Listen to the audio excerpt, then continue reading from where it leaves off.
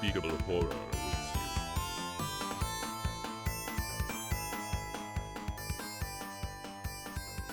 Atomic Runner with the timely horrors. Thank you very much indeed.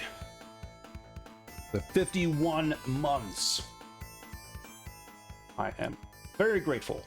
Very much indeed. Thank you very much, of course, to everyone who is showing up to hang out and enjoy some hot Bond action. Atomic Runner with a gigantified crazy climber. That's a good look.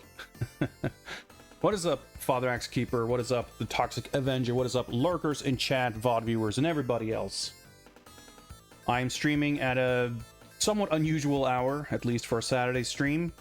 That is the unfortunate consequence. Well, unfortunate for me. I don't know about you guys. Might be more convenient for some of you. But the past week has just been insane.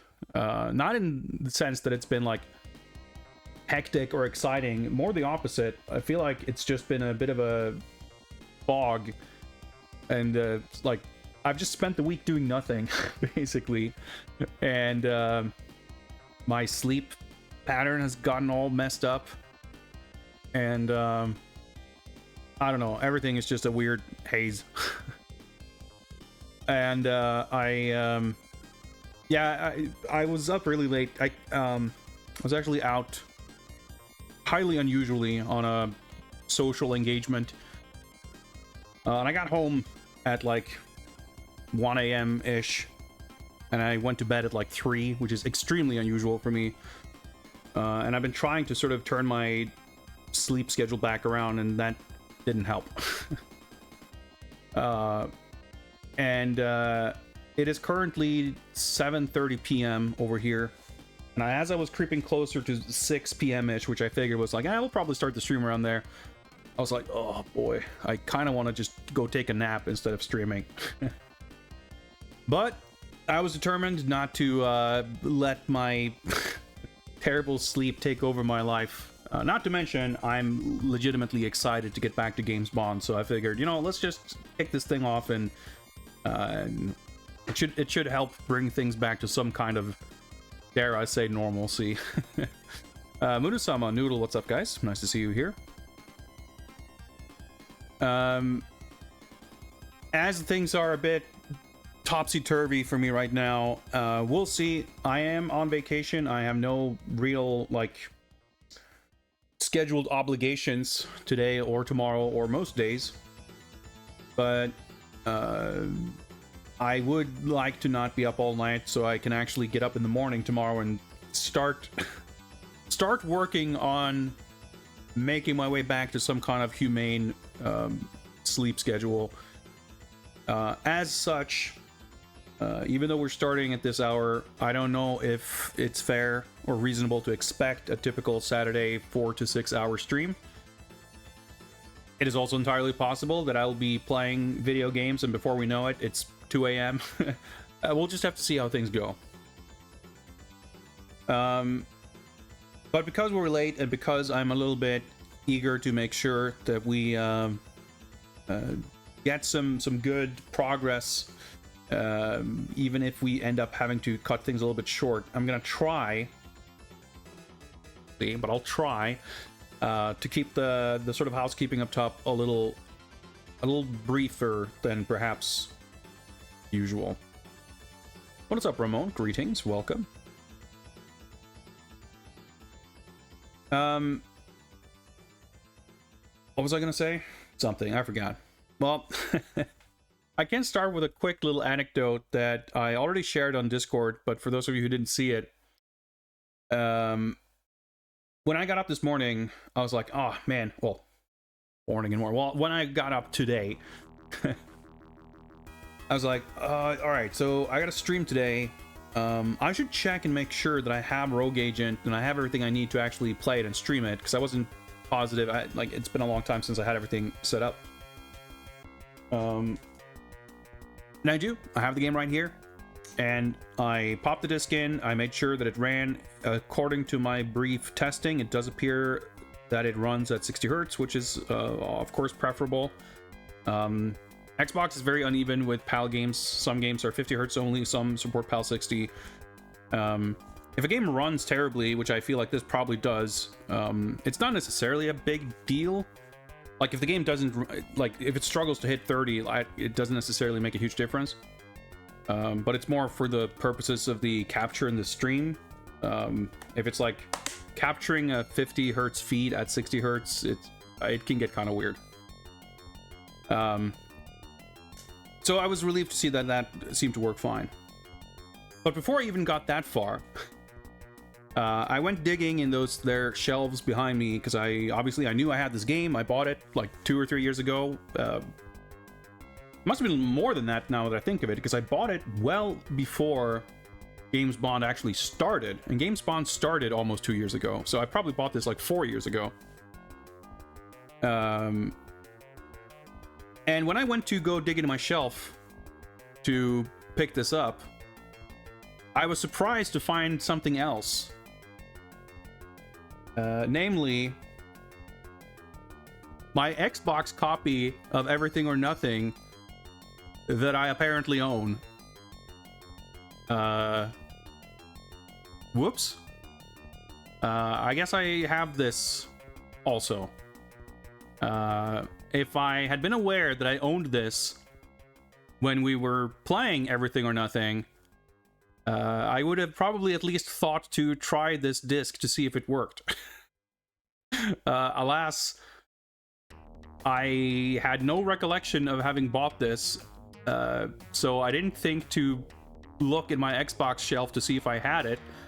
I just got a disc image, which I guess is then perfectly legal, from the Internet Archive, and I couldn't get that to run. And as luck would have it, I have also purchased the Japanese PS2 version, and that ran fine, so that's the one we ended up playing. But we ended up jumping through a bunch of hoops, which I probably didn't need to. It was fun and neat to play the Japanese version, so ultimately I don't mind. I just thought it was really funny that I found this. Is like, oh shit, I should probably check that whether I own a game or not the next time I'm setting up to play it.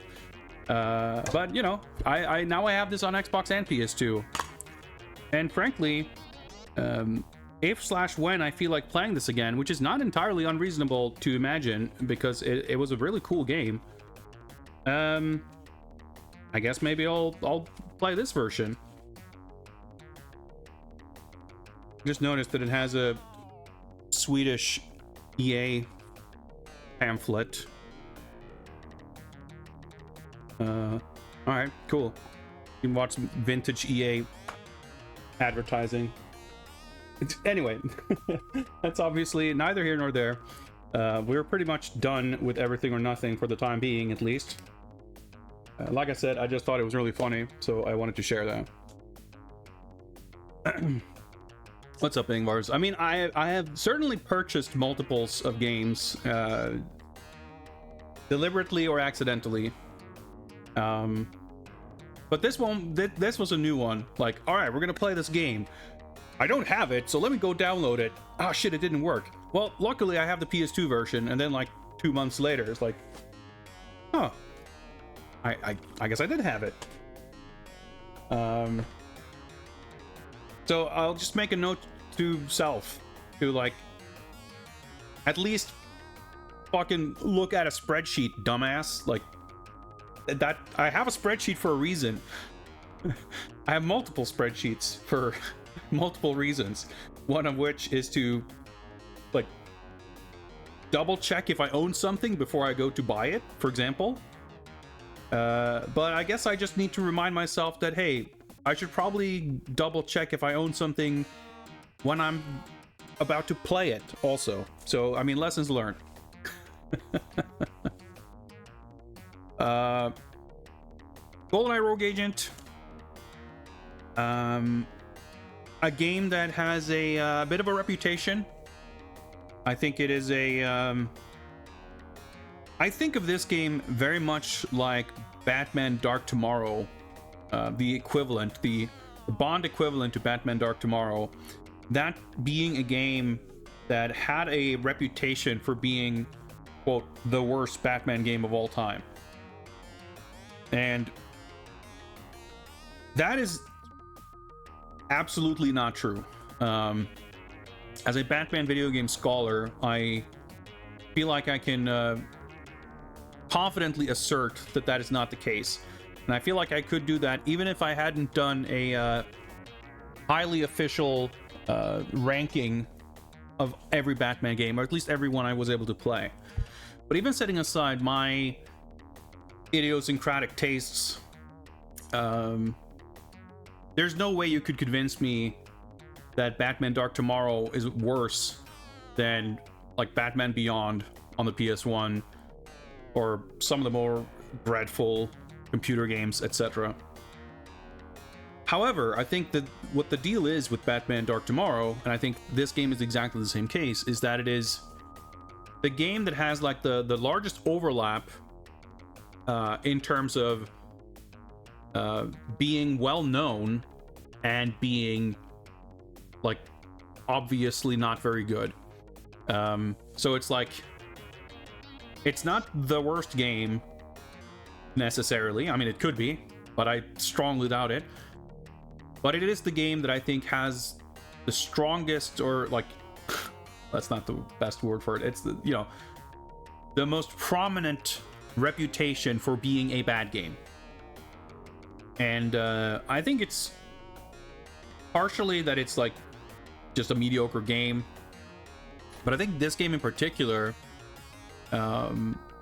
more so than something like Batman Dark Tomorrow, had an uphill battle from the word go, because people were not inclined, I think, to give this game its time of day, simply on account of the fact that it's called GoldenEye in a very brazen, you know, blatant and obvious attempt to sort of ride the coattails of a more popular game.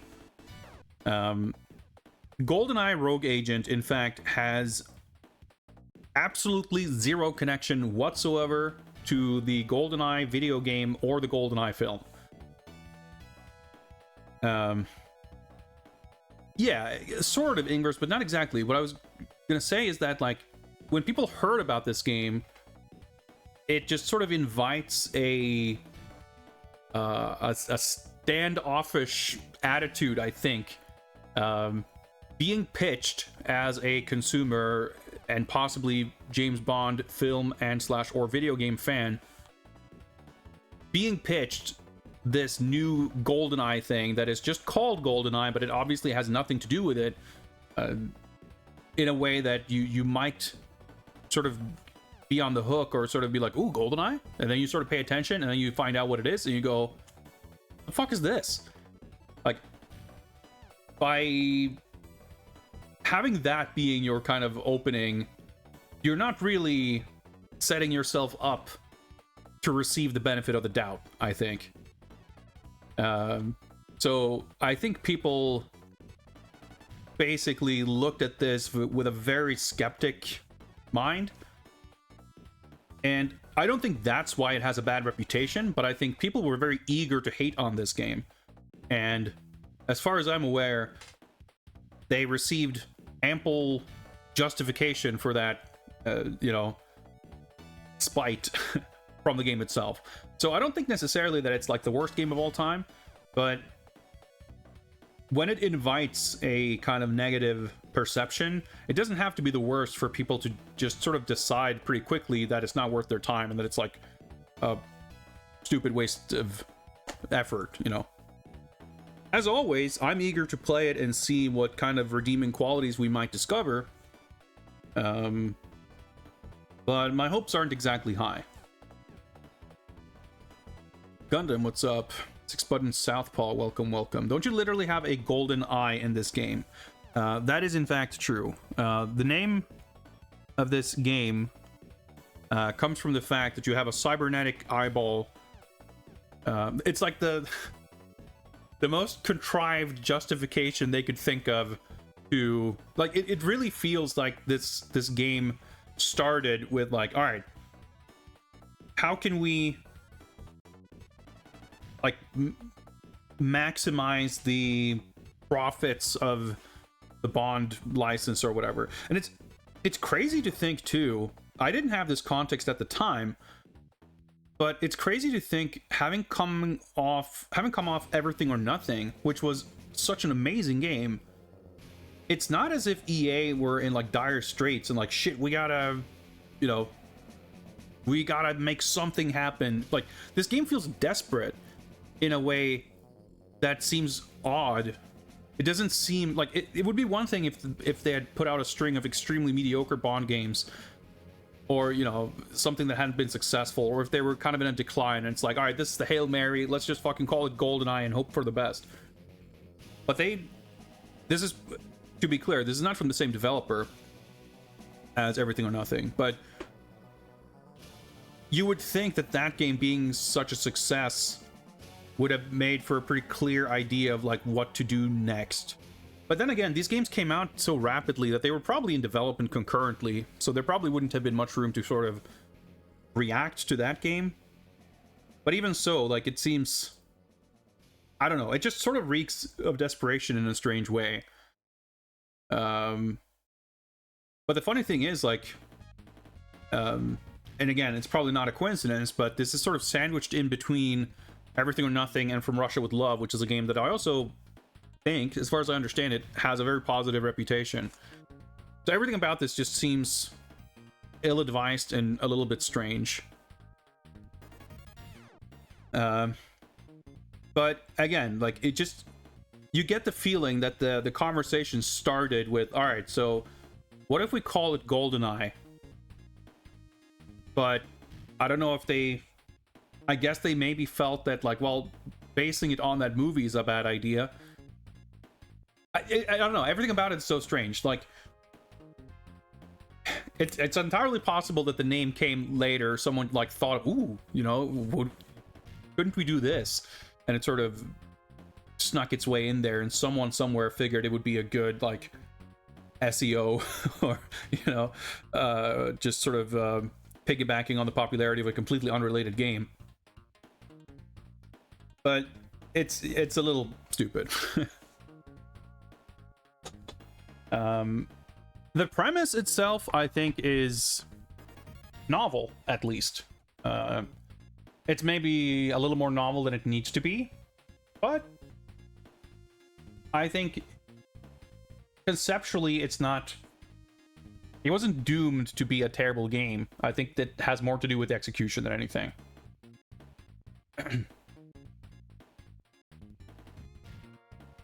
Wouldn't that taint it, like, having that written in the plot just for the excuse to use the name? I mean, I don't know for a fact that that's the case, of course, but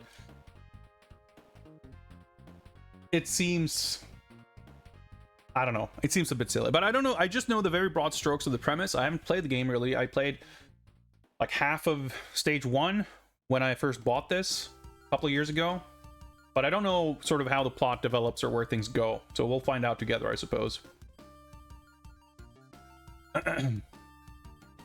I mean, yeah, Toxic Avenger, what I'm saying is, like, the premise, the idea, the concept isn't, like, my skepticism or doubts about this game isn't because of the premise. It's, I mean, frankly, it's more about the rumors I've heard sort of about how bad the game is in general as a game. But it certainly doesn't surprise me at all to hear that the plot, I mean, I would probably expect, albeit unrelatedly, that the plot gets really fucking stupid too. Bear with me for a second. I just need to check something real quick. Once done, we shall move on to take a quick look at some information about this game before we get started. All right. Yeah, there's multiple games called GoldenEye. Not in terms necessarily of multiple adaptations of the film, although the second GoldenEye FPS is kind of a, I mean, I guess it's sort of based on the film, right? I don't know. We'll find out. We're going to play it. In fact, we're going to play both of them because, yes, it was re-released on, I think it was Wii first, and then it came out on PS3 and Xbox. I have the Wii version and the PS3 version, and they're supposedly slightly different. So we're going to be playing both. But yeah, there's the Tiger Electronics handheld, which was pretty cool as far as those things go. But anyway, let's get to it.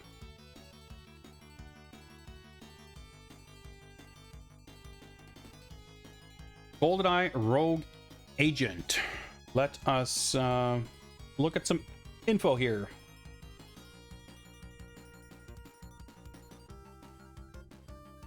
Developed by EA Los Angeles, which is not a studio I'm super familiar with. Consulting my spreadsheet here real quick, I believe this is the only Bond game that they developed. EA had the license for a while and had a couple of different studios develop games for them, but this is the only, unless this studio had multiple names or changed names over time, I believe this is the only Bond game they made. Why save the world when you can rule it? Rogue Agent transports you to the dark side of the Bond universe as an aspiring 00 agent dismissed from MI6 for reckless brutality. Customize and upgrade your villain persona and wreak havoc as you make your unrelenting rise through the ranks. You'll cross paths with such legendary allies and enemies such as Oddjob, Scaramanga, Xenia Onatop, and Pussy Galore on worldwide missions of vengeance and demolition.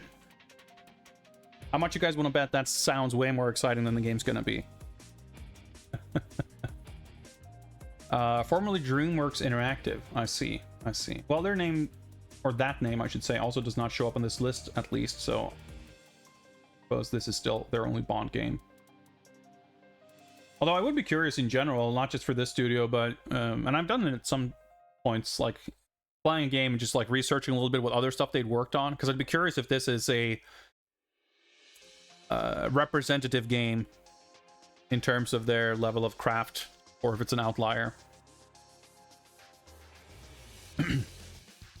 What's up, Vine? Our premise sounds stupid. I didn't say that it sounded brilliant. I said that it sounded novel. And I stand by that. I think it's a relatively novel idea, not really only in terms of Bond stuff, but like if we're speaking in very general terms, you know, there are these kind of what do you call it, like base building games? I forget the name of them, but like there's a series of games where you build your like secret villain lair. Oh, there's probably multiple series like that. You know, there are other games that sort of lean into that aspect of not necessarily Bond specifically, but like playing as a villain and you know, playing kind of with those tropes and conventions. Evil Genius is probably the one I was thinking of, but yeah, sure, Dungeon Keeper is basically the same idea.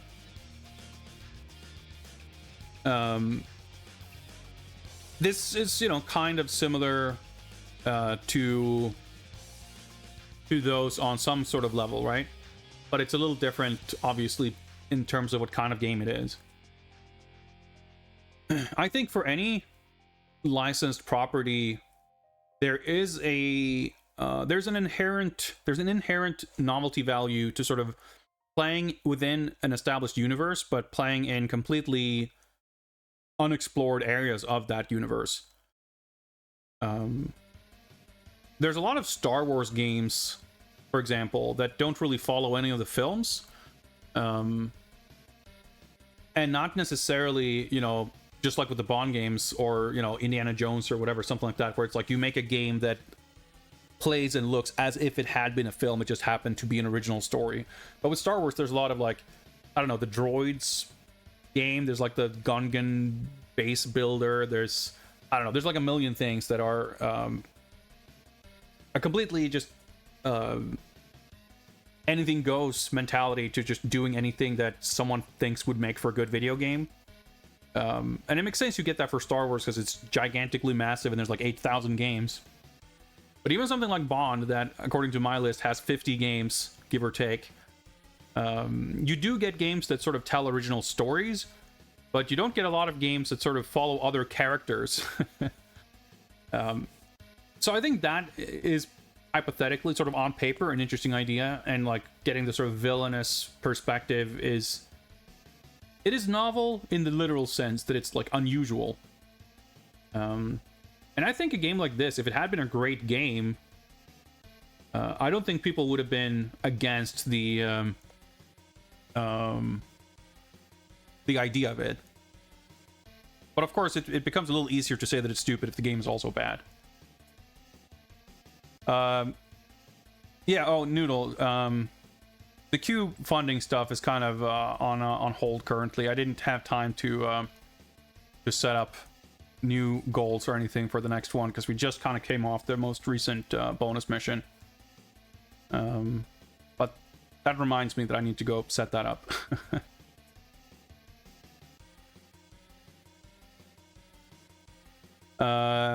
Toxic Avenger, I'm not sure when you asked about the music. I don't think it would have been Shadow the Beast music. If it's the track that is currently playing, it is from License to Kill, but it is Amiga music, so you're not too far off. Let me catch up with chat. Did I miss anything important? Oh yeah, Ingvar's asked about Pussy Galore. She was in the text adventure. Yeah, we you do. It's pretty funny. The Goldfinger and View to a Kill text adventure games, which were made by Angel Soft, have some similarities. For instance, there's like a scene in Goldfinger where you're attacked by Pussy Galore, and you basically, there's like a text-based combat sequence where you have to do 2 or 3 moves, after which point, like, just like in the movie, basically, Bond just, I don't know, manhandles her for a bit, and then she just falls in love with him. And that kind of plays out basically the same way in the game. And then in A View to a Kill, what feels like a very copy-pasted scene plays out the exact same way with Mayday. Which, I mean, it's not super far off from what happens in that film, for that matter. But it was pretty funny playing the games back-to-back and noticing that that was just, like, played out identically. That's pretty funny. Anyway, let's take a quick look at the manual for GoldenEye Rogue Agent. I didn't really have time to prepare a ton of materials for this. I'm fairly confident that we're not going to finish this game tonight, so maybe by next stream, if we're going to continue this, I will be able to take a quick look to see if I can grab some advertising or other materials if there's anything interesting to look at. I frankly just did not have time to set that up for today. I remember being trapped in Ark's dungeon/basement maze. Yeah, those games aren't good. It's really stupid because they're so like... you have to play them in a very specific way. There's like a very set... Like, they give you sort of the illusion of freedom of moving around and doing things, but then a lot of the time, for example, when you're sneaking around Goldfinger's compound, like, if you don't do exactly what you're meant to do in the exact correct order, doing anything wrong will just trigger a sequence where he just bumps into you and like, aha, Mr. Bond, and then he, you know, captures you and it's game over or whatever. And it feels very... It feels every bit as artificial as it is. I think A View to a Kill was a significantly better game, but they were both not that great.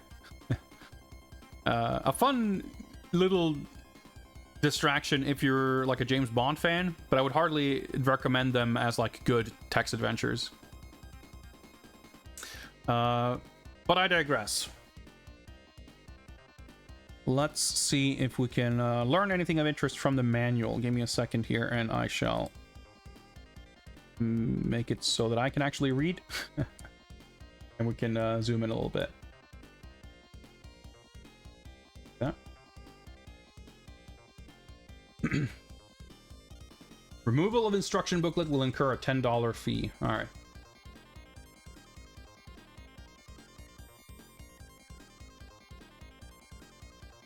Controls.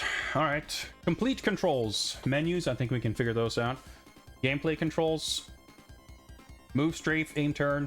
Sure. Select GoldenEye ability. Is that...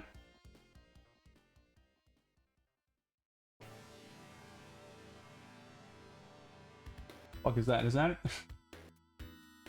Oh, it's a D-pad. Okay, it's a D-pad. I guess I have the Swedish manual here. I can look at that if there's something in the scan that I can't read. D-pad to select GoldenEye ability. All right. Right-hand trigger, left-hand trigger. Okay, that's fun. Y to reload, B to crouch. A for right-hand action / drop or pick up weapon in the right hand. So, okay. So X is left hand and A is right hand, all right. Throw grenade when hand is empty. Okay. Black for melee. Start to pause. GoldenEye controls. All right, so these are the abilities. Magnetic polarity shield, magnetic induction field, MRI vision, EM hack. I assume, obviously, that we'll be properly introduced to these as we play the game. White button to toggle GoldenEye. All right. Dude. Quality is not amazing here. Mr. Hunter, I guess? Auric Enterprises. Welcome to my organization. I'm sure you will find the benefits of working together superior to what you were accustomed to at MI6. As we agreed, I have initiated plans to restore sight in the eye you've lost. The work was contracted by Francisco Scaramanga, whose standards are of the highest caliber. I assure you the results will enhance your abilities. This leaves only the final term of our agreement, our common enemy, Dr. Julius No. Huh, okay. I will hold our contract fulfilled the moment he has been eliminated.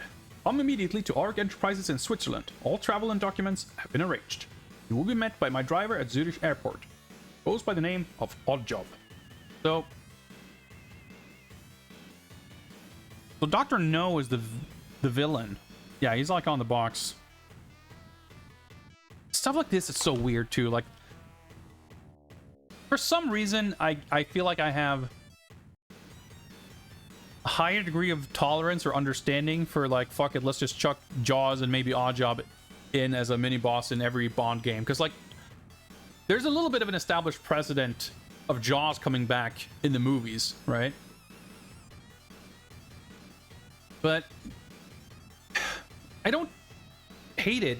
I don't think it's necessarily bad, but it's just like it's there's something about it's weird when they just like they have all these different villains and all these characters show up. It's so like what's the word? Shit, the word. It like the timeline makes no sense. Anachronistic is the word I was looking for.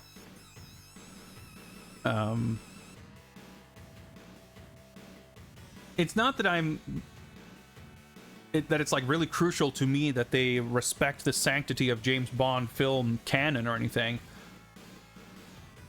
but it's weird to just try and picture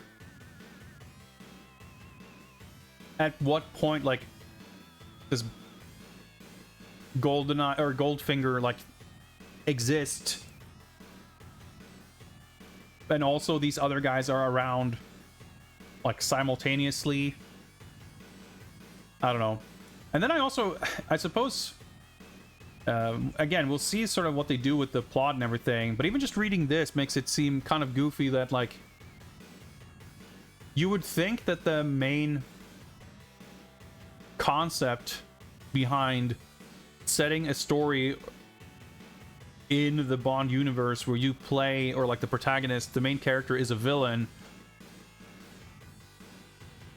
you would think that the main villain would not be another Bond villain?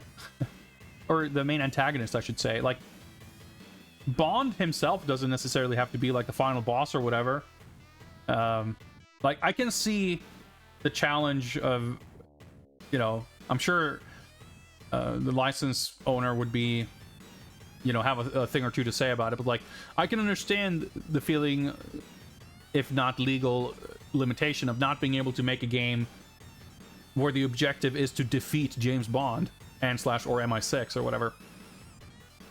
But you're not like... I was gonna say, you're not really working towards like world domination. I guess you kind of are if you're like helping Goldfinger, except he just wanted to rob... He just, you know... Well, actually, I guess he didn't want to rob Fort Knox. He just wanted to destroy the gold reserves so that his gold would become more valuable. I don't know. Everything about it seems a little odd.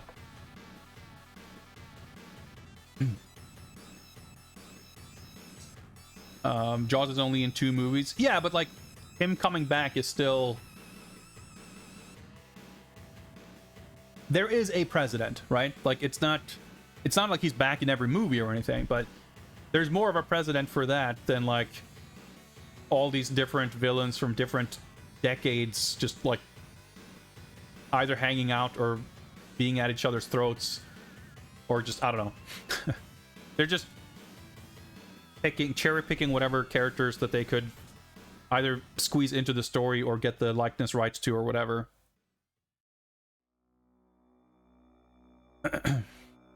Could be the ones that kill 009 at the start of a Bond film. I mean, I feel like, I guess... I was gonna say, I guess... name issues notwithstanding, I guess they didn't want to get too close to the plot of actual GoldenEye, but like, you could have that be a setup of like... You're actually a 00 agent, but then you get like fake killed, and then you have some... I don't know. Just the idea in general of like what we know so far of like you play as like a disgraced MI6 agent who's hired by Goldfinger to kill Dr. No. Like there's already a lot of asterisks in there to the concept of like you play as the bad guy, because it's like, well, you were kind of an agent and you're kind of just taking out another villain, but you're a sadistic asshole? And Goldfinger, you know, he signs your paycheck? I don't know. But we'll see. Playing the game. Health on the right side, armor on the left. GoldenEye menu in the bottom center. Left hand goes on the left, right hand goes on the right. Okay.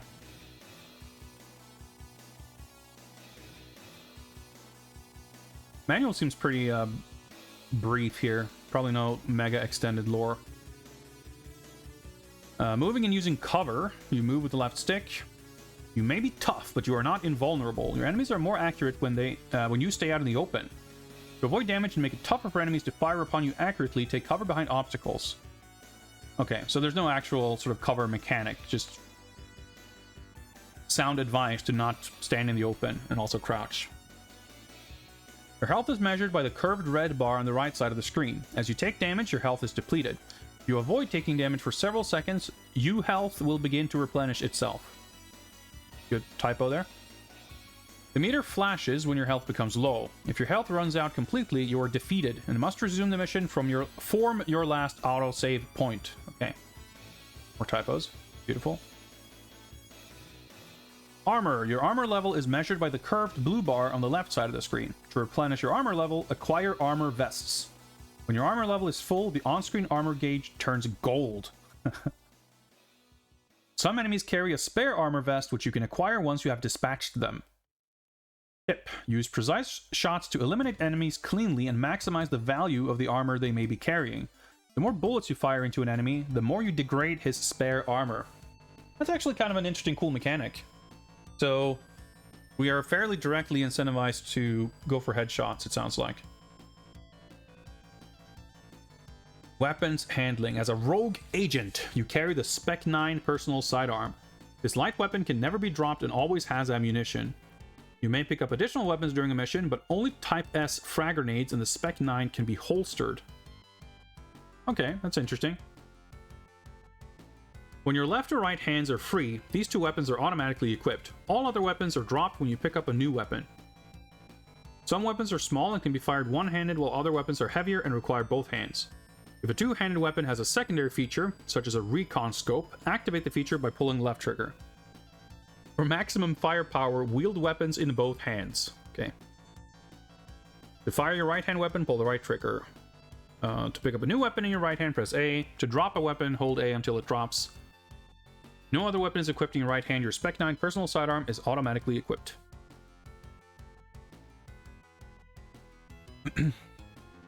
Yeah, the typos are... I don't know. They're funny.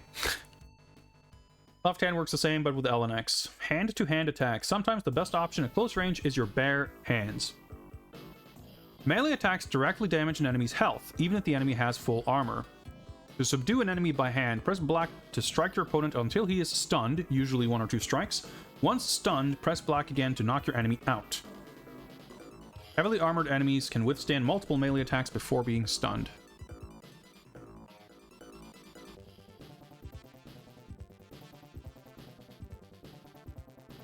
Hostage taking. When cover is scarce, using enemies as human shields is an efficient way of protecting yourself and dispensing with your opponents. Take a hostage, press black to stun your opponent with a hand-to-hand attack, and then press A to take a stunned opponent hostage. I would imagine that it would be more natural to hold them with your left hand so you can have your right hand free to shoot, but maybe this guy is fully ambidextrous. I'm assuming based on the fact that the A button is like the right hand action button that we're going to be holding our hostage with the right hand, but we'll find out, I guess. Using machine traps. Machine traps, elements in the environment that can be used to defeat opponents, are located throughout the game. When the prompt appears, press A to activate a machine trap. Be cautious around machine traps. Your enemies may decide to use them against you. Okay. Duly noted. Using the GoldenEye. Your GoldenEye can be upgraded with the ability to shield you from gunfire, see enemies through walls, and more. As you progress through the campaign, new GoldenEye ability upgrades are awarded to you by Francisco Scaramanga. Okay. His evil Q, I guess. To use your GoldenEye, press D-pad to select a GoldenEye ability, then press white to activate GoldenEye.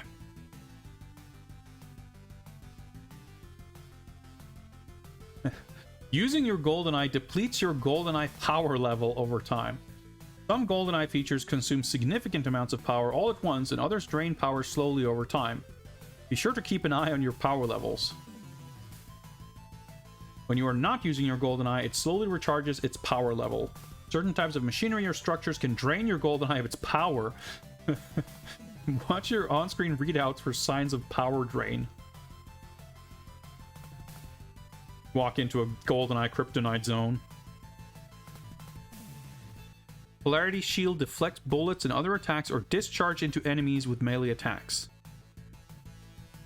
MRI Vision. Detect an opponent's presence through walls and other obstacles. EM Hack. Tamper with weapons and remote control electronics.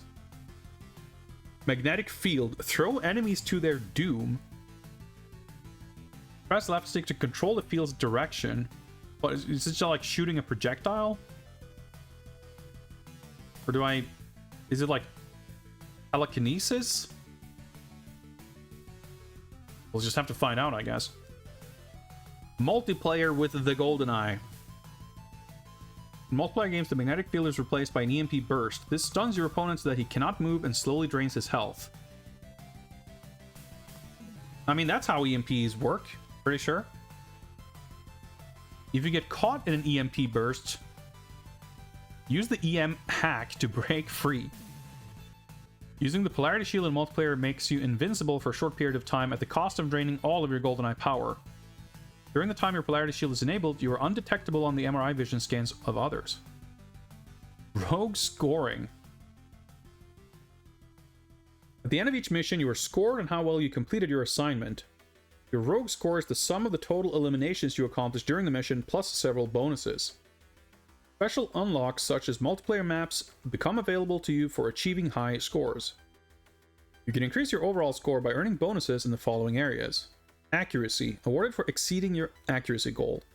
Difficulty, flat bonus awarded for playing at an increased difficulty level. Rogue, Awarded for accomplishing special moves such as precise shots, melee knockouts, or the exceptional use of a machine trap. Note, if you earn a rogue bonus during gameplay, an icon appears in the upper right corner of the screen indicating what type of bonus was earned. So it sounds like that's kind of the equivalent or replacement or whatever you'd call it for the Bond moves in the past couple of games. But it doesn't sound like they're as sort of tailored. It sounds like it's more of a general thing you can do. But it might, I guess we'll find out. Might not be, it might be basically the same thing, functionally. Pause menu. Read the mission objectives, adjust controller options, restart the mission, or quit the game from the pause menu. Okay. Start to pause. Options to option. Yeah, okay. Cool. Game modes. Conquer the Bond underworld in a variety of game modes from single-player campaigns to all-out multiplayer firefights. Campaign. Play a series of missions to exact revenge on Dr. No. So now we're exacting revenge. Do we have a bone to pick with Dr. No, or are we exacting Goldfinger's revenge? I don't know. We'll find out, I guess. Like campaign. Missions are played sequentially. Unlock new missions by successfully completing the previous missions. Makes sense?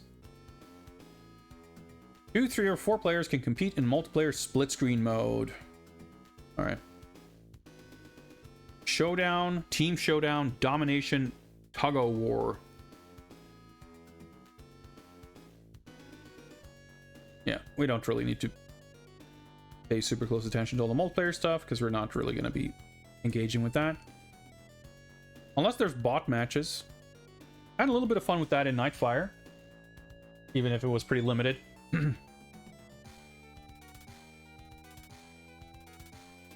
System link. That's pretty sick. You can play with 8 consoles on over LAN. That's actually pretty cool. Xbox Live. I mean, I guess 2004. I mean, it literally has a big sticker on it for a free Xbox Live trial. I guess that makes sense. It didn't occur to me that this would have online multiplayer. We're kind of entering that era, I guess, because I don't think anything we played before this had online support. This, I guess, would make this the first Bond game. No, actually, that's not true. I was going to say the first online or Bond game with online multiplayer, but Nightfire PC had online multiplayer, of course. So I guess that one would have been the first. Take GoldenEye Rogue Agent beyond the box. Xbox Live is a high-speed or broadband internet gaming community where you can create a permanent gamer identity, set up a friends list with other players, see when they're online, invite them to play, and talk to them in real time as you play.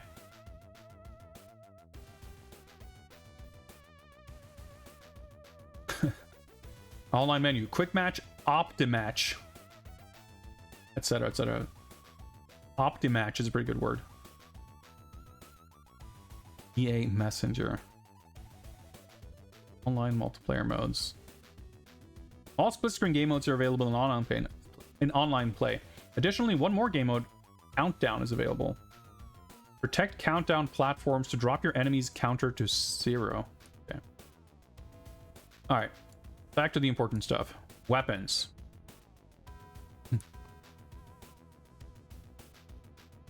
Shriek89, welcome, welcome. It's good. It's a good emote. Spec 9, your personal sidearm is a modified version of the MI6 standard issue 9mm. Although this weapon inflicts light damage, it is fast and highly accurate. Type S Frag, the standard issue highly explosive grenade with a ricochet fuse, provides indirect fire options in short and long range situations. It inflicts an extremely high level of damage with a large blast radius. Jackal 357. So we'll get to the fun part of trying to speculate on what real life weapons these might be supposed to represent. But we'll see when we play, of course. Jackal 357. With heavy firepower and a small package, the Jackal 357 is the most popular pistol in the underworld.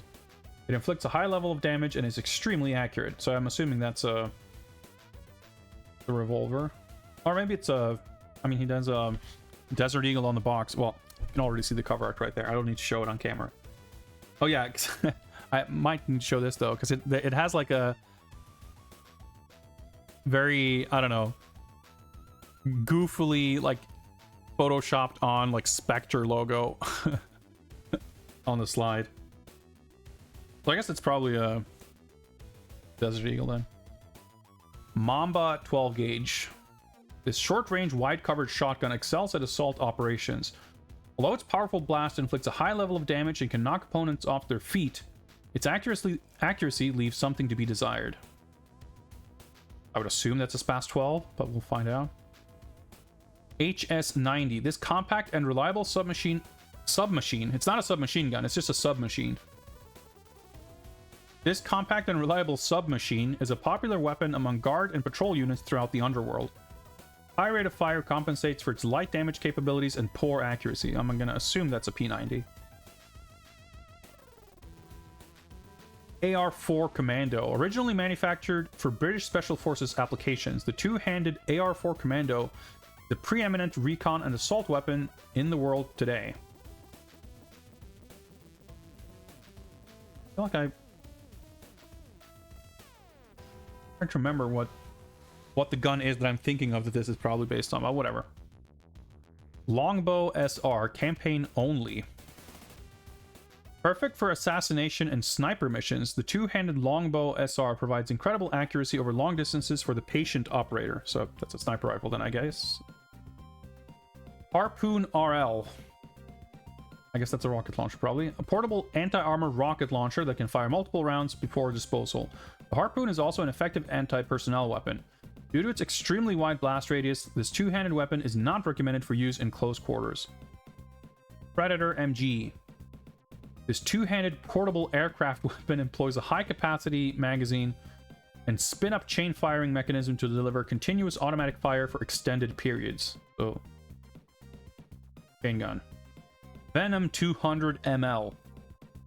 Originally developed for kidnapping and interrogations, the Venom injector paralyzes targets with a powerful nerve agent. A direct hit will immobilize a target for several seconds.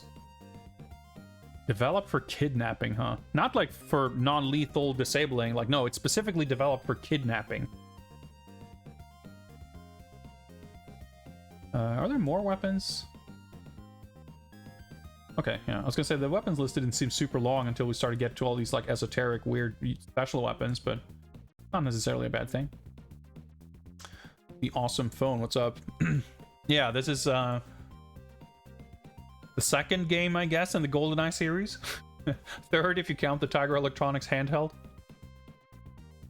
Which I guess is the first game, because that came out in 95, and then the N64 game came out in 97. And this came out in 04. MK2 Detonator. This coveted sabotage weapon launches an explosive charge that attaches to any surface, including clothing and armor. It can be manually detonated. It is especially effective against vehicles and troop formations.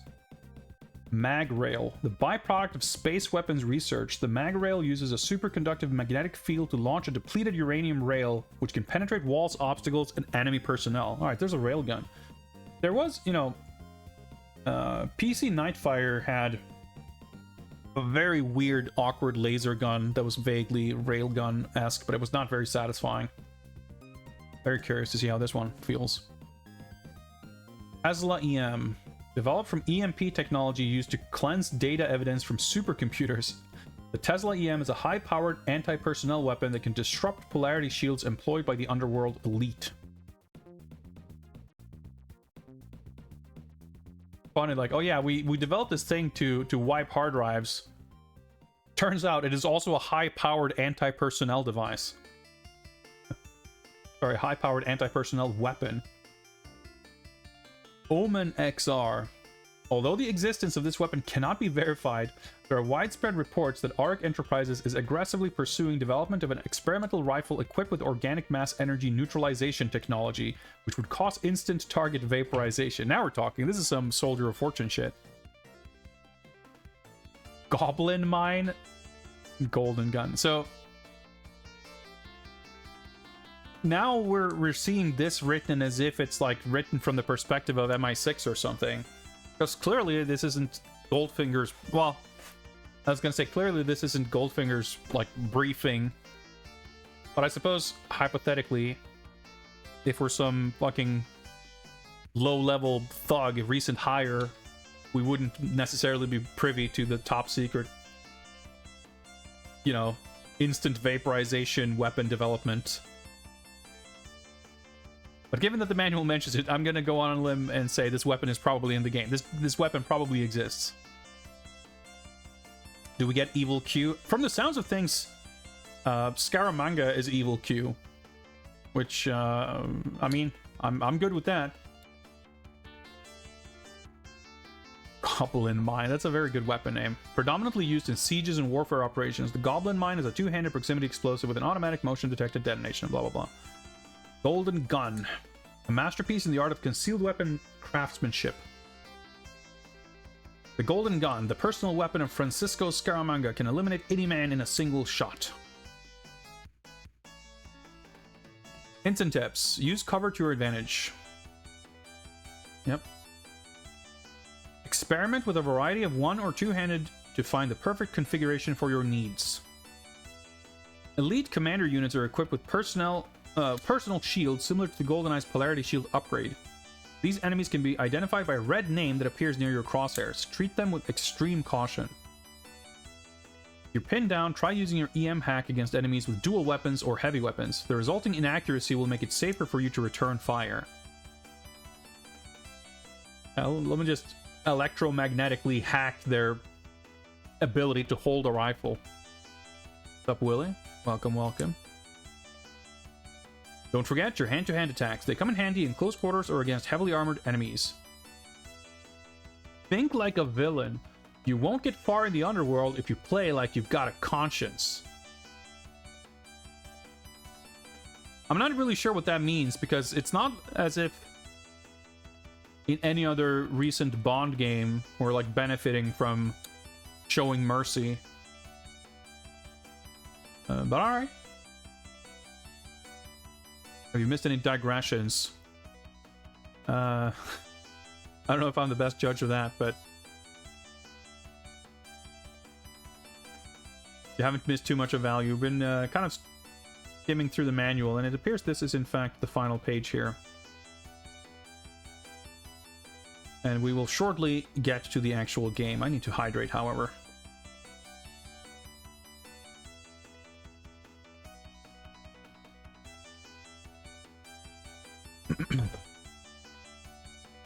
James Bond, Ruthless Killer.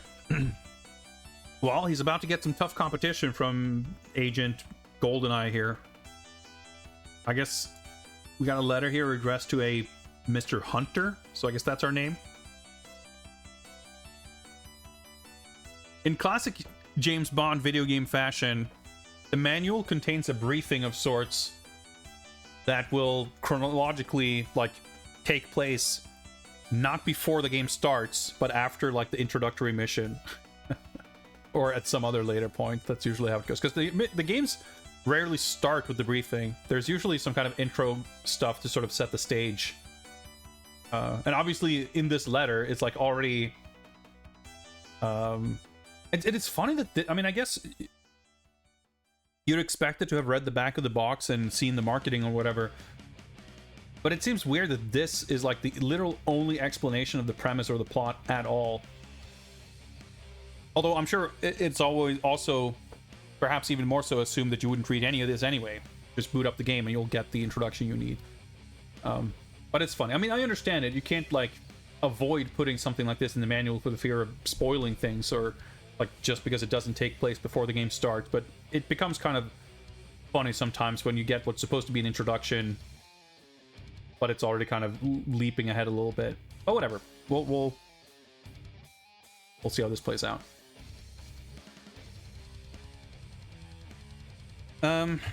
Okay. So without further ado, I think we're about ready to hop into things. Let me grab my controller. Let us get the upscaler going here.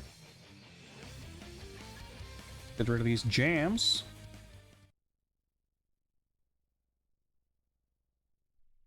And see if we can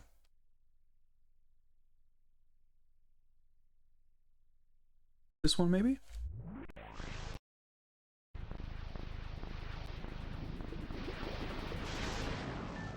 Looks good. We'll see if I have to change this.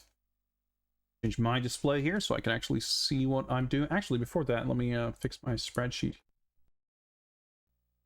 That does not look right at all, actually.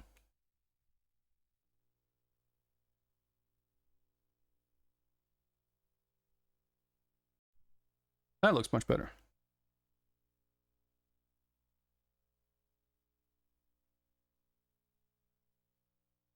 Do I have... Looks really dark. Let me check if I... Supposed to be... Nope, that just makes it darker. Alright. I'll get to that in a moment. Oh, never mind.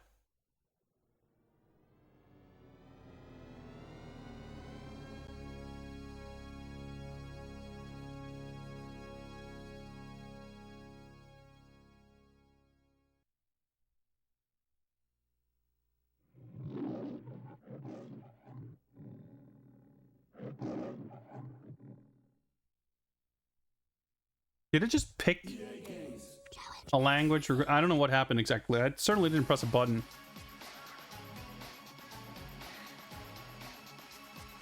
All right. So I believe I technically have some form of save data here from when I booted this up and tried it briefly before. So I think what I should do is basically erase this profile, or at least create a new one.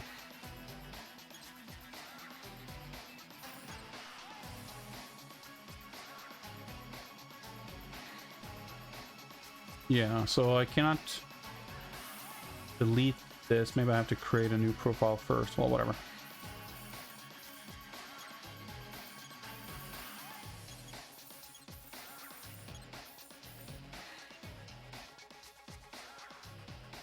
Music's going pretty hard.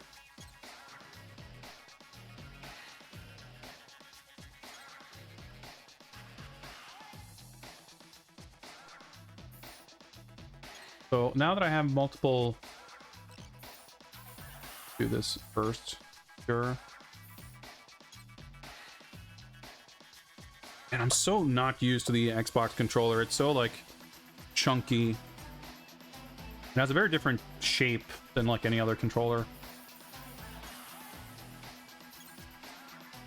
I'm just curious to see how this works if I can... It's so weird. There's no like option to delete a profile, I guess. What's up, Franken? Tones 22, welcome, welcome. Yeah, this is the S controller. Thankfully, I don't have any Dukes. Those are fucking horrifying. These are just a little weird. But aside from the D-pad being dog shit, I used to actually really like this back in the day.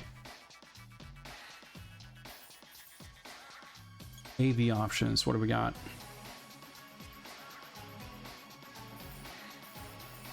Subtitles on, thank you very much.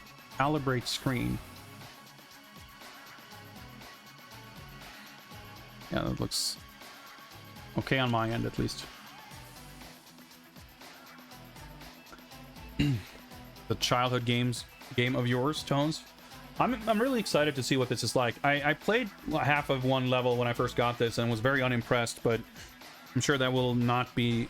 I mean, not to say that I will be impressed eventually. I think that's entirely, you know, up in the air for now. But I'm sure the game will have more to offer than what you get to see in the you know, first half of stage 1.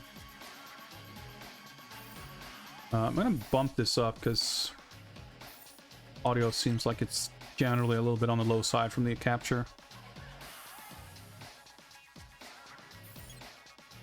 Controller options. I guess we'll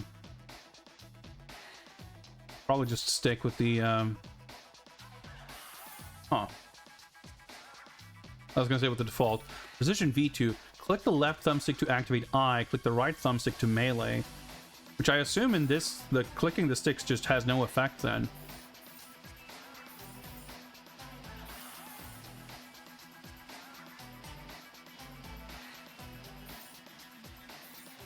What's the difference between this and precision?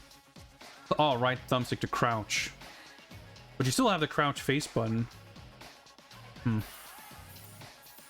So I guess we want this because it's the same, but it also adds the ability to use the sticks. Seems like it would be useful, so why not?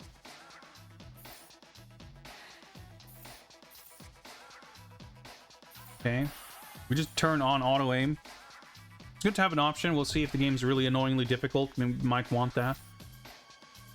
Separate X and Y axis sensitivity? Sure, why not? Stats. Rogue bonuses. Total score, okay.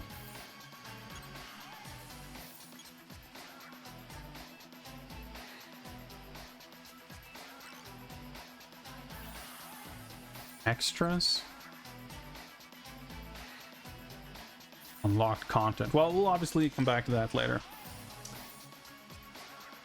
Well, I don't know about you guys, but I'm feeling pretty ready. So, without further ado, let us start the timer and commence our mission.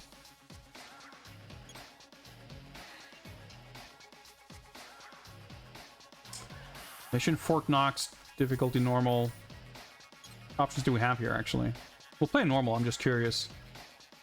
Easy, normal, hard, 1 life mode. No, thank you. Let's go Fort Knox normal. Do it.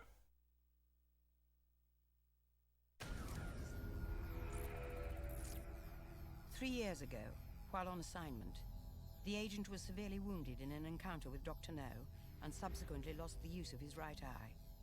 Consumed with vengeance, he frequently resorts to violence and brutality, and is no longer fit for service with MI6. Thanks for the subtitles.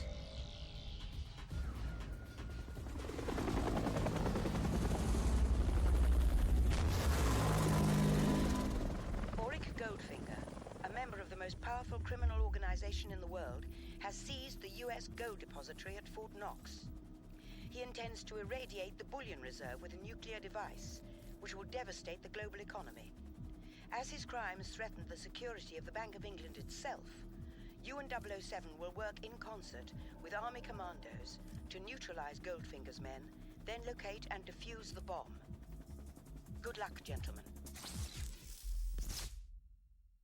Bet Bond is not happy about having some fucking loser. Latest in tactical vision. Heads-up display will need calibration. Okay, so hang on. There's still no subtitles anywhere. Did that just like not save? I'm gonna be annoyed. So I'm just gonna do this. I thought like maybe there's just no subtitles in the FMV, even though previous games had that. But then we got yelled at in-game and there were still no subtitles. Oh, that's not the right option. Did I like not save? I guess so. I don't know how I managed that, but now I'm like second guessing if I managed to save any options here, but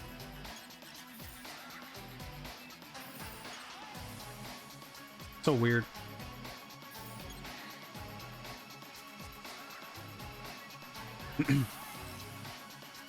Yeah, so we got like Judi Dench, and like I guess it's sort of meant to be Brosnan's Bond, but like not quite. I mean, I can see obviously why they wouldn't spring for the licensing stuff when he's like presumably not a very major character in the game.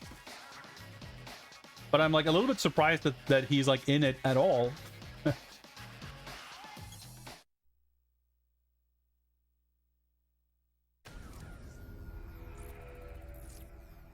3 years ago, while on assignment. Oh, there we go. Okay. I was like, oh, no subtitles. But no, they just kicked in a second late. And subsequently lost the use of his right eye. Consumed with vengeance, he frequently resorts to violence and brutality, and is no longer fit for service with MI6. So they're talking about us. And then we're flashing back. Why didn't it just start here? It's just like more confusing. US Gold Depository. Like, this would be a good way to start the game, right? Like, why do we need to have the additional backstory of what's going to happen after this first? Which will devastate the global economy. As his crimes threaten the security of It's also a little weird that this is just Goldfinger. 007 will work in concert with army commandos to neutralize Goldfinger's men, then locate and defuse the bomb. Good luck, gentlemen. Oh, whatever.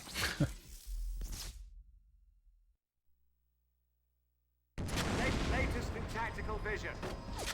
The heads-up display will need calibration.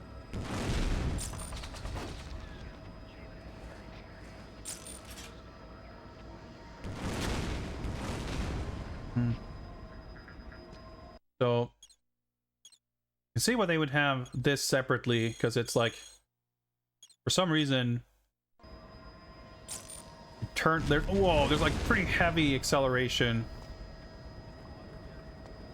Okay, this is gonna, controls are not great.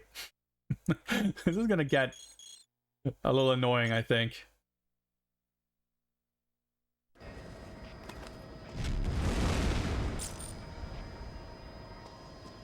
This is a pretty good little start thing, though, to let you figure out how you want to control things.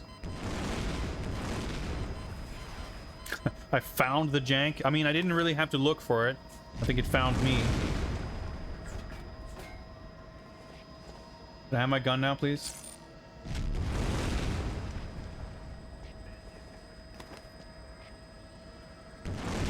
It looks like... Goldfinger's taken his Midas fixation too far this time.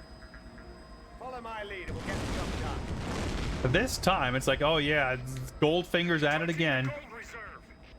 Oh, looks like a damn hornet's nest. Hang on, gentlemen. Oh, I guess that was Bond's gun.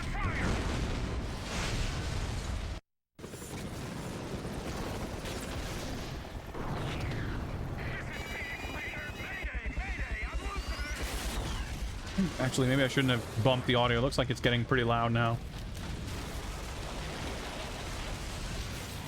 Yeah, that rascal Ark Goldfinger, always up to no good. I can't seem to break free. He'll be fine. Is it just me, or is the audio like super clipping the entire time?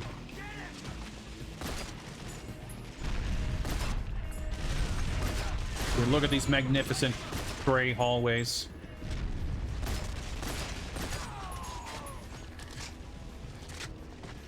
If I do something, oh, okay. Tutorial laptops. What am I even fucking looking at? Well, it's a good thing my radical turns red. I can't see shit. Oh, that was an armor vest.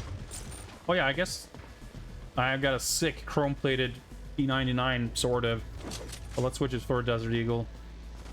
I kind of like the idea of, like, frequently swapping weapons, though. I think that's usually pretty fun.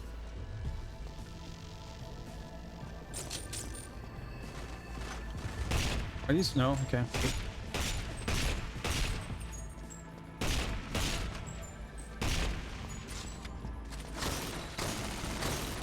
Thought maybe those were explosive because they look sort of orange-ish.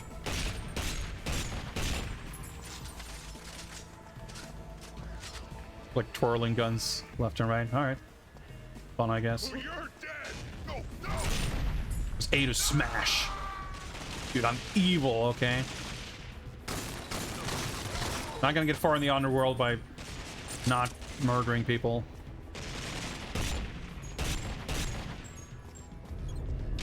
Oh, thank you, tutorial laptop.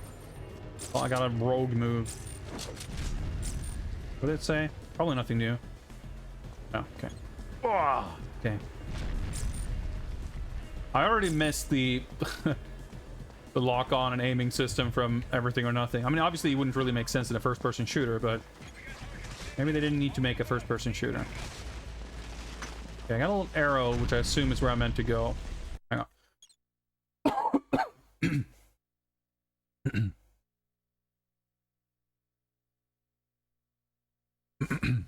Maybe threatening people while you're dangling on the edge of something isn't a good idea. Well, maybe, but who's to say? Dude, going for headshots is not going to be very easy.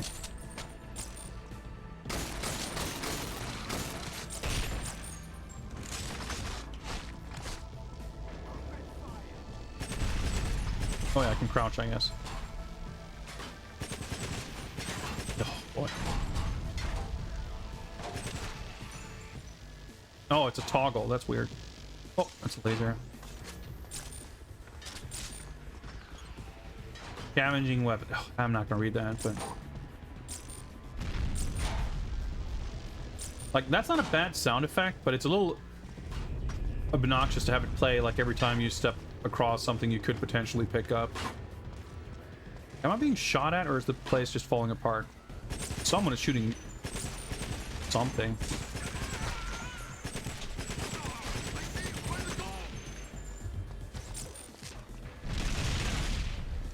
All right. Okay. I guess I was mashing the right stick to melee, but it didn't let me do. Oh, of course, because it changed my control layout. When I went to the options to confirm that I had the right layout, it changed my layout. Must look explosive. No? False advertising. I don't know who or what they're shooting at, but if I can murder them, why not? Oh, I guess that's a friend.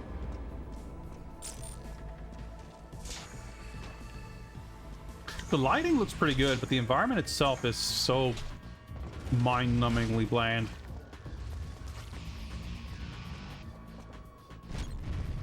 Just taking it.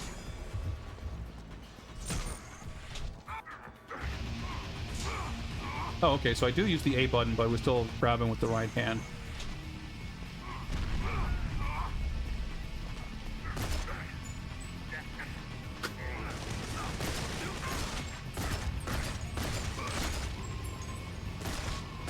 If I get his life bar there instead of an armor bar, that's pretty good.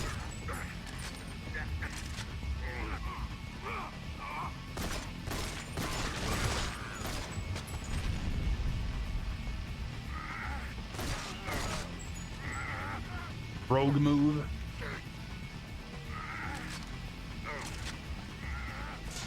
These struggle noises get a little annoying. But can I not pick up the gun? Nope, I guess I cannot.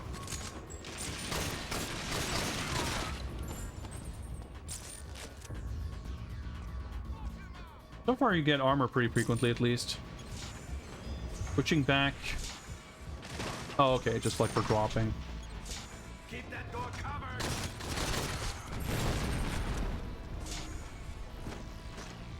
Grenades are actually reasonably throwable.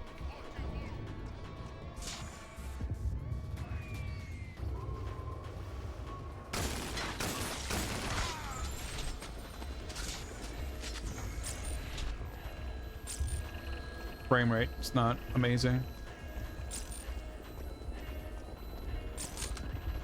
Everything is like pretty blurry. There's this kind of motion blur and everything going like. Ugh. Is this a death trap? Activate sled. Gonna make something happen. Alright, cool. I didn't get a rogue move for that, but someone probably died.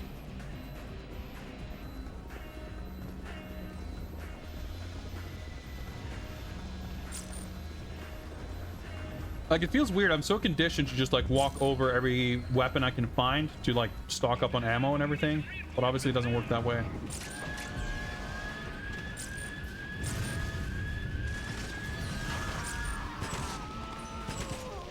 Oh, okay. Behind the forklift? Are they talking about me?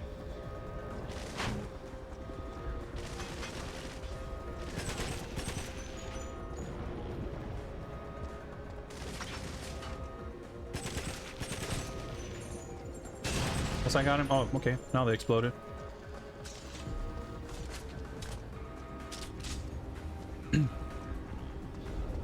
Yeah, I think as far as I'm aware, the P90 does have a pretty high rate of fire. But of course, like, firearms in games are not typically very realistic per se. Wait, what? What weapon is this? I just realized I thought I had the M4, but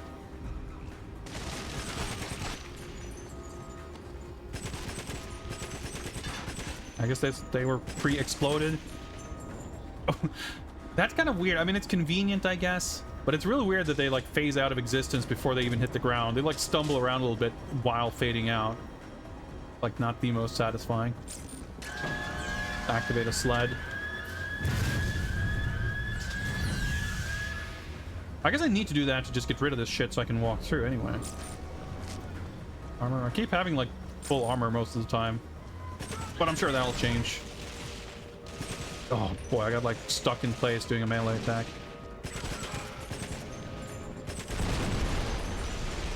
A little weird, but sure. Dude, that objective arrow keeps confusing me because I keep thinking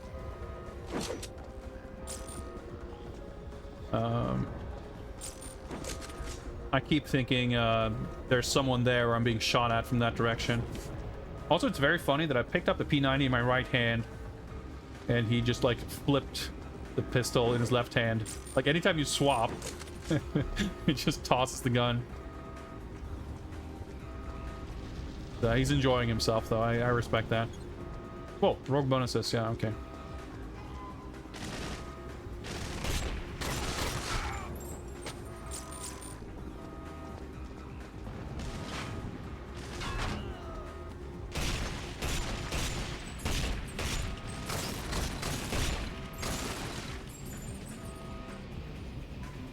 A little awkward to aim.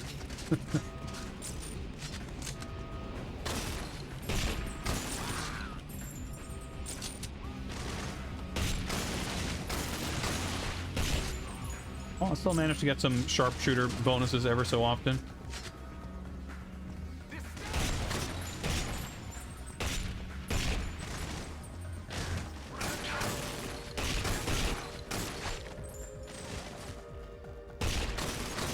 The whole dual wielding stuff just feels so sort of clumsy.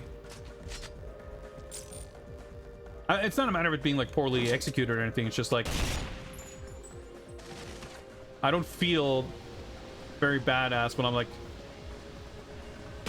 like struggling to sort of aim and I don't know, like holding multiple weapons and trying to press the correct trigger, and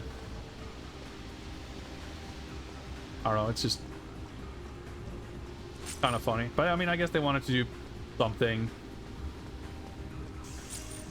Dual wielding was all the rage with Halo 2 and everything, I guess. Well, who would have known? Another gray room.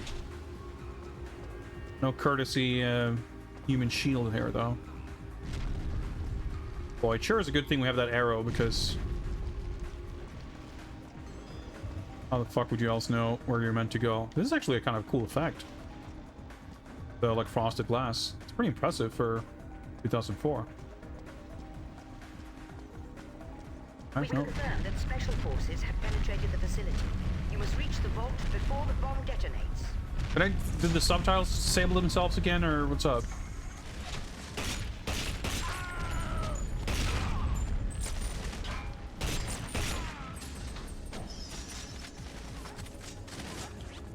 I have to hurry up or something, but I don't know if...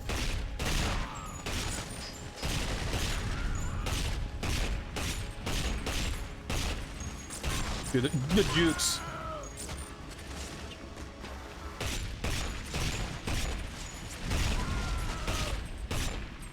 Pretty slick to reload with one hand, though, I gotta say.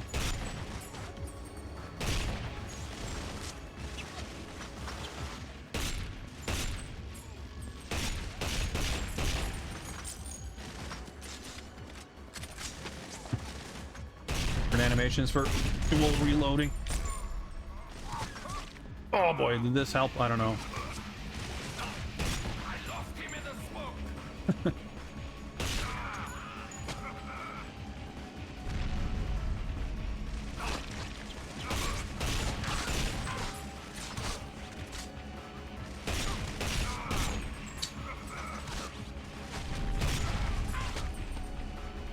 Oh, I guess I can see the armor underneath his health there.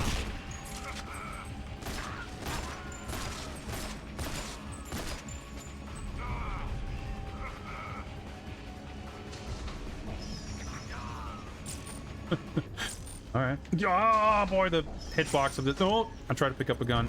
I exploded myself instead. Yeah, I couldn't pick up this armor because I was holding the hostage. A little annoying. But yeah, like technically the graphics are definitely pretty impressive. Just like I'm really curious if we're gonna get some kind of locations that have a tiniest smidge of anything interesting going on. Holy shit, they're hyping up Oddjob here. Alright, that was pretty good.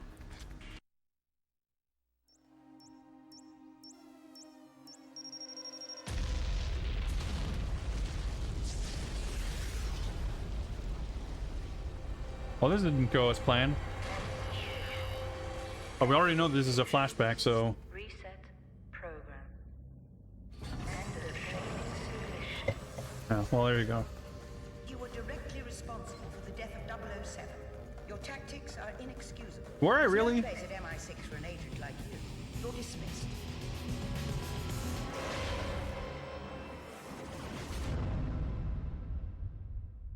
Was I fault? What? How did I kill Bond? I don't know. 80% eliminations, 31 rogue bonuses, 30 or 20 points for normal. Okay, so I guess I needed 35% to get an accuracy bonus, and I had 31%. Total score 106. 4 points to next unlock. So I got 1 vector point. It's funny that they use the logo everywhere, but they don't seem to use the word Spectre anywhere. I wonder if that's like a rights thing.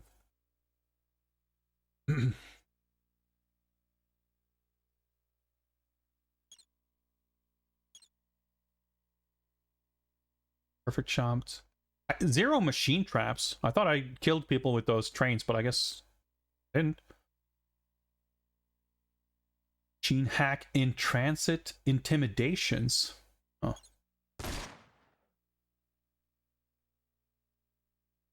Oh, okay, I got points at something, but 4 more. Okay, so at 110, I will get something else, I guess. Not entirely clear, but we'll probably figure it out with time. So I think, in my memory, I only played like half of stage 1. But I'm pretty sure I played more than this. Okay? It could easily have been more than your eye. Got a Bond intro. Got a gun barrel, sort of. We have a common enemy.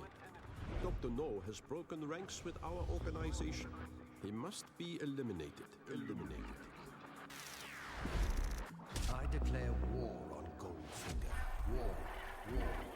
It's very funny to see these characters like juxtaposed with these like aesthetics. It could easily have been more than your eye. And it's very funny to just like write out the names of these characters the way they would actual credits. You will have your vengeance against Dr. No. And reclaim what he took from you. The Oh, so rewards wait. will be great. An eye for an eye. When did I lose my eye? What?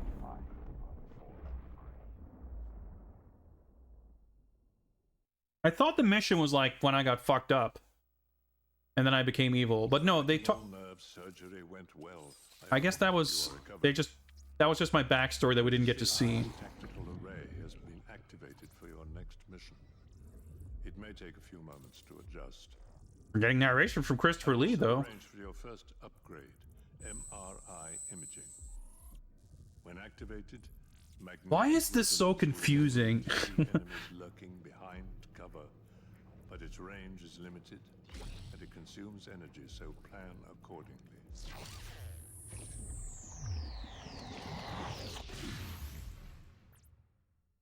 Called GoldenEye because Goldfinger gave you my eye? No, because we got. We're the man with the golden eye, Bring me the omen. which we received from the man with the golden gun. Goldfinger's just the man with the golden paint Races have designed many and the golden gold, I guess. is their greatest achievement. The omen. energy neutralizer.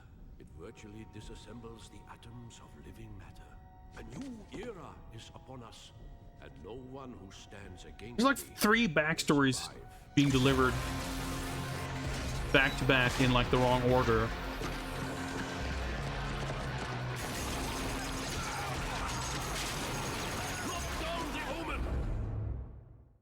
So wait, was that Dr. No stealing their evil weapon?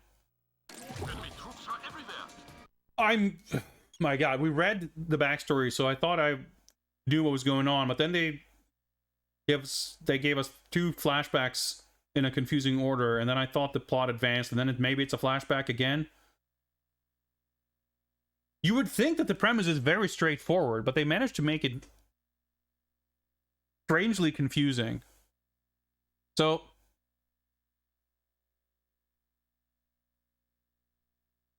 M starts by narrating and saying, there's an agent who is terrible and super violent and just a bad time. So he was fired. Or I guess she says, like, there's an agent who was injured during a mission and lost an eyeball, and after that they became really violent, so we had to fire him. And then after that explanation, there's a flashback to 3 days earlier, and we play as that dude, and there's a mission, and you kind of assume that, all right, so we're gonna lose our eyeball here and become evil or whatever. But no, that would have happened sometimes in the past, because the first introductory mission was just a VR mission where that was just our last day at the job, and Judi Dench was just like, fuck it, I just can't with this guy, you're fired. And as we leave, we have a little note in our pocket that says the offer still stands from Auric Goldfinger. So Goldfinger had already been in touch with us previously. I guess he's referring... We had a handwritten note in our pocket which referred to the letter we had received, which was printed in the manual. Although that letter was also written as if Goldfinger already knew that we had left MI6, which I guess doesn't make sense if we received the letter prior to being fired. But anyway, we were fired from MI6, and like, all right, Goldfinger, fuck it, I'll work for you then, I guess. And then Christopher Lee installs a cybernetic eyeball of gold, which we apparently lost in a battle with Dr. No. So we want revenge on Dr. No for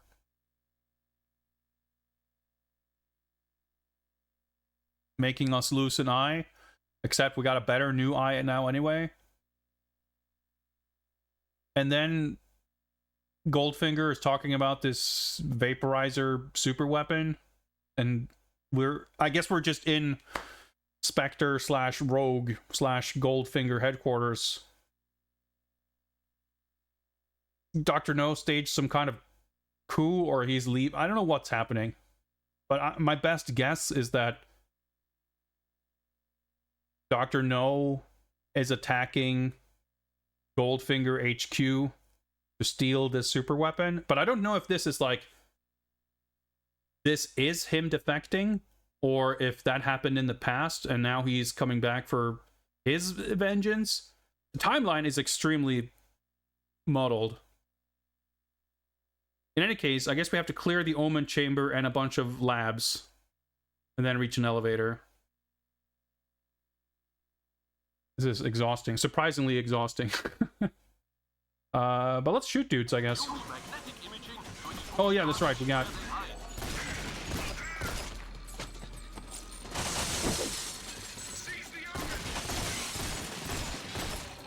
Oh, that's right, I have to.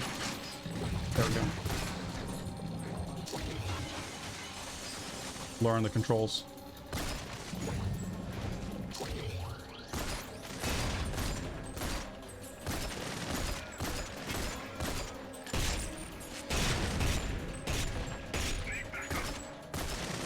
Fuck it. I guess you can't move while meleeing. That's kind of a bad thing.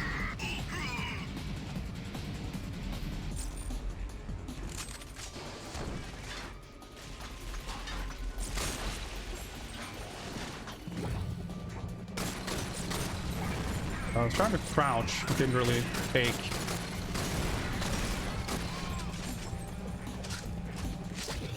Wait, mag rail. Shoot through. I see. There we go. Oh, it's a one-handed weapon. Not have expected that.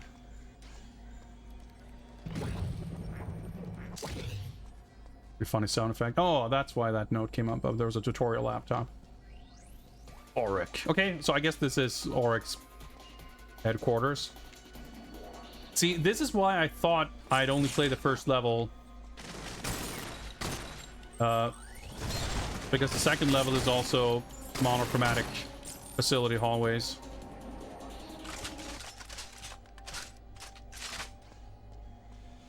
The railgun has this like wind up, kind of annoying. Yeah, it's not really a wind up, there's just a massive delay. Okay, now my capture blacked out. Yep, okay, let's see if we can if that helps.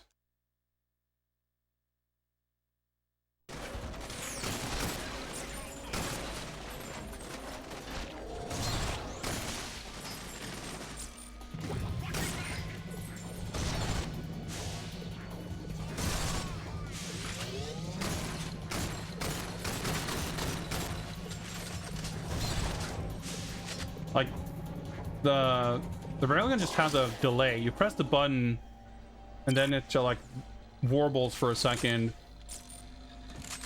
and then it fires. So you have to like keep tracking your target while it does that, which is pretty awkward.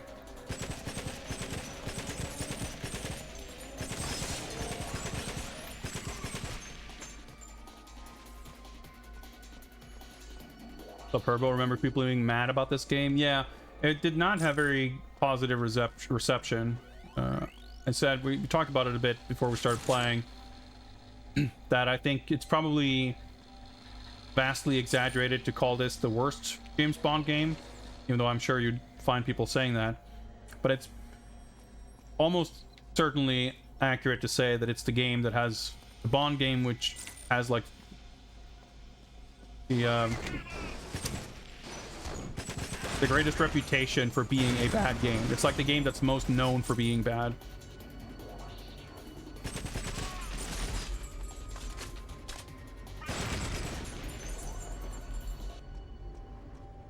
Ultimately, so far, it's just like very mediocre.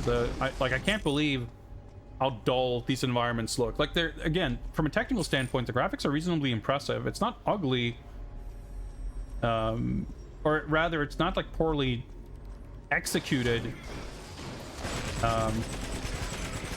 like in terms of graphical fidelity. The visual design is just stunningly uninteresting.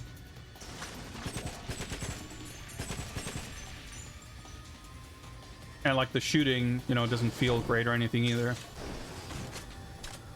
People don't know about Lord Bromley's estate. Yeah, see? Exactly.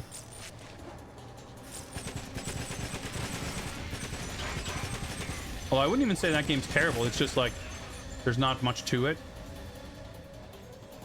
But like the Commodore 64 View to a Kill game, which is like basically not really playable.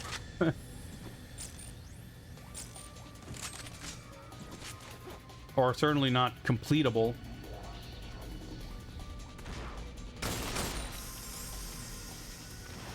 Just a little center area feels a little ominous.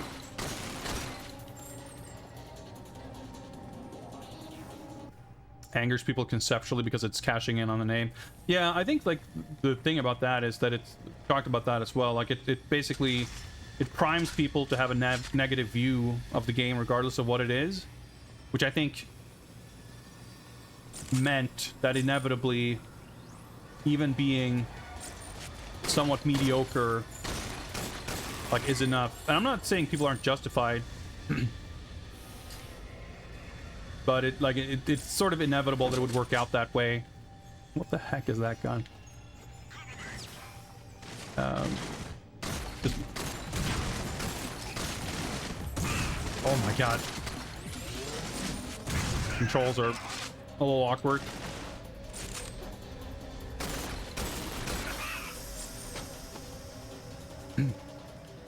You know, people are going to come to it being pretty skeptical and dismissive, and then when it's, you know, pretty unremarkable, then people are going to feel pretty justified in that attitude.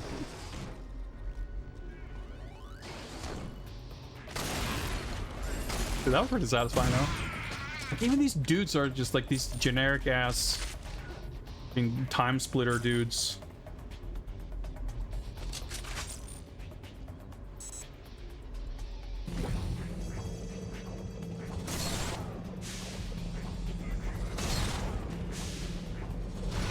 It's so awkward.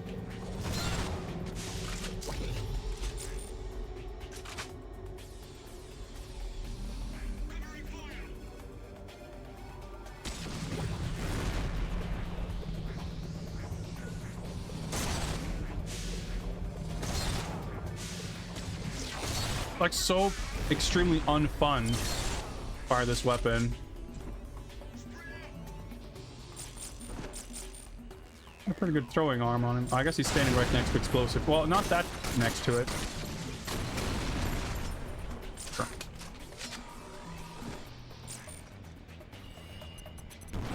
Grenades being like easy to throw is a very refreshing feeling, though. Usually not really the case. Someone's shooting rockets. They're further. Oh boy.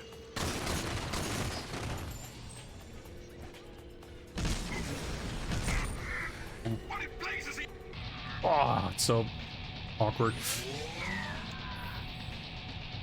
Oh, I guess I took a bunch of damage there.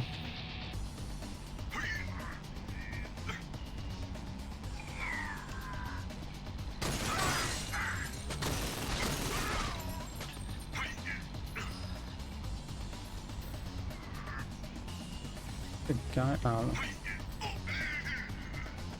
I want to see if I could toss him in. It's so unsatisfying that they just phase out of existence. So hang on, is this the alchemy lab? Reach elevator. Like, I guess I'm supposed to clear out more stuff first, maybe? I don't know, let's... Squatting. I feel like the grenade is more useful than having a second gun.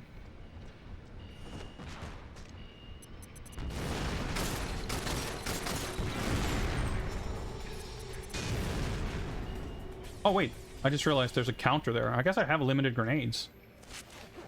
Or do they also recharge? Yeah, like, enemies fading out obviously is fine, but the fact that they do so immediately feels very strange. So I didn't seem to complete an objective. All I did now... Okay, so I'm assuming this is the weapons research lab. And maybe that... I don't know. Are they talking about a different elevator? Who knows?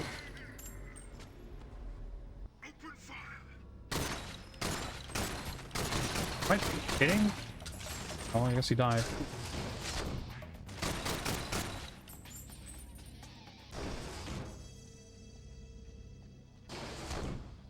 Have I thrown hostages at other enemies? No, I guess that would have been one of the rogue moves.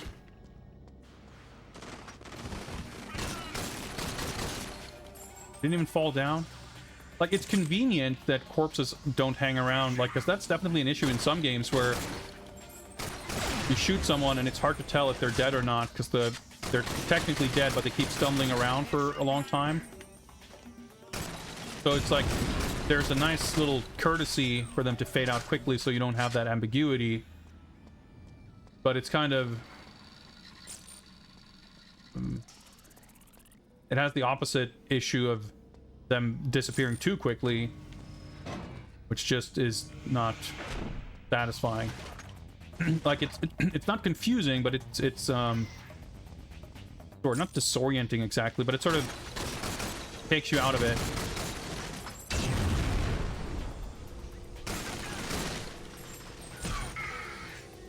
It's like a massive delay on the melee attack as well.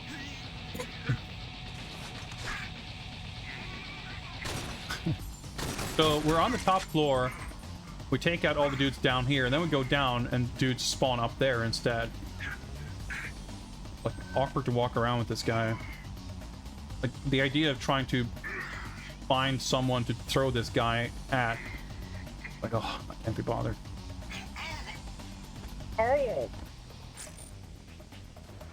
Yeah, the controls just, like, feel pretty sluggish. So I guess the lift that was in the other room was probably just something like that. Oh, I guess I just picked up a grenade there. And I guess the icon on the bottom left is meant to indicate that I can zoom with this weapon. Go up here. Oh!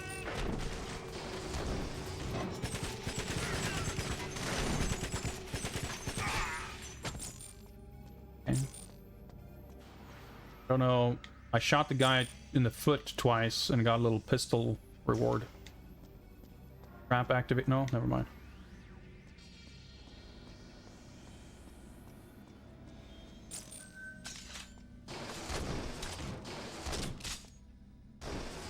Yeah, I'm pretty sure the supposed elevator was not thing in that other room.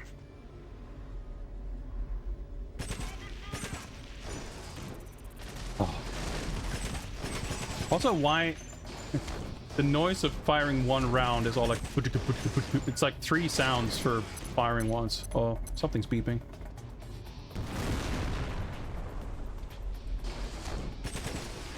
Oh, that's right, I don't have a grenade.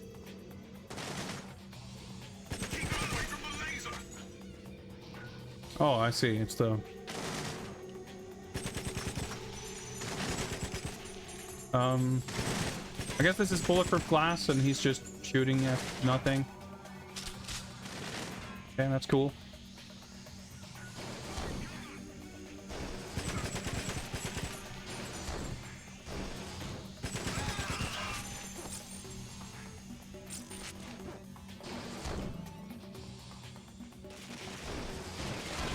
Oh, okay. There's just get rid of that so I don't accidentally pick it up. Can I? Oh, there we go.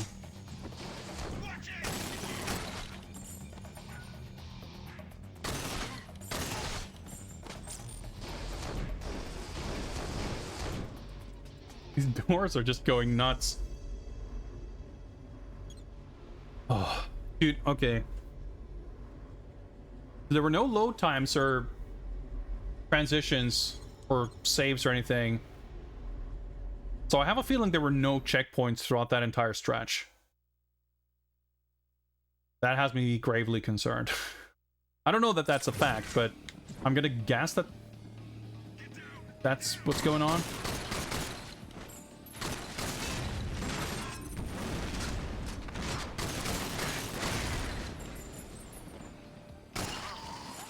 Wait. Oh, he's okay. I was like, wait, I still can't shoot at MI6 guys, but no, I guess that's a Goldfinger or a nice paintball mask.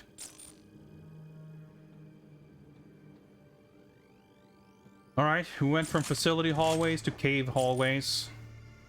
I can only assume that the next mission is going to be in sewer hallways. What did he say, by the way? We're destroying something to flood the place with toxic gas or something. Troops are everywhere. Use magnetic imaging to expose targets where they hide. Is that really gonna help me?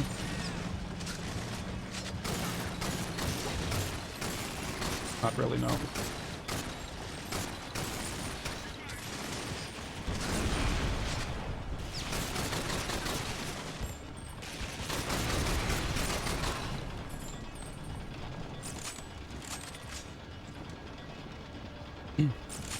By far the worst power. Well, I mean, that's encouraging.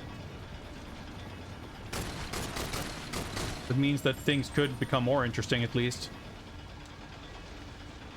That looks pretty good. Like, every now and again, there's a nice little bit of visual splendor. It's all in service of these extremely uninteresting environments. I like the level designs, like just the layout, the geography feels kind of generic. I mean, there's a bit of verticality, which I appreciate. It's not full on like Wolfenstein hallways, but doesn't exactly feel particularly memorable.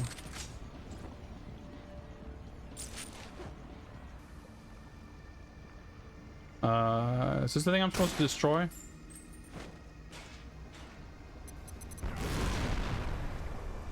Okay, cool. I accidentally threw a grenade at that guy. Is that thing over in the corner? Yeah, the railgun feels terrible to use. Oh, okay, I guess so. Oh, and that probably opened the door.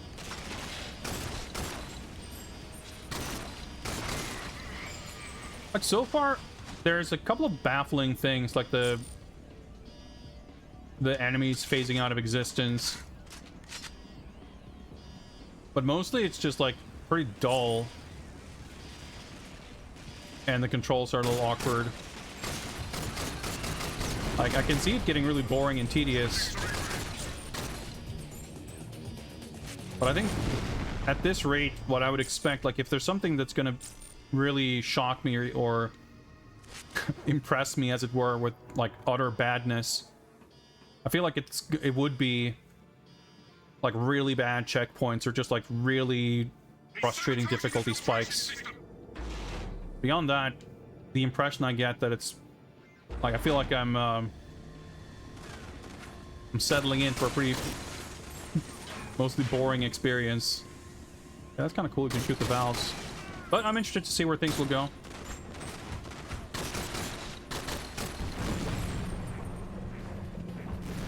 So, like, you have to get pretty close before it starts actually showing anything. Like, shooting me through the floor.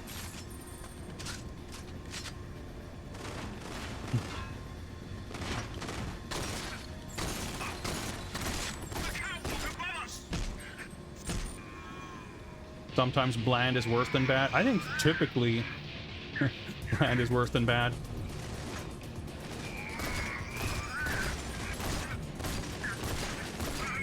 But it depends, like, if the badness, quote unquote, takes the form of making something very difficult to get through, then that can be a real issue.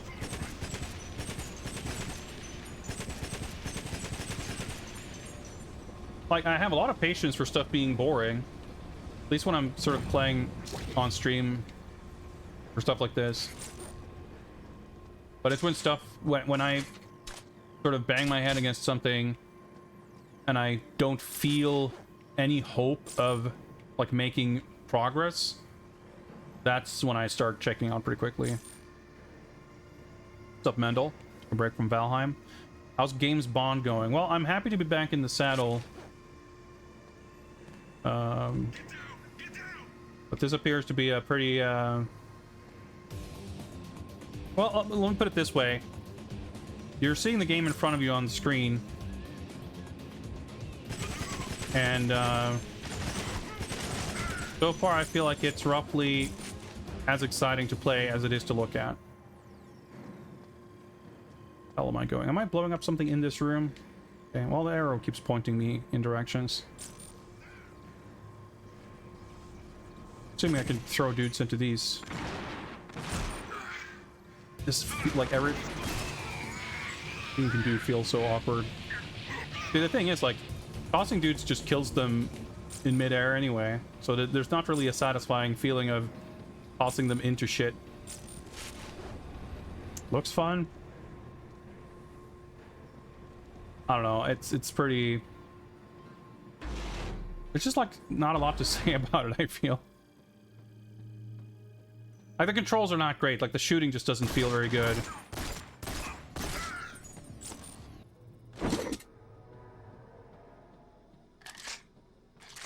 Boring room reached. Like, so all these so far, this is the... I guess this is still the second level. The first and second level were both just facility hallways. Well, I can't fucking even use this gun, so too far. Standard EA quality? I wouldn't say that at all. I think this is decidedly, by a huge margin, far more generic and uninteresting than every other EA Bond game so far.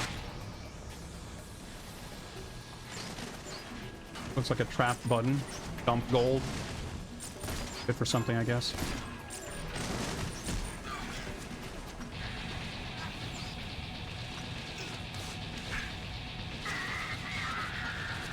Can't see where I'm being shot at.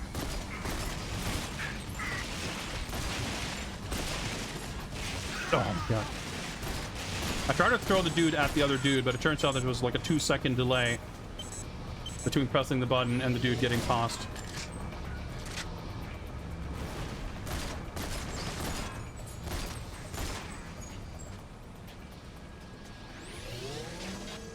I will say the sound design isn't bad, like for the guns and everything, for the most part. Some guns definitely sound a lot better than others, but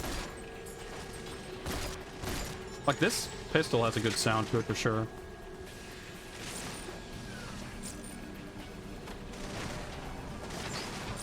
Oh, there we go. I dumped gold on some dudes.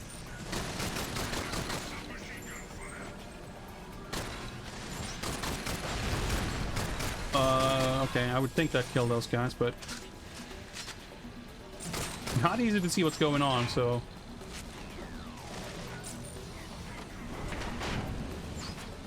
luckily they were just standing right beneath the gold dumper. Regeneration sound. Yeah, there's like some pretty good like sci-fi computer noise high-tech sounds. Now get out before the system vents. A helicopter will meet you outside the dome.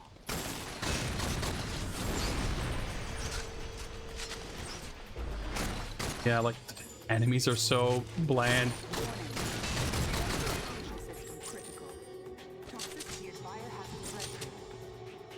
Whoa! Okay, I just got turned around for... I don't know. I just started turning to the side for no apparent reason.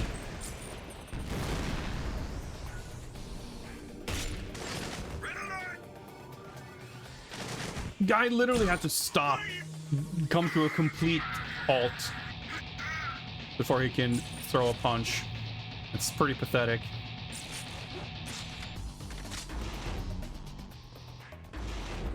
That looks like a loading area checkpoint doorway.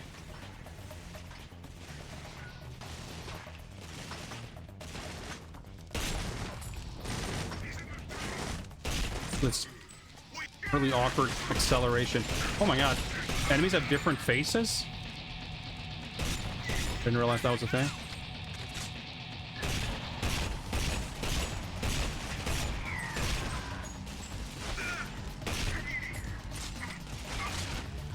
Well, I'm not expecting accuracy bonus, but we'll see. Yeah, having to shoot a dude like 4 times with a gun like this to take him out, it's pretty unsatisfying.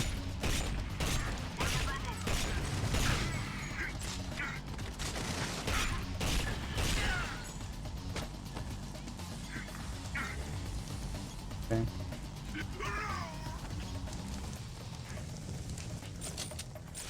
Just like giving me a heads up that I'm gonna need to crouch at some point in the near future? I'm guessing so.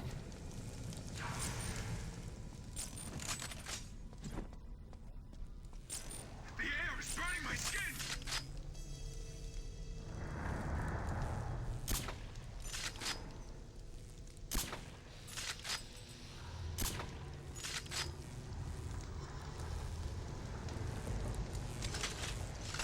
I really like the specular highlights, like the metallic effect on a lot of the guns. This one doesn't really have it. But overall, like I think the texturing, especially on the guns, but the environments as well, like it's... I'm just like dying to get to a more interesting location, holding out hope that there will be. Because if I think of like the sort of technical fidelity of the rendering and imagining like some of the levels from previous games, I was like, it might look really good, but it's gonna be like 8 missions of beige and gray hallways, then that's not gonna be that exciting. The inevitable warehouse levels, like, yeah, or, you know, I mean, we're gonna have to get to Dr. No's facility at some point, right?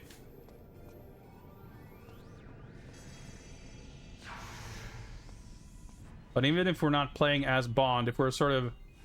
okay, sure, let me just clip through that.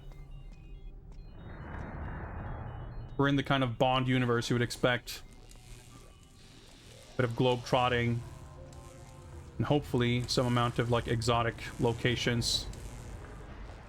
That don't all take place in narrow hallways. Tunnels and... Oh, it's a little bit of blue now. Hey, sky. How about that? That's pretty exotic. Why am I even going out here? There's not going to be, like, hidden collectibles or anything, I assume.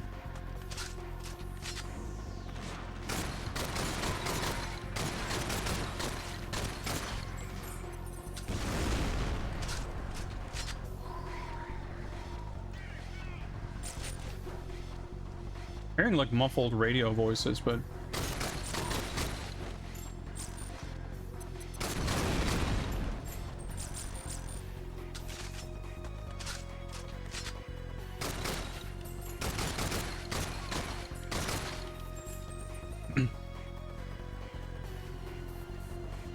you know, again, I think the premise and the core conceit has like some potential in it, but you gotta imagine, like,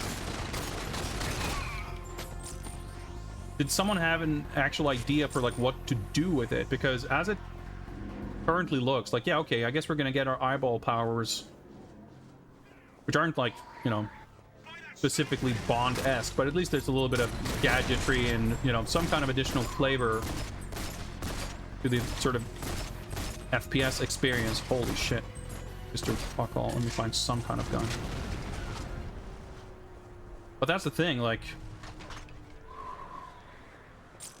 this might as well be like Killzone or something. Oh man, I walk slower with this. Oh.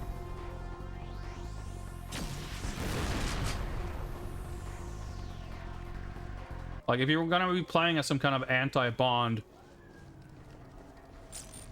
you would still want... like, maybe you don't want everything to be the perfect equivalent. Oh yeah, the arrow's pointing this way. But the way, especially Everything or Nothing, but even GoldenEye or any other game in recent Bond game history, has like added these things. My name is Pussy Galore. You look like you could use a ride. Climb aboard, GoldenEye. Alright, that's it for John GoldenEye. Welcome to the capital of global operations. We call it the Lair. We have powerful friends. All right, cool. Another great facility. One gentleman in particular is our pipeline for special weapons and technology. He's waiting to meet you. I'm Francisco Scaramanga. Your GoldenEye was built by one of my contacts. I've arranged for periodic upgrades as well, which you'll find useful while in service to our comrade Goldfinger. Well, we had a few moments of sky. Okay, so the Spectre marks, I guess, is just the rating, like the score. Well, score, that's our score, but next unlock, I guess it means the next grade.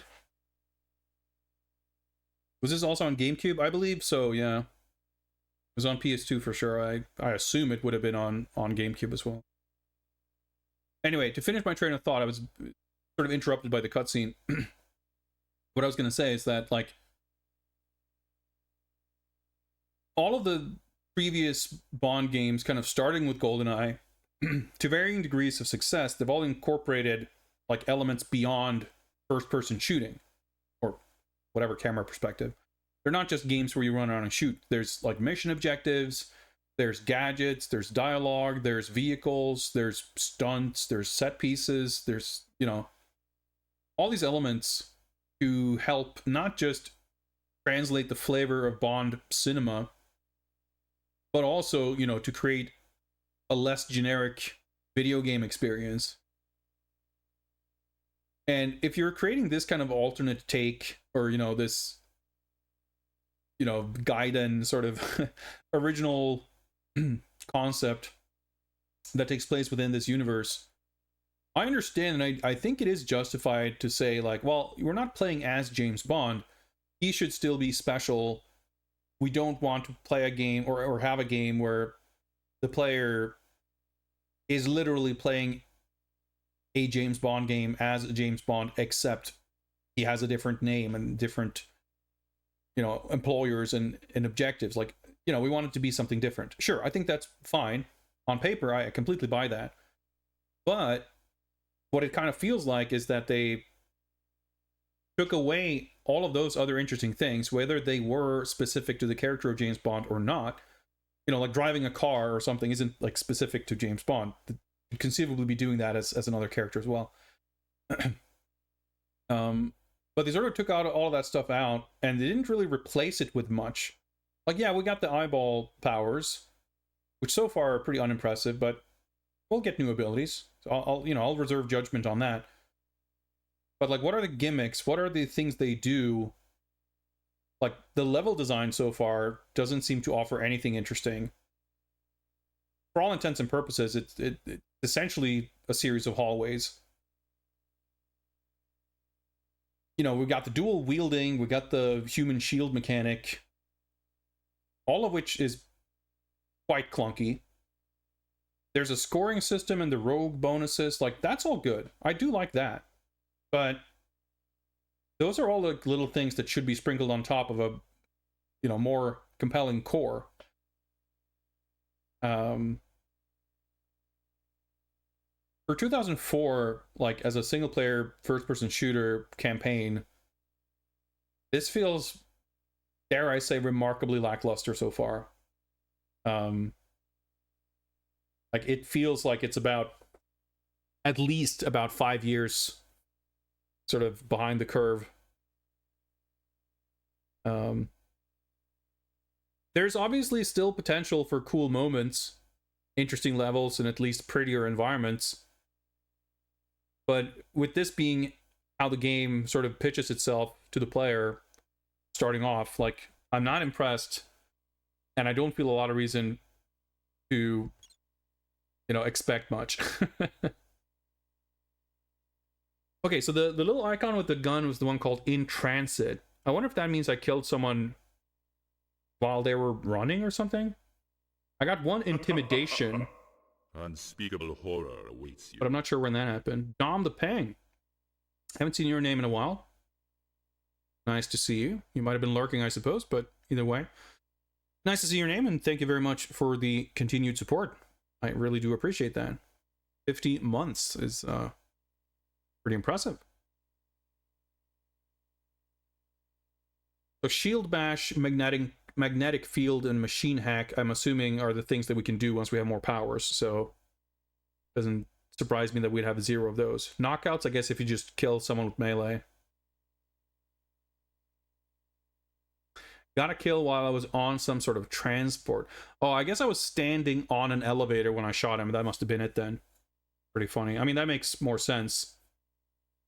And that's like a fun, cool idea. It's just funny that it can get triggered in a way that's like pretty unremarkable.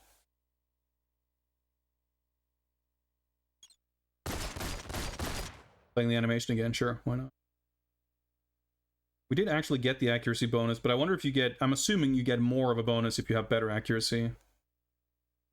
Yeah, it's like, there's a few tiny elements here and there that are like cool in isolation. Like I said, some of the sound effects are really good.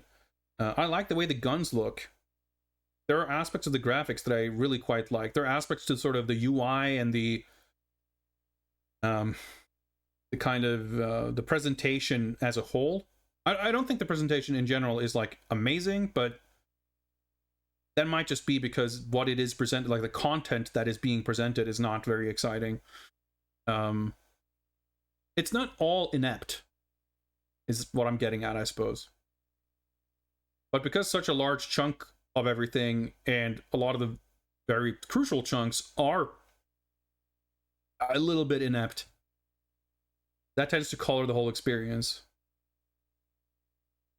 I was going to press a button here, but I guess I'm going to get a save prompt, actually. So let's do that first.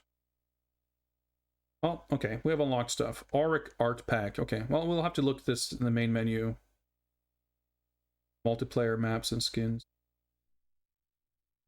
What I want to try to say is I wanted to save, but then I want to take a break before we, like, progress any further. But I'm not sure if it's going to kick into a cutscene or something right now. Probably. Okay. Goldfinger is pleased with your performance on the mountain. He asked me to arrange for another upgrade.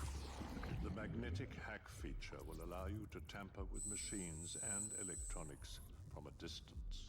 The effects vary depending upon the target. A burst from the hack upgrade can cause an enemy's weapon to malfunction. It's also an effective means of manipulating and reprogramming electronic equipment via remote control. This is the first field trial of the EM hack. Christopher Lee fucking never been so bored in his life. To reviewing results.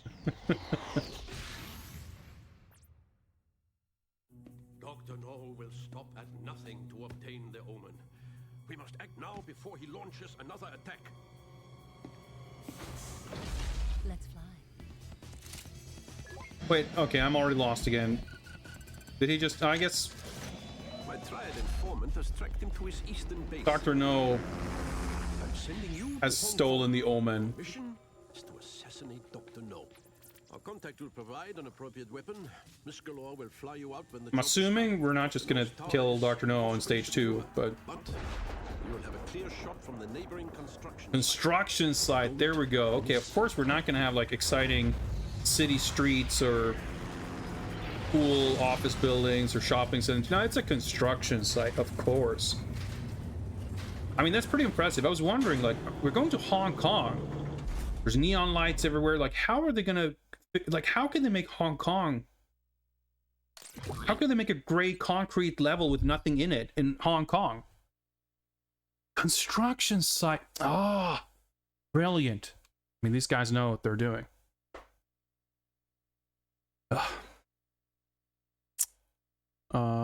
Haven't been able to watch much live, so been checking out VODs. Well, I appreciate you stopping by whenever you can, Dom. I am streaming at a little bit of an unusual hour today, which I said at the beginning of the stream, like, unfortunately, because I've had, like, weird sleep schedule issues recently. And then I said, well, it's unfortunate for me because it's not according to my plan, but it might be beneficial for some people. It might not be an inconvenience to everyone. Anyway, bear with me for a second as I move a few things around here.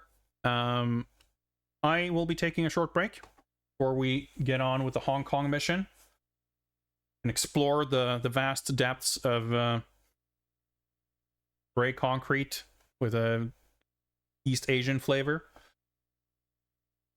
But hey, maybe we'll be surprised. I will be back in a little bit, but in the meantime, let's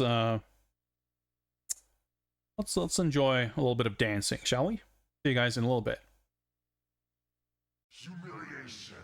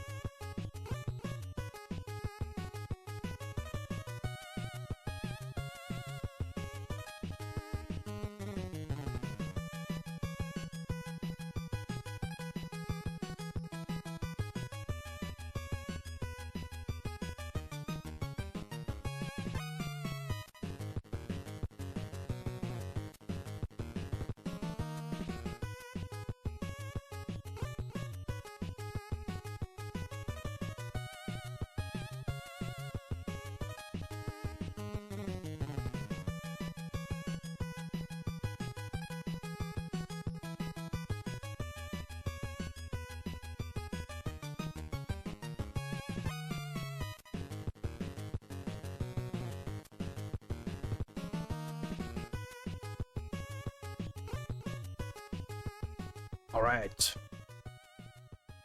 Hot bat jams. Indeed. Thank you, fine folks, for your patience, but I have now returned.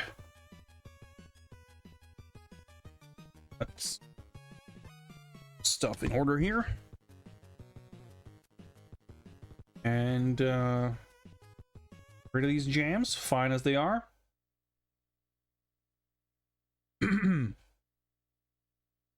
And let's resume timer. Let's resume gaming. Locate sniper rifle. All right, let's do it. GoldenEye. I have left a sniper rifle one level above you. It is an assault. What? Okay. It's music, I guess. I was like, what's this noise? Almost exciting looking.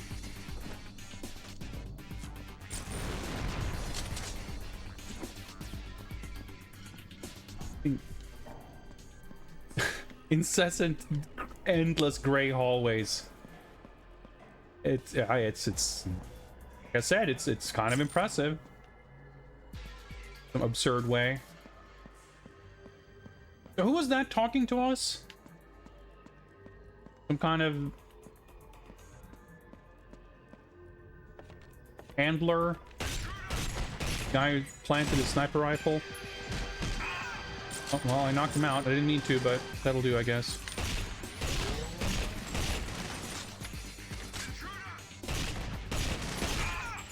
Oh yeah, I have a new thing.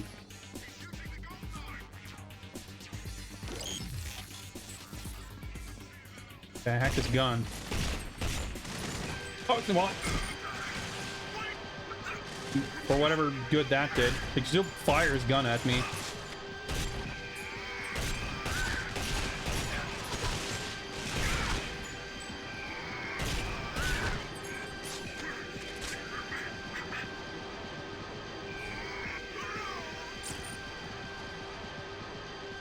Game continues to be rather baffling. In a way, it's like weirdly liberating, though, to basically know that it's just hallways and shooting guys. So there's like little incentive to not just head towards that arrow, so you don't need to like waste time getting lost. Neon sign that's making noise.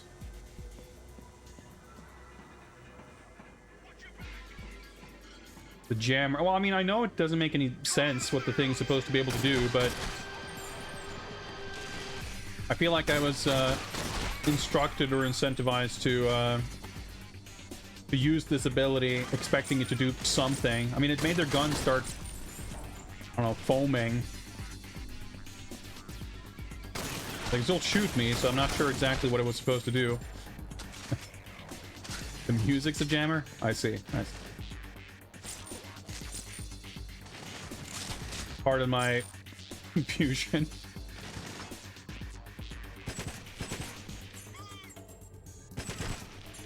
Well, it's still a pretty good thing to have because it puts a little reticle around every enemy, or at least ones that have guns.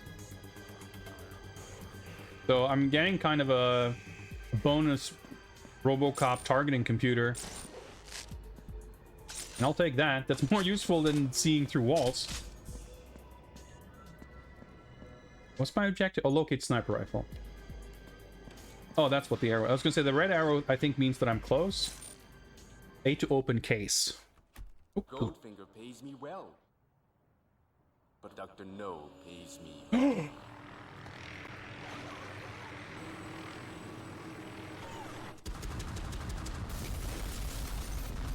Okay. I mean, I figured it wouldn't be that easy to just assassinate Dr. No. That Pussy Galore yelling at me. One of like 3 characters in the game, so... Unless that was Denia on top. I think she's the only character I haven't been introduced to yet. Oh boy. Oh, I meleeed it right at the end of the reload animation, so it didn't actually reload. Swamp. See, it's hard to... Like, visibility is really bad. So having those little aiming boxes show up around enemies' guns is actually super useful. See, that guy was fucking invisible. His guns weren't. Oh boy. But I just died. Okay. I didn't, you know, I didn't notice that I was taking damage, really. Oh, okay. Whew. I actually just get to start here. That's... I was afraid I'd have to redo the whole level.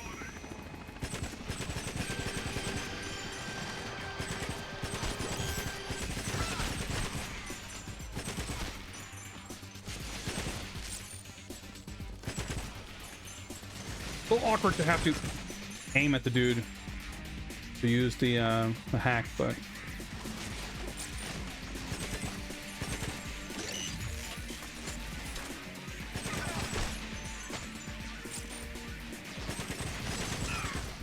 I guess it's supposed to make their aim worse, because that's what it actually... That's what actually was advertised.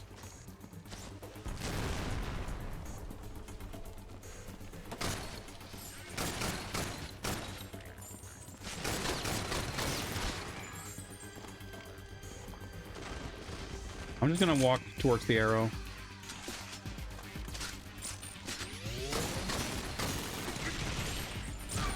Oh, I can melee like once every 2 seconds.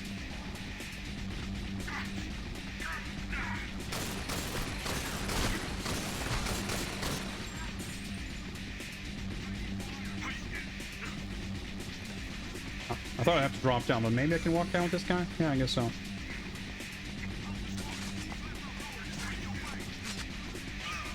Nope. Okay.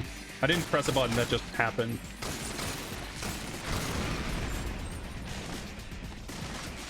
I'm a little bit low on ammo.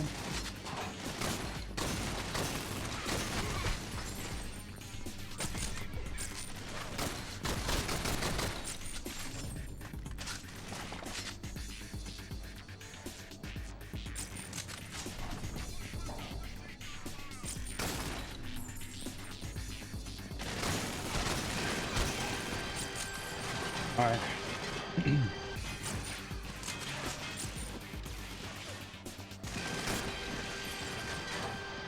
Think I threw a grenade? Yeah, there we go.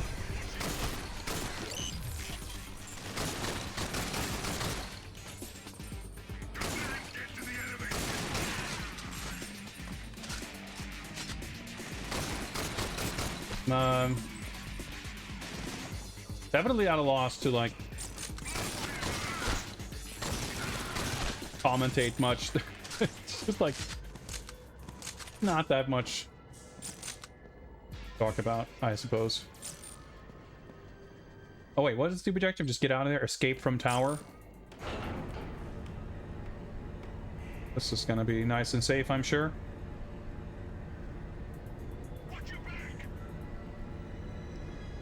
Feels very claustrophobic. I see. Oh, okay, that's a cosmetic ladder, I guess. Okay, we're slowing down, I think. No? I don't have a jump button, do I? Oh, no, okay. I'm getting off this elevator.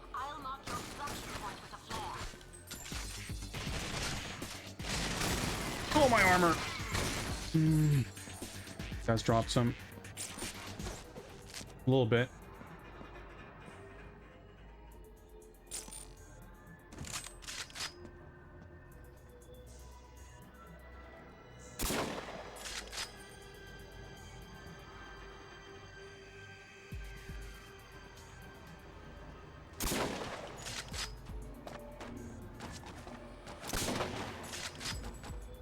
Running towards me, firing his 2 handguns from like a mile away.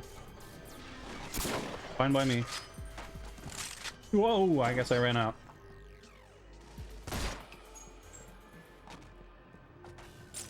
A zip line, I guess. Well, I guess I can get a bunch of rogue points.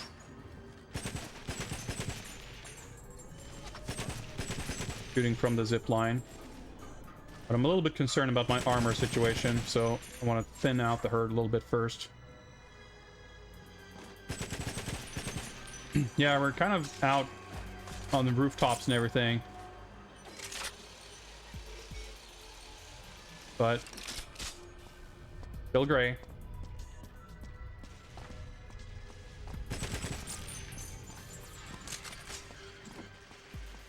Got up for some ammo. Okay, armor. Good.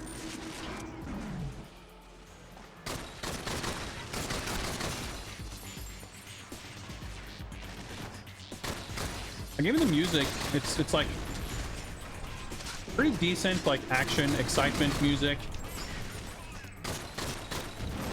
And as far as like style and flavor, got like 2004 flavor to it, which is at this point pretty novel and charming. But it's not a ton of very distinct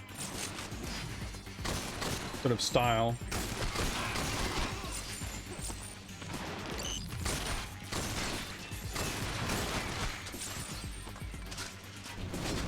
Very awkward location for a firefight. There's pretty vast open spaces. Did I shoot a grenade out of his hand?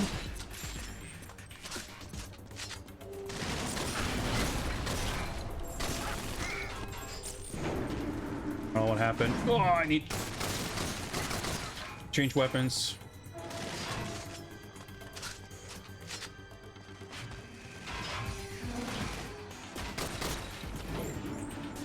My grenades are like a better long-range weapon than my guns.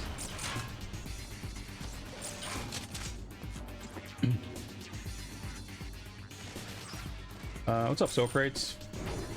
Yeah, I mean, I don't even like Halo, but I certainly don't remember it feeling this awkward. Ammo. Not the most exciting interaction, but it's helpful, I suppose.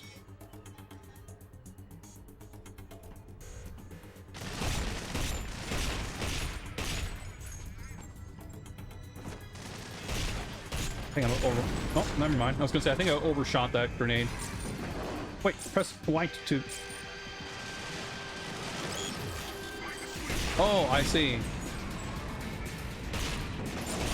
I can hack the panels from a distance.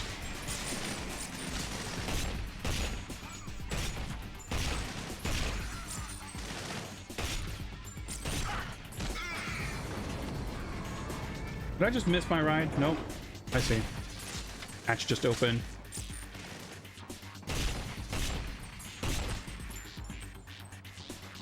I mean, I don't know that I could describe the feel specifically. It's just, I don't know. There's nothing very particular to it. It just has like a lot of the guns feel okay, but trying to swap weapons. Is this?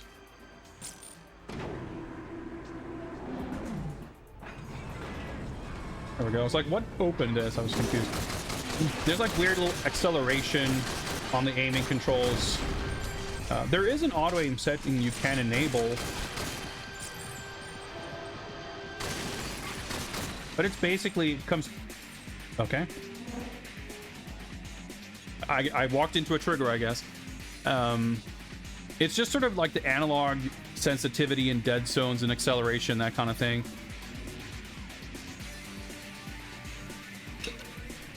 That just makes it feel a little awkward and difficult to do what you're trying to do. And there's also like accuracy of the weapons is a little weird.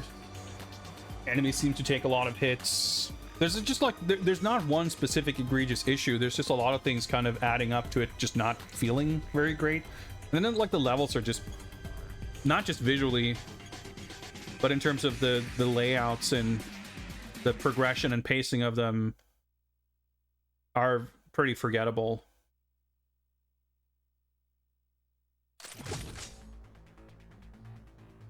Chemical rooftop for pickup. Yeah, I just walked into a loading zone.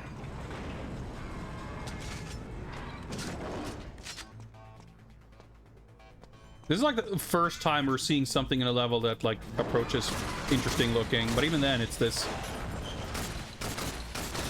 one big dragon in an endlessly gray void of nothingness.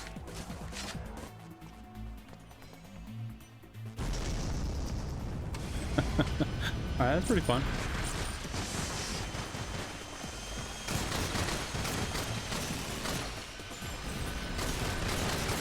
Okay, now we're... Let's do it. Activate... Oh, so that activates Dragon Flame. I'm gonna destroy my armor.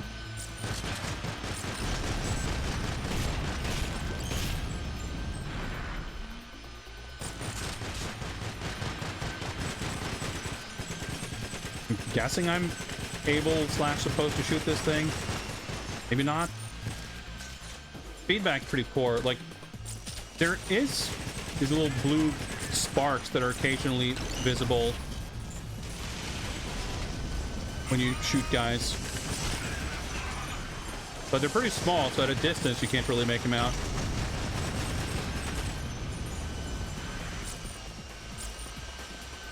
I can go down there, but what's the purpose to not just walking towards the arrow?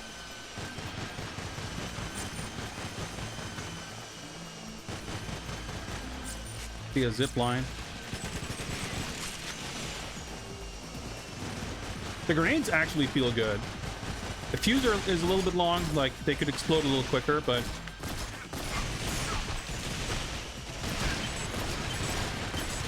I'm gonna die. I was crouching, so I couldn't really move, but it was foolish to try to go for that melee attack. That's on me.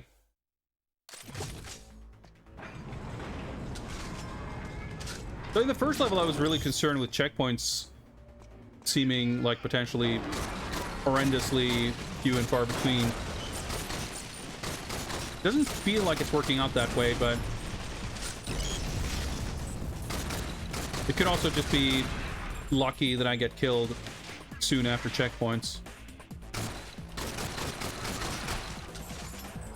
Shit like that too, with enemies, like there's not really satisfying kill animations because they sort of stumble around a bit and then just fade out while they're still standing up, or even worse,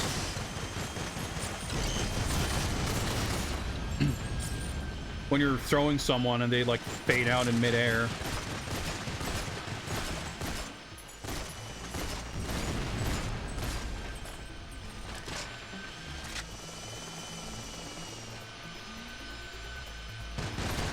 Yeah, like grenades in first-person shooters is like a common problem. Okay, I'm all out of armor.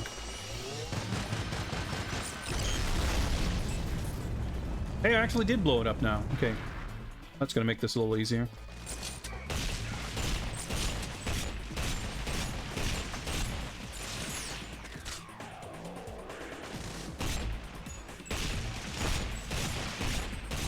Dude, I'm shooting him in the face like 40 times. Okay, there's gonna be some invisible hitbox there.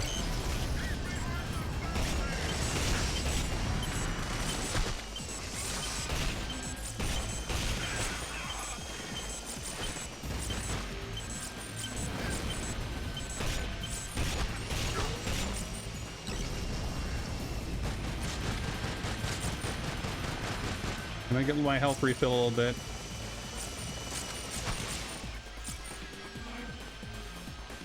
I guess there's a different helicopter. Yeah, there we go. I want to like time the hack.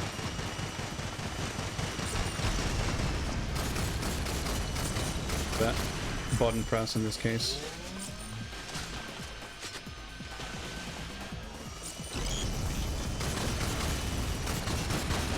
A little hard to see where the fucking flame is. Okay, it's got like a massive cooldown, I guess. I did manage to blow up this thing before, right? Or not, well, the first one anyway. I'm out of fucking grenades too.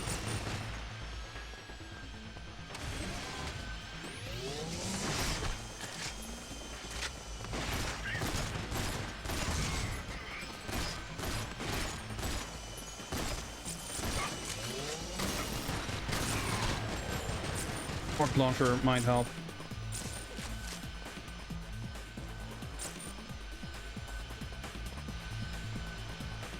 See if we can get rid of that little helicopter thing. There's actually a purpose to going down here. Shocked.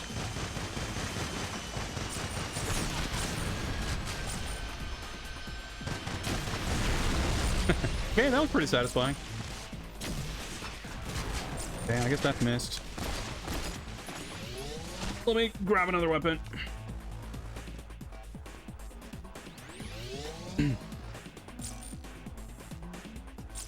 You don't have an okay weekend renting this? Well, I mean, you say that, but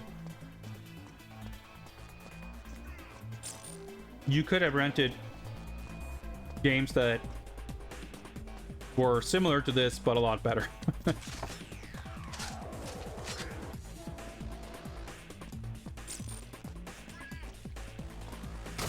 think that's the main issue. Like, it's not necessarily how terrible this is or isn't in isolation. More about, like, what does this game offer that isn't already being done better by other games. Okay, armor, good.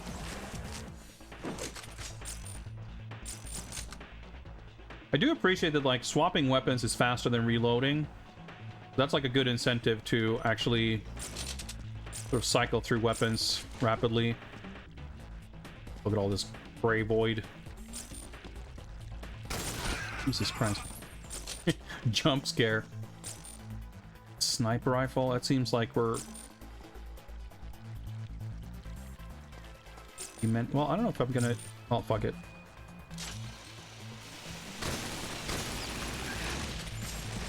No in transit for me.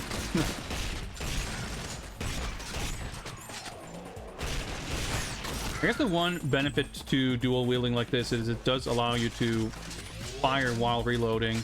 That's actually, like, from a design standpoint, a pretty interesting mechanic.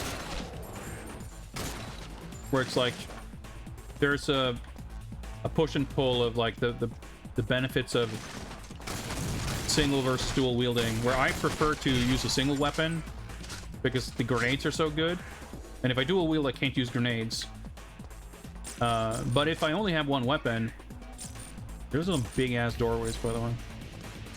If I only have one weapon, whenever I'm tossing a grenade I can't reload, so there's A to use ladder. Okay, so it's like a trade-off, but both absolutely have their advantage.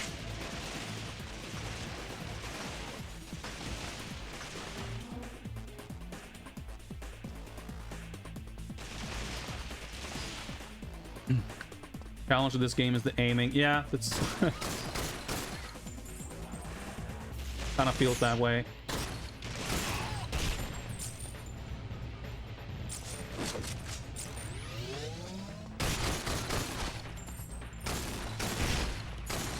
Dual wielding is, like, a little clunky and awkward too. It doesn't really feel as great as you would like it. Dude, I get that he's armored, but I hit him multiple times. Yeah, so the plot of this game is... Well, first of all, it's very confusingly presented. But yeah, basically... we were a 00 agent... prospective 00 agent or whatever. We work for MI6. At some point in our past, we were on a mission where Dr. No was responsible for us losing our eye, which turned us into a violent madman.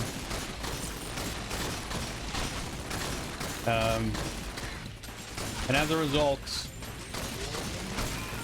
we were on a training VR mission with James Bond, and M didn't care for our performance, so we were fired and went to work for Goldfinger instead. Running out of armor. There. And as it happens, this very slimmed down version of Spectre that seems to consist only of Goldfinger, Scaramanga, and Dr. No had a mutiny. Dr. No left and stole their super weapon. So now we're working for Goldfinger to put an end to Dr. No's plans of world domination, basically. More armor? Nope. I think that's the long and short of it. Yeah, I don't have grenades, so dual wield would be nice.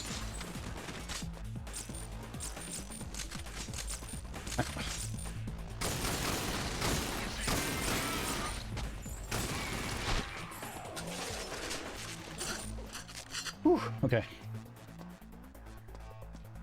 Oh yeah, and the game's called GoldenEye because Christopher Lee had a cybernetic golden eyeball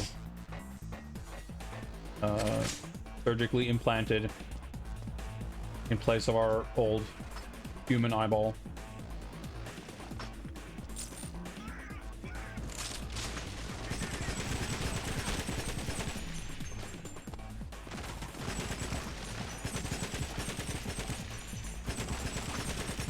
This just does not feel great.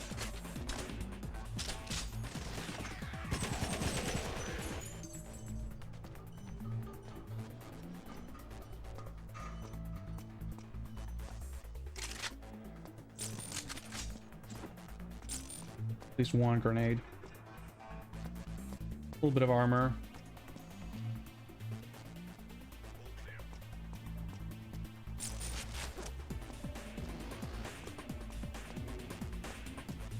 Armor over there. Like, the game's very streamlined mechanically. There's not that many weapons, there's not that many types of items, there's not like there's not a lot going on in general.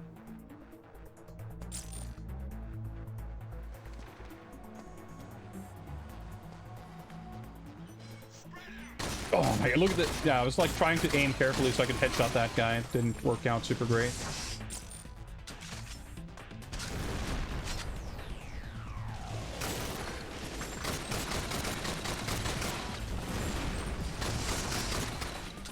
Okay, I aimed at the guy's like knee and somehow a stray bullet hit him in the face.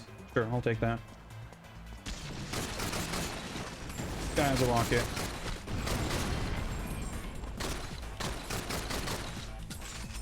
Well, he has a rocket launcher, more importantly.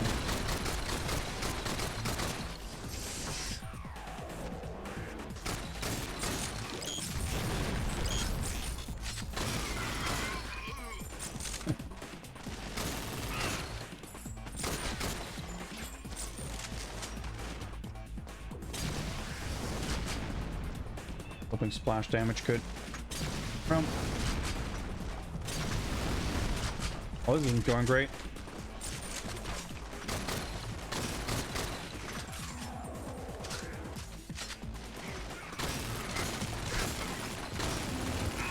Jesus Christ, that guy was armored.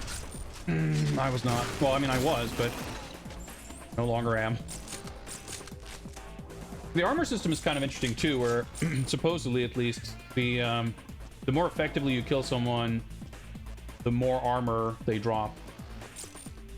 So, having played just the very beginning of this game previously when I first bought it several years ago, I got the impression of the game having a higher level of difficulty than I feel is the case. So that's like a little bit of a relief, although I'm sure there's plenty of room for difficulty spikes. But it is kind of, it feels good to have like armor dropping pretty frequently. Like when I was sort of pinned down by that helicopter thing, or the drone or whatever. Speaking of. Like that's pretty rare. Like not having armor and etc.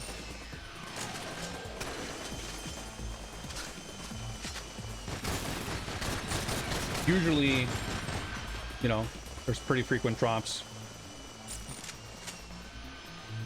I have one rocket. Let's see if we can make it count.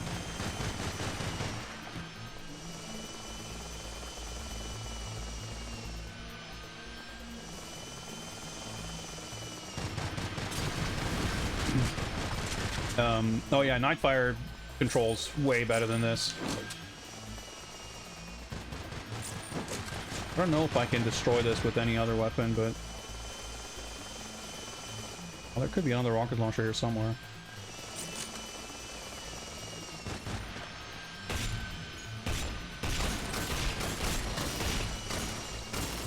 Hey, there we go.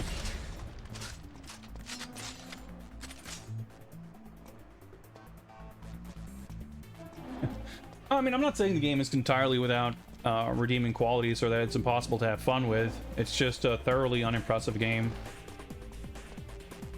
Alright, more zip lines.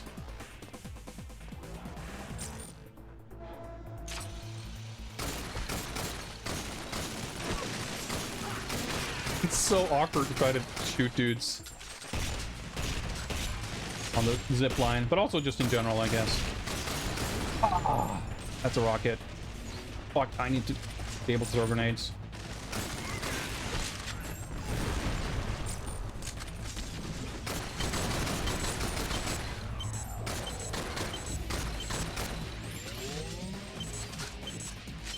Okay, I need a little bit of health back.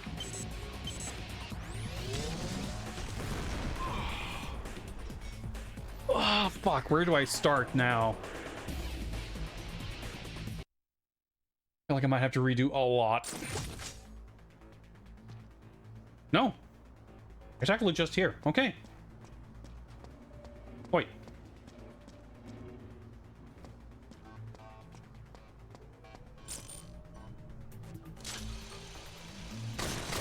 Yeah, it's like literally right before the encounter. Like, that's such a relief. I'm always expecting to have to redo a shit ton.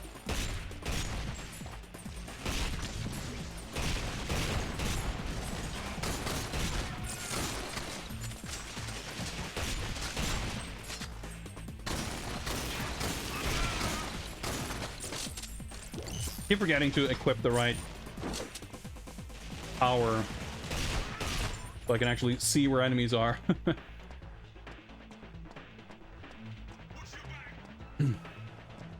Can't tell if you made progress. Yeah, the levels are visually like very nondescript just in general, and there's no like sense of progression in terms of,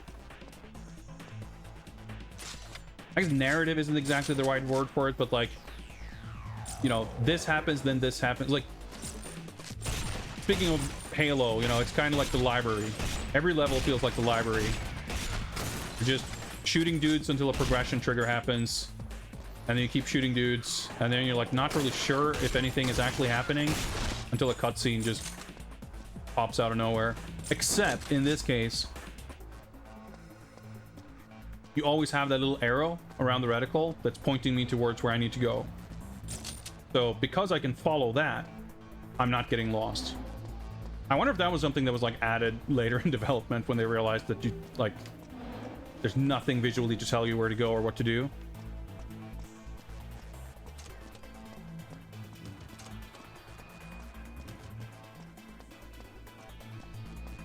I like these doors with like face height handles.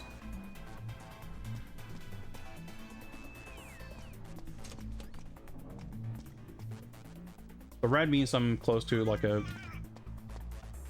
checkpoint, I think, or load screen, basically.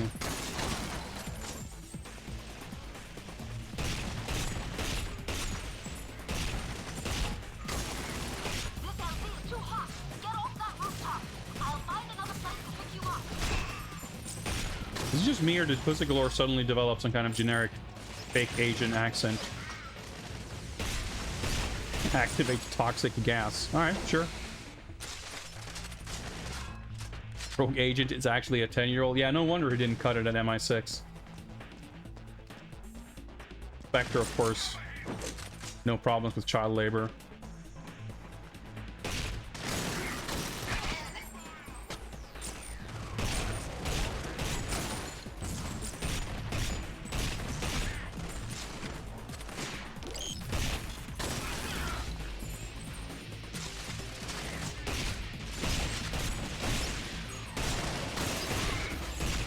Okay, cool. Got both of them. Armor. Yes, thank you.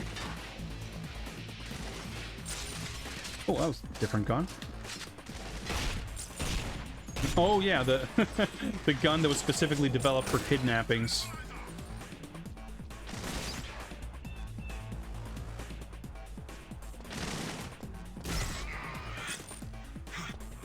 Let's see, okay. Oh, I didn't mean to do that. That's what I meant to do. Don't have armor.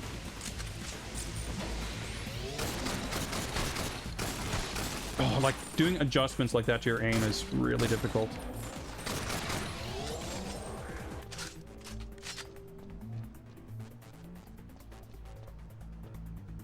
Like the scale thing is, of course, like that's a pretty common. Like, you want to make sure that stuff like feels good, and I mean a simple way of putting it is, like in real life, you've obviously got like fine motor control in a way that's hard to replicate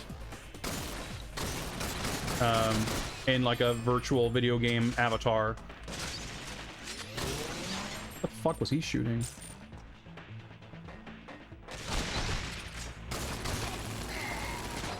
Did he? Oh, okay, he poisoned me, I guess. I was gonna say, did he just hack me? So because your video game avatar might handle more like a, you know, a motorcycle than a human, you kind of got to make sure that the environments that they're moving through has a little more, you know, elbow room.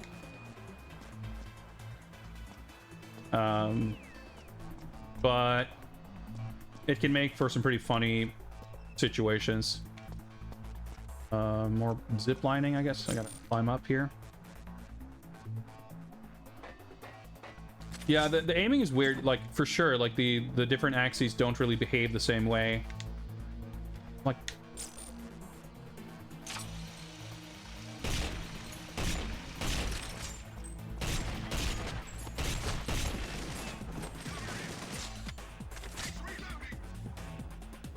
Grenades could stand to have a slightly shorter fuse, for sure.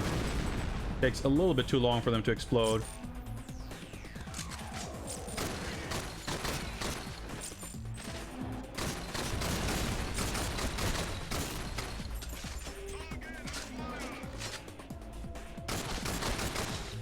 I'm sure it's deliberate with the aiming, like... and it makes sense if you consider, or if you assume, a few things based on level design and like players' familiarity with first-person shooter controls, that like most of... I'm looking at something like GoldenEye, for example. I wouldn't play that with the default controls. I prefer to use the D-pad plus analog stick layout, so you can move freely with the D-pad and aim freely with the analog stick. I think it plays much better that way. But that's not the default, and the default uses like walking and turning on the analog stick, and mainly using the aiming trigger thing to like aim the reticle around the screen.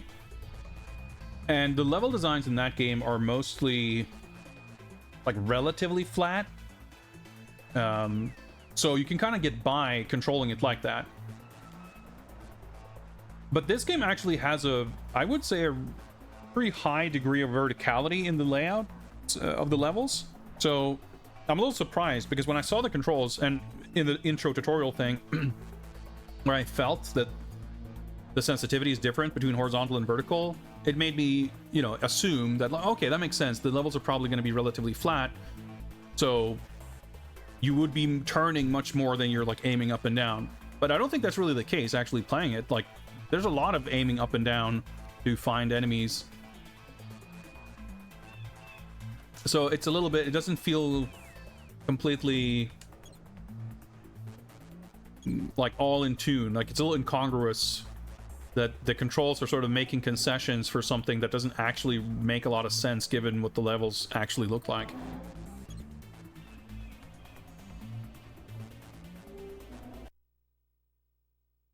For GoldenEye game, why it doesn't have the GoldenEye aiming? I don't know. I don't miss that. I think the controls in that game are a bit... I mean, I wouldn't say that they're necessarily worse than this, but The default controls in that game, I think, are pretty... Wait, are we in... Did we just walk into Dr. No's headquarters? Is this where she's gonna land the helicopter? That seems a little counterintuitive.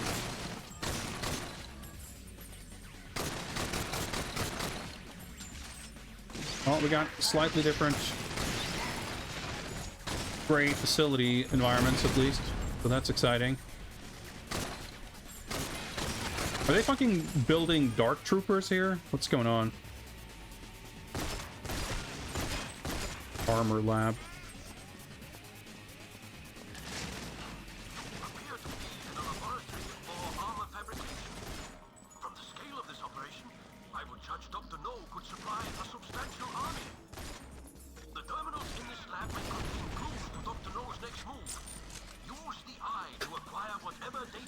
Alright, okay. Now we're on a reconnaissance mission all of a sudden. See, stuff like this, in terms of the flow of the levels, like... We could have had an exciting rooftop escape. But no, we just had to stumble into a lab, and now we have to hack the lab to download armor data. It's like a very clunky approach to storytelling through level design.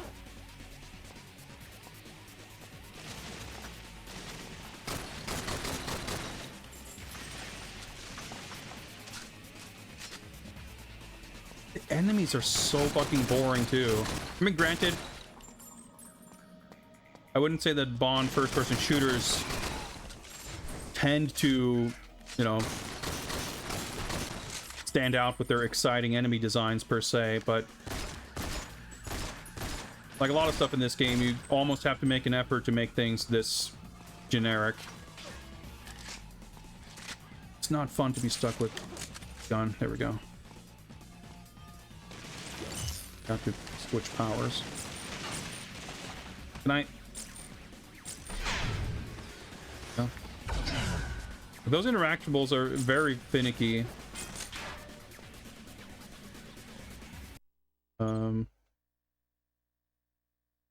Download. Wait.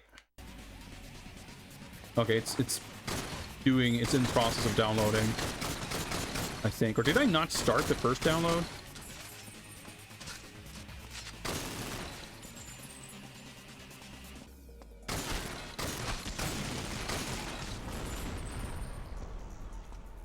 Well, you may be shocked to learn that I'm confused. No, I guess I didn't start the second one? Warning. Data security I had to hack, I compromised. guess. Warning. 2 of 2. Okay, escape. So now the objectives are like reverse order. Well, whatever. You are nothing but a common thief.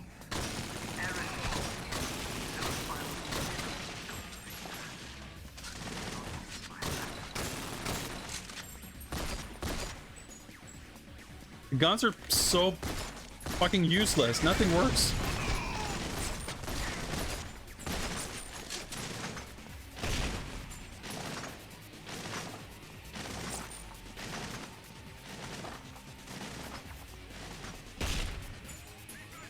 Night time. Great. Oh, I'm getting stuck.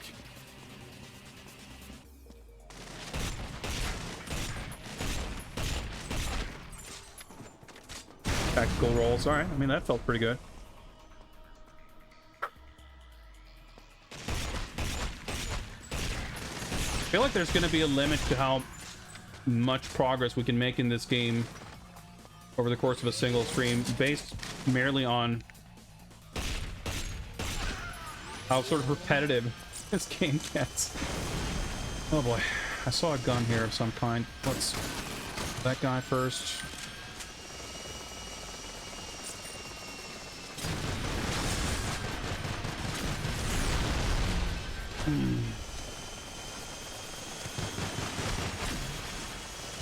Yeah, okay. I reckon I can escape, but it's more like for points, I guess.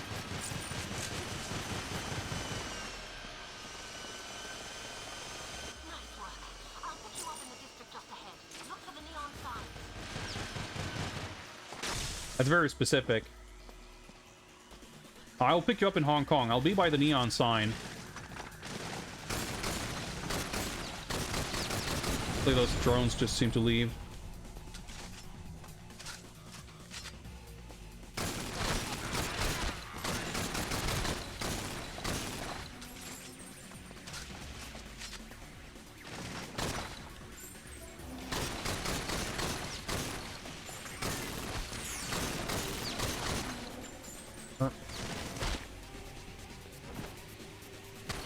Oh, of course I have to reload. This is bad.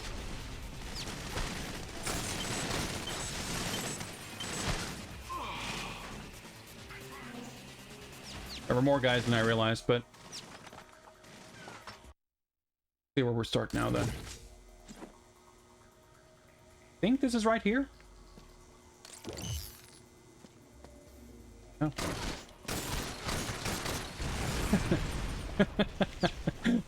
I made them all do a little tactical roll, which basically prevented them from getting out of the way from the explosions. That was pretty good.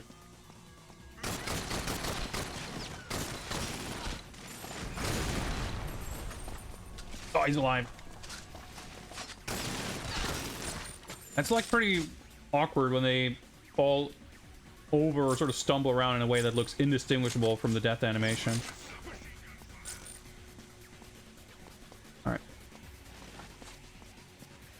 Yeah, a little synchronized rolling, that was pretty good.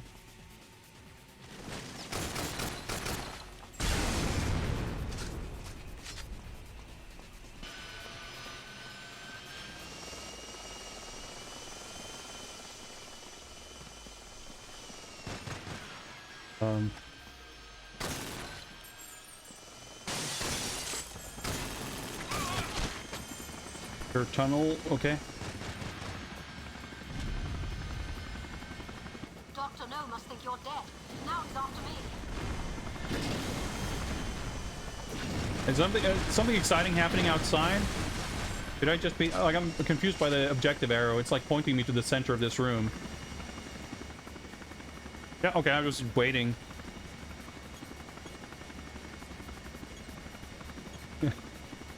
These little, you know, what should be exciting set piece moments are mostly just like a little confusing.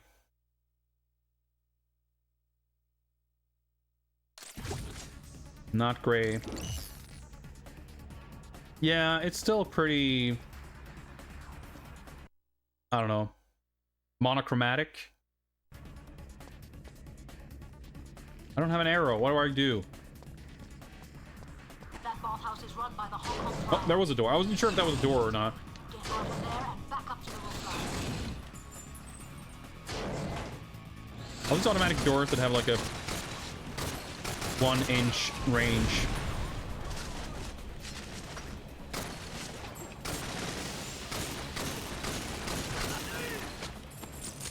New enemies, technically.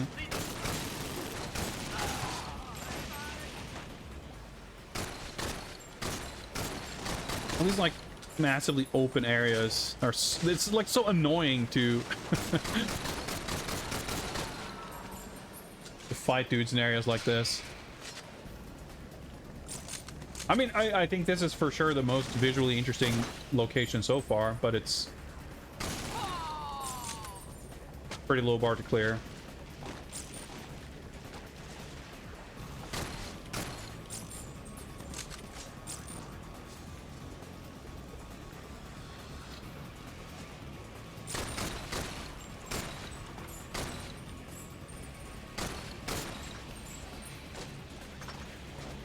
It's like GBA Nightfire, looking for a couple of shimmering gray pixels on the horizon.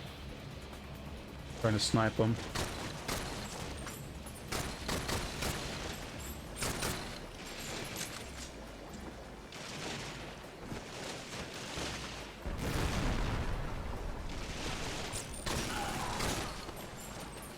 Reach rooftops, okay.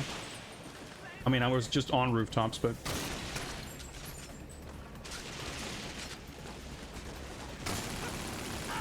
I guess that... is that the armored version of these guys? Yeah.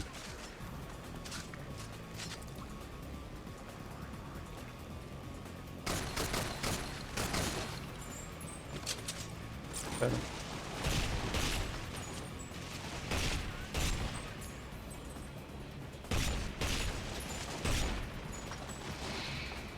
I wish the reticle would change colors instantly, because it stays red after they die for a little bit.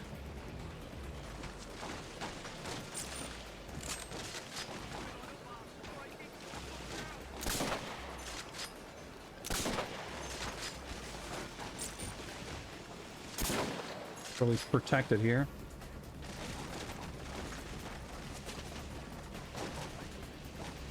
My own fault.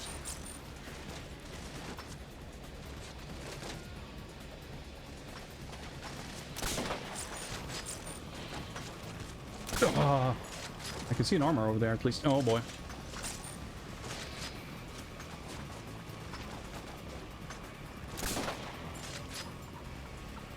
Change.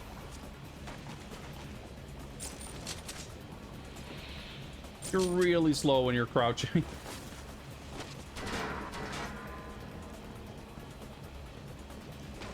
I missed the armor. Someone's shooting at me. Well, screw those guys. Not worth the hassle.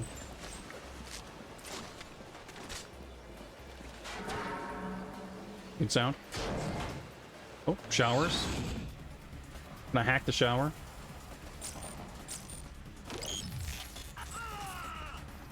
I see. I can hack the sauna. For dudes who are just hanging out. There's armor in there.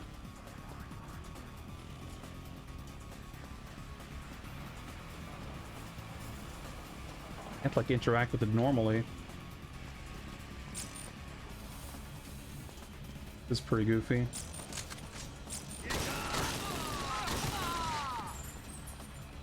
But hey, goofy is better than bland.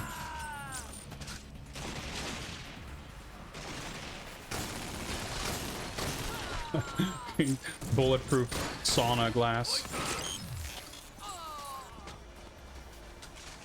I'm doing pretty okay on armor. This room is like the most memorable room so far by a pretty significant margin.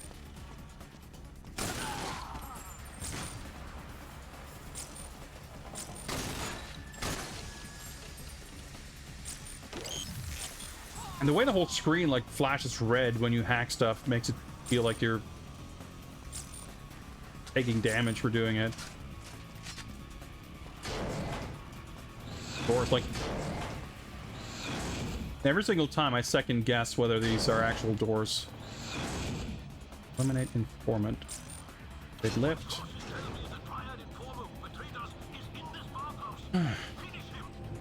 Okay, so now we're assassinating. That's a little weird. It's just a door outside the elevator or whatever. I had a major deal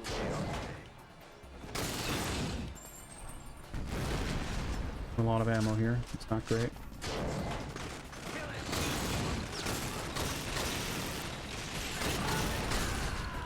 Okay, I eliminated that guy. That was glad it didn't have like boss health or anything. That went surprisingly smooth.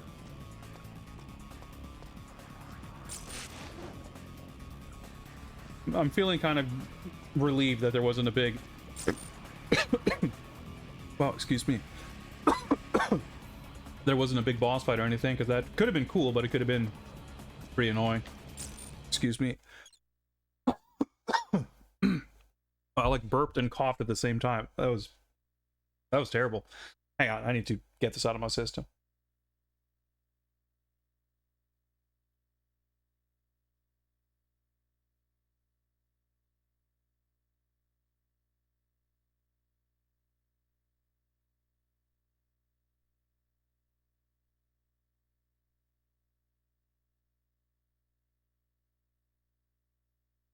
All right, I think I'm better.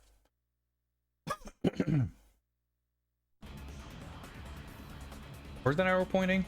Is this a door? Looks like a door. Well, it doesn't really look like a door, but it looks like it would be a door. Ooh. Kind of distinctive rooftop. Oh, I'm being shot at again, of course. Oh, there's dudes in this thick smoke. Is it supposed to be fog? I don't know. Is it like steam from the saunas? I don't know why there's this rooftop is covered in smoke. Anyway, let's zip line.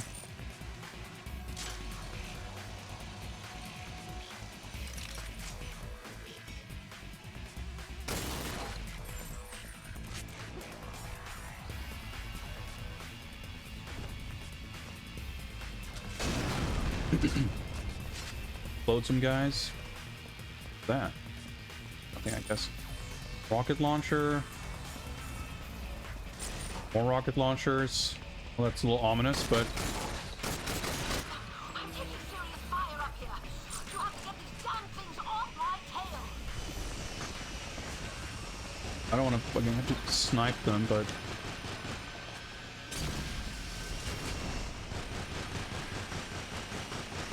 oh.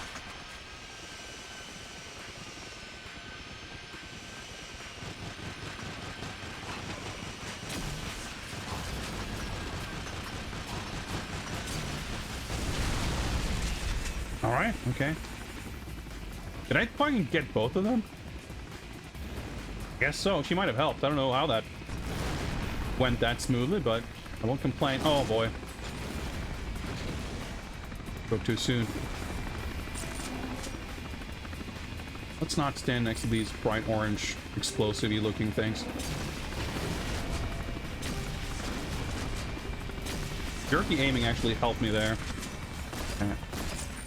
Oop. Just about to ask if there's another rocket there somewhere.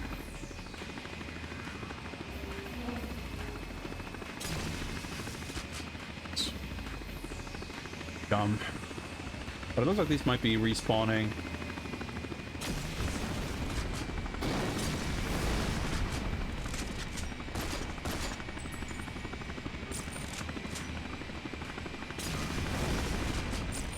Okay, it just changed lighting completely when it like took damage.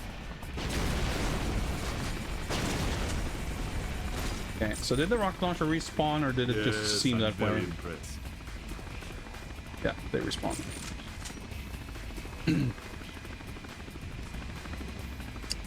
Game pretty much zero issues, yeah. I'll hydrate in a moment, thank you. Hell. Whenever it shows that, like, red icon on the bottom left to indicate that I can't use my left hand, or rather, it is already in use by the weapon, just seeing that flash of red in the corner instantly makes me think I have, like, no armor or something. But it's like, oh no, I'm actually doing pretty decent on armor. Oh, we defeated Dr. No's aircraft. Okay. Doesn't look that defeated. Is he flying away, or...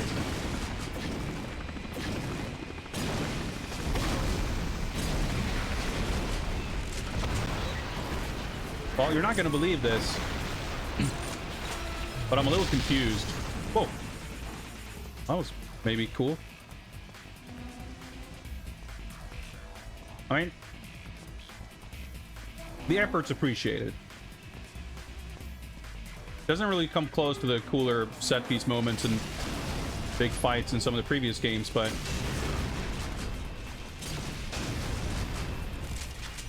by the standards of this game, it's pretty cool.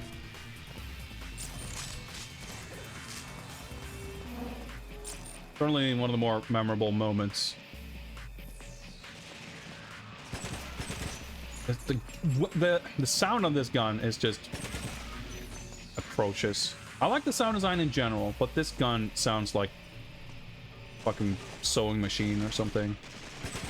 Pretty terrible. It's like really muffled too. Can I reach the doorknob?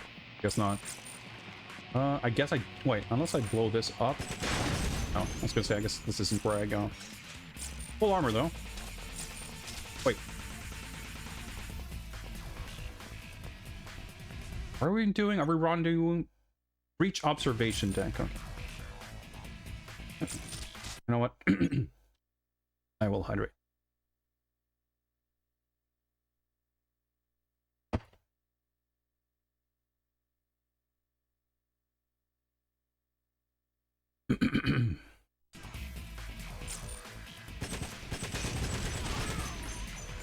Oh. I was afraid that I like stepped off a building or something, but no. Not that dramatic. Can I use the ladder, please?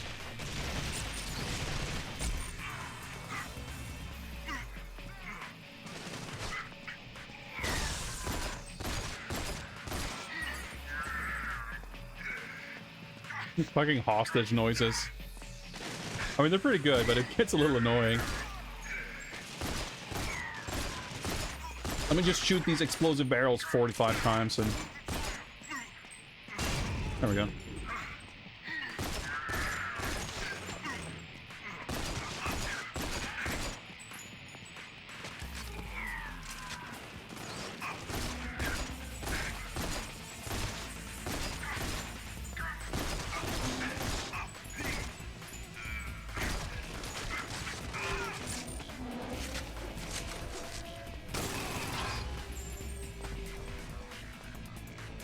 Okay, full armor.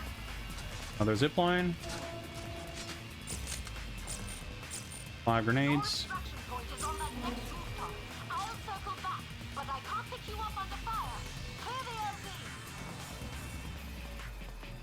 Alright. Murder more people. What I'm here for.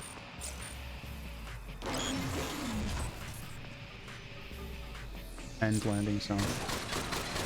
Please don't tell them there's gonna be like timer and waves and shit. Wait, use ladder. Oh, whatever, I'll stay down here. I feel like I will generally want those things to be up. I feel like that's gonna be helpful, but whatever. Everything is so huge. Like, it's kind of impressive in a way, but it doesn't make for a good experience.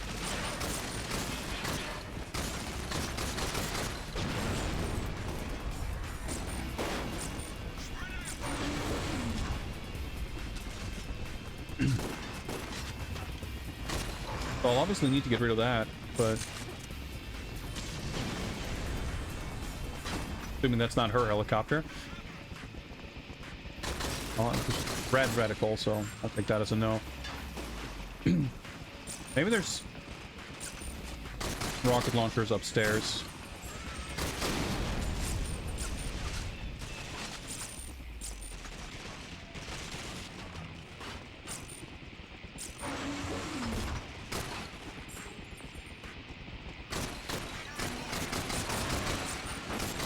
Try to pick up the gun. Didn't work.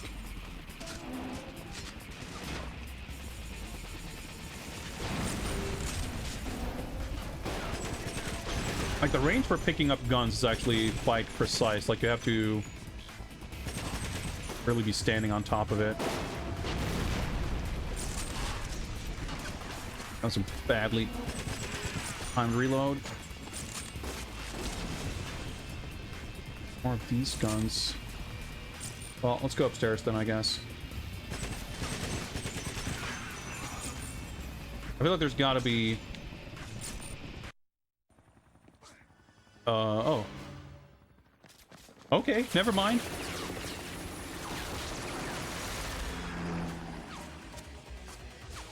I was gonna say, I would expect there to be rocket launcher sometimes, but I guess I just had to hang out for a while. What's up, Space Hoppercopter?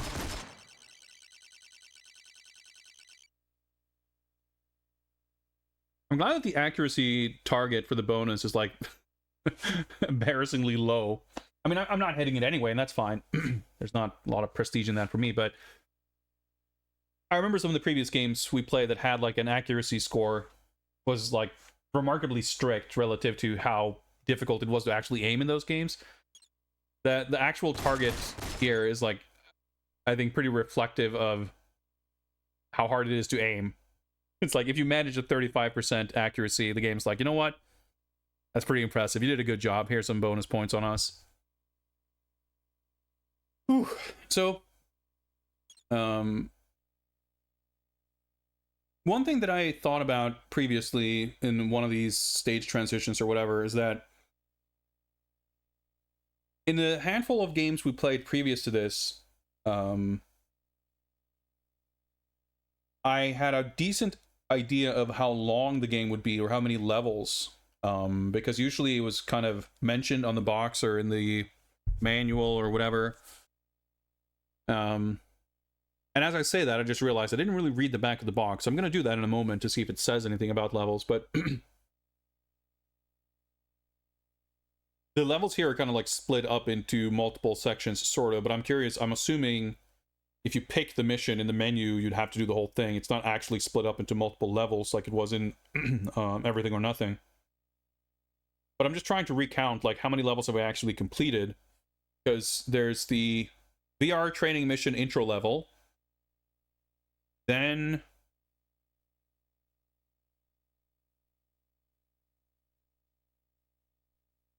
what was the second level? I remember caves. Was that the second one? And then we went to Hong Kong. I feel like there's one more that we've done like 3 real levels, but maybe there was only 2.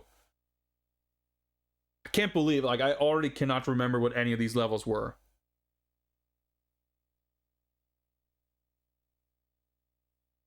It's like shocking how forgettable everything is in this game.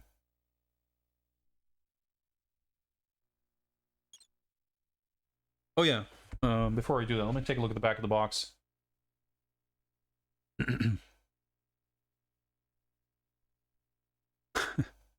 Use more than 100 different weapon combinations through an independent dual wielding system. I'm like live translating from Swedish here, so that's why I'm reading a bit stilted.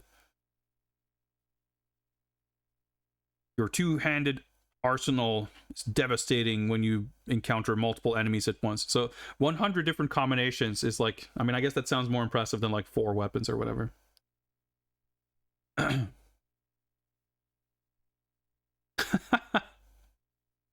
Enemies are controlled by the brand new evil AI system, making no game session the same as the other. Like, I don't know, guys. The enemy AI doesn't strike me as like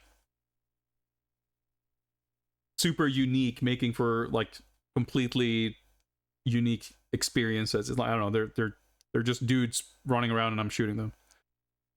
It just says I can upgrade my eyeball and that it has 4 or 5 famous Bond characters, and it doesn't mention anything about how many levels. I wonder if that indicates that there are not that many missions, so they didn't want to brag about it, lest it sound like there aren't many levels. Man, I've got a sneeze coming on now too. It never ends.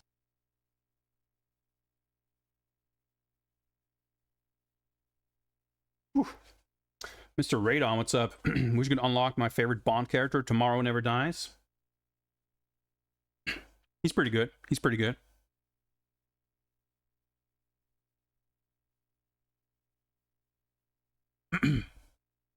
The man with the golden tomorrow. I mean, we've got the man with the golden gun. We're the man with the golden eye. And we have Goldfinger, the man with the golden gold. So, I mean,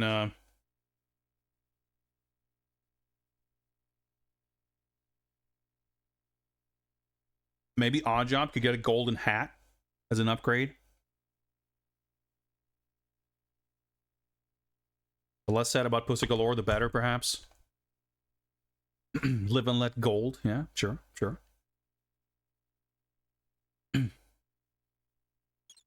Let's save.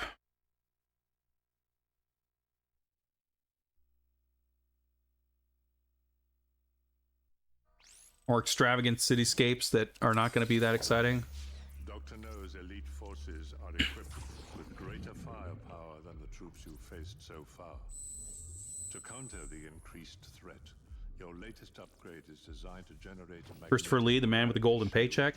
Capable of deflecting all damage for a short period of time. Operating the magnetic shield consumes energy, which increases significantly when the shield is taking direct fire. You can use this to your advantage during melee engagements, as a single strike will discharge the entire shield into your victim at close range. So what's the point of that exactly? This is a powerful tool indeed. use it wisely.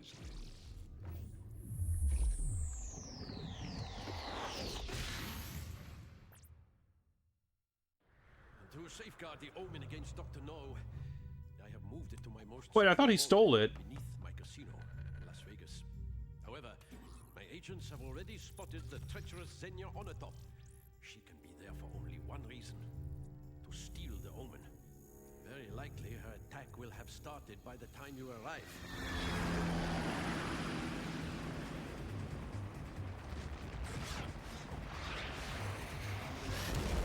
I feel like this level's going to be pretty similar to the stuff we've seen before. Frequency. Sounds like the action's concentrated on the lowest levels, near the vault. Oddjob is already on the ground. Your fastest entrance will be through the Sky Lounge. You must begin there and work your way down. Protect the omen. Yeah, so it's like they're introducing characters at a frequent pace, a rapid clip, and I feel like we're reaching the end of the line here in terms of which characters are going to get introduced. I mean, we still are missing one power, but it's like, well, maybe we're getting this power for this level, and then we're gonna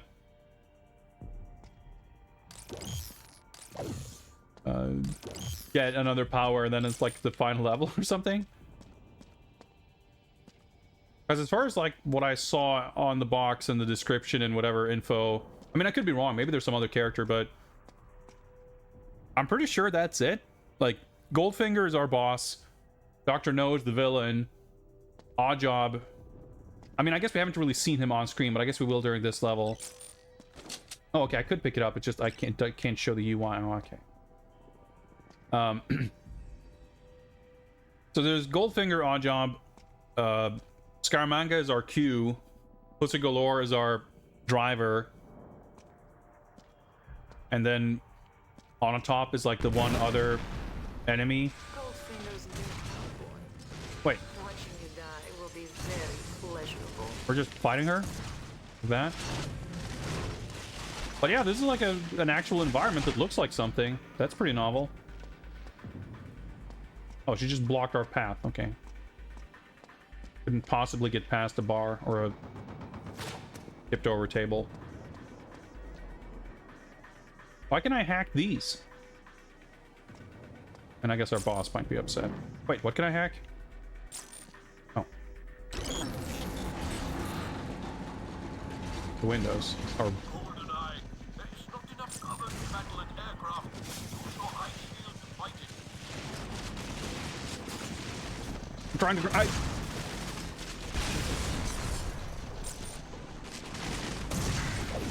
Fine if you insist.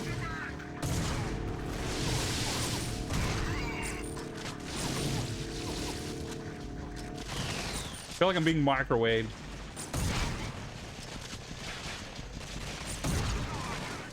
This weapon is shit. I'm pretty much dead. There's armor.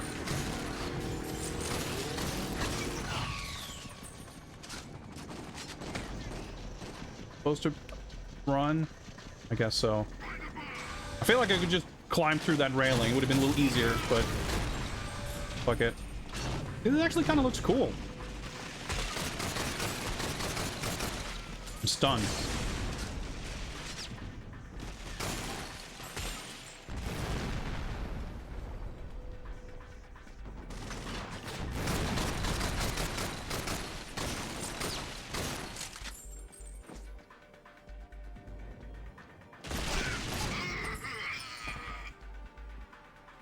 For maintaining the tradition of good death groans in Bond games. I do appreciate that.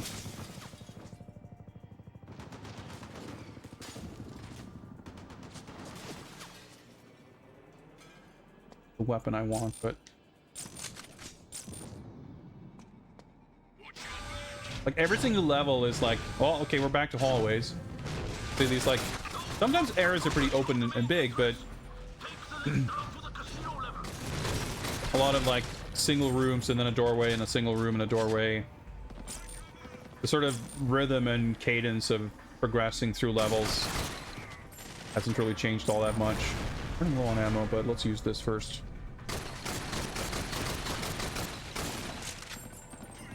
Much for that.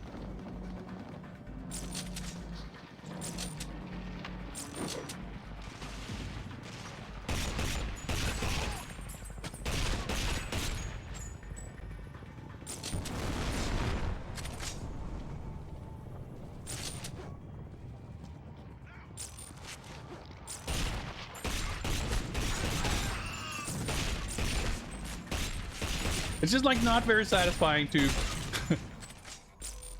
dual wield Desert Eagles and like running towards the guy, shooting him 4 times, and then he just shoots you in the face, and you're like, well, okay. Going down. So those like drone helicopter things were kind of cool the first time, and now it's like, oh, okay, so they're the third enemy type in the game. There's like standard man, armored man, and drone. Those are like the 3 enemies.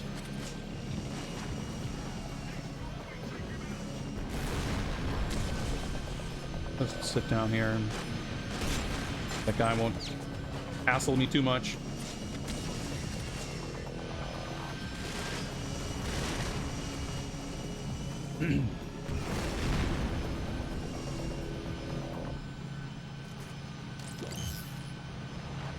So that's so I can see where enemies are. Use it. We're back to everything being broken down ruins.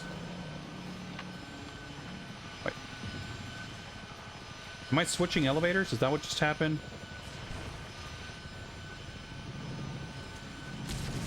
I guess so. Okay, sure.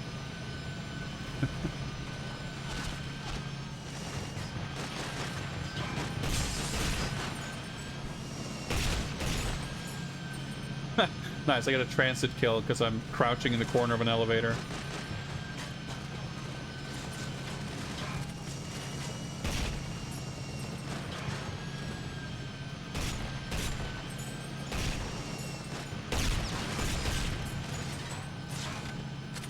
Bit of a waste of ammo.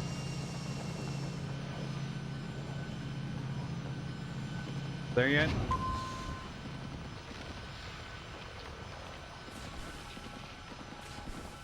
Ah, let me out.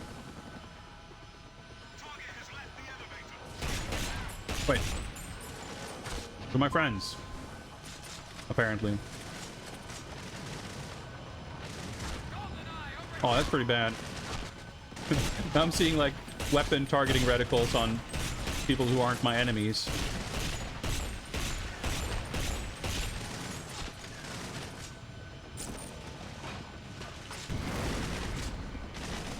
A little bit of a liability.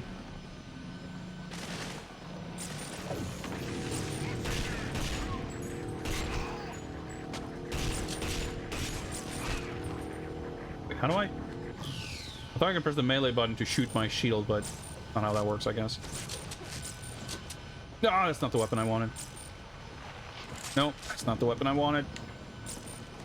That's the weapon I wanted. Oh, that's an enemy. Thought maybe that was a friend. Okay. More elevator rides. I mean, going back and forth between these elevators and keep going down, like, yeah, that's not the exact same as previous levels, but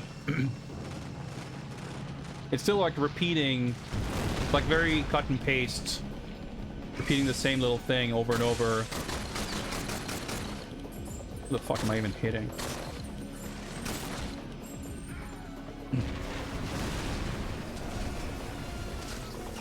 I guess exciting things are happening somewhere around here.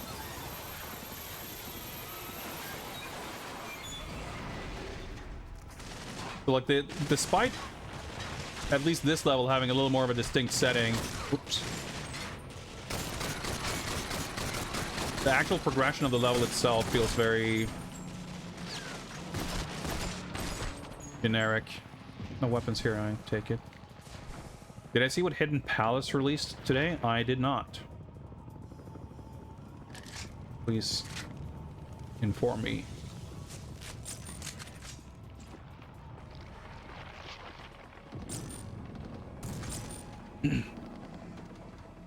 Cancelled Cryo Interactive Mega Drive beat 'em up based on a Dark Horse comic called Out of the Vortex. That sounds it sounds like it's up about 4 or 5 of my alleys. That will definitely be something for me to investigate. That's the first I've heard of it. Like, I'm gonna assume that it's not necessarily in a highly finished state or anything. But this is the first I've heard of it, so I'm definitely curious to investigate. On a vaguely related note, yeah,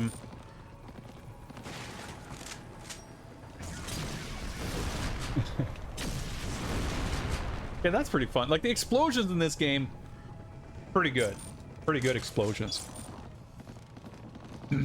I picked up a few Steam games that I'm gonna want to take a look at, including a couple of beat-em-ups. But I also bought Deathwish Enforcers, which I've mentioned briefly a few times. It's basically a Sunset Riders / Mystic Warriors, like whatever that game was called, the ninja one.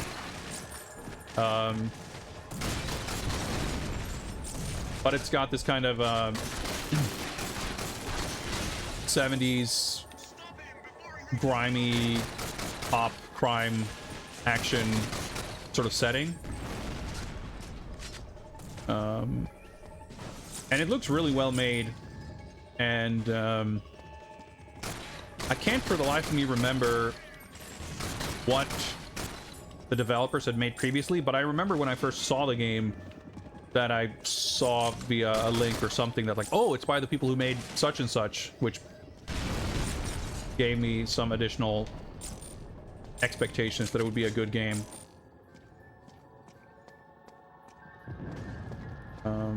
So we'll be doing some kind of Steam game exploration in the not too distant future, probably next week.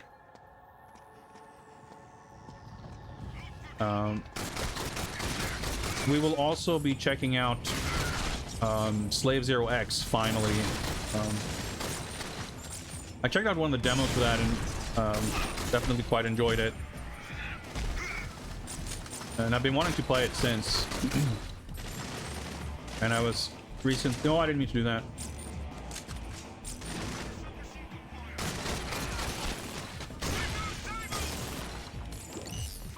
I have to hack his shield.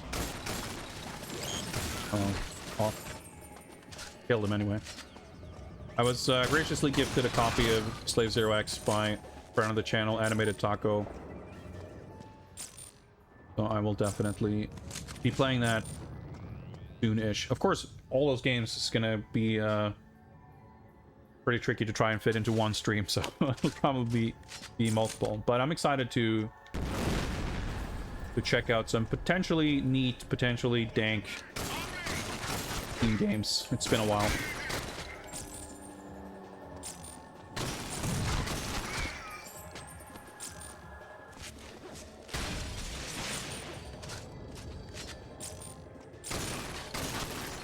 Man, this level feels like...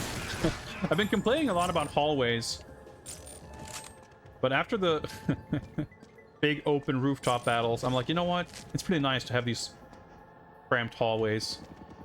Oh, I was like, where am I supposed to go? I was like, oh, there's a giant hole in the floor. Fine service corridors.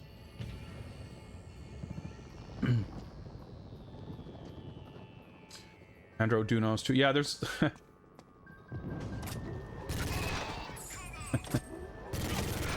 That reminds me of Ganryu 2. There's like some of these weird like Neo Geo sequels made by French people or whatever.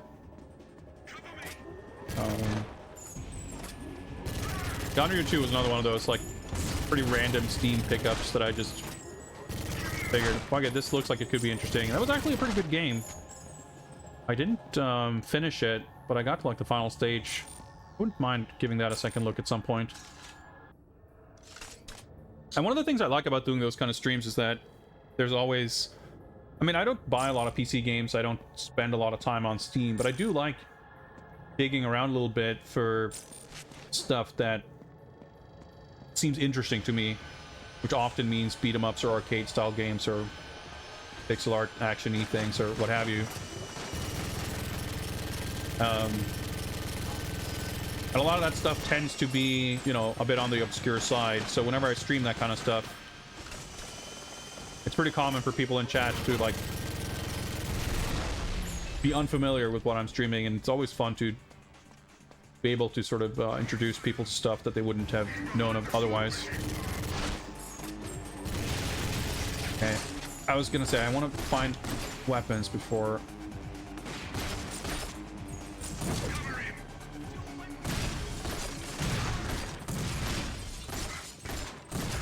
God.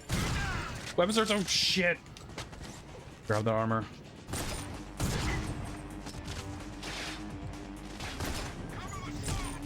Okay, we'll do that.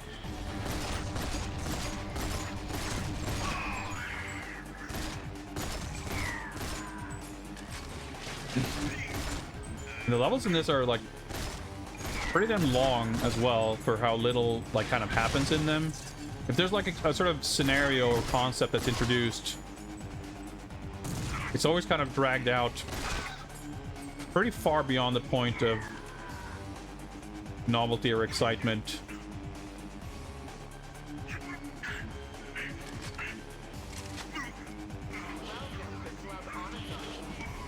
All right. The club. Whoa. His time ran out, I guess. I just automatically chucked him. Dude, this feels so shit. Just... oh, shooting dudes like 60 times.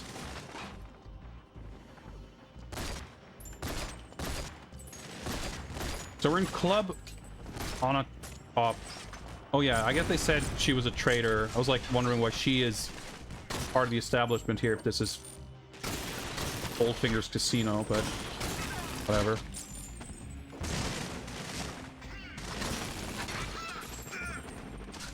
Did that guy just fall over? I was like, that looks like a rocket.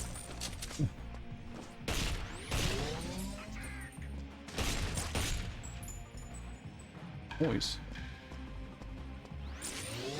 Oh, it's my health, I think, recovering, maybe? I'm trying to find my way down here past this railing. Wait, there was a staircase over here? Fucking impenetrable waist-high railings.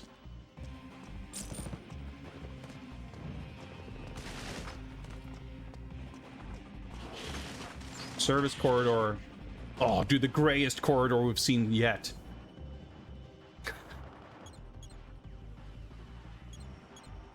Oh. I think for sure this is the game so far that I've, at least in recent memory, I'm kind of struggling the most to have anything interesting to say about. Like, it isn't the worst. I think in a lot of ways, this game isn't nearly as annoying as, like, GBA Nightfire.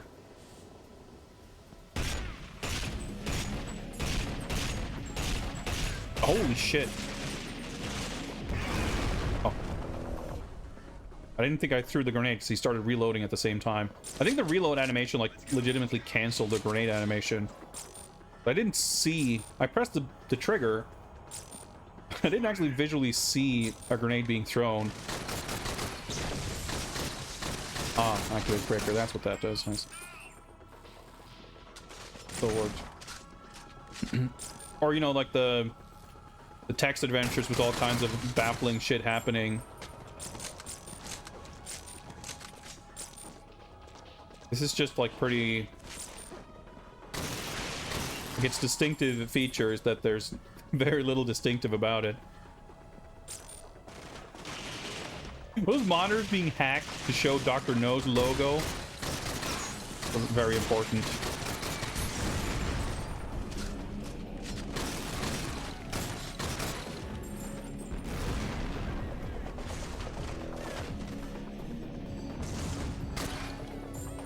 If I'm ever going to rebel against my employer slash business partner,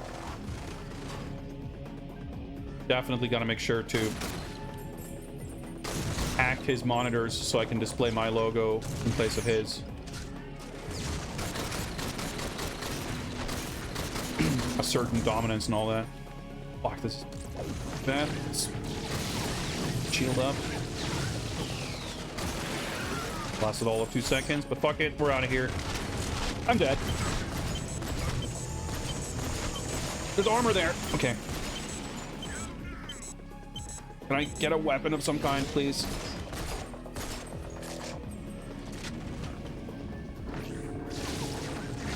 Like, the movement speed when you're crouching is so dog shit. How is there no weapons anywhere? Panicking a little.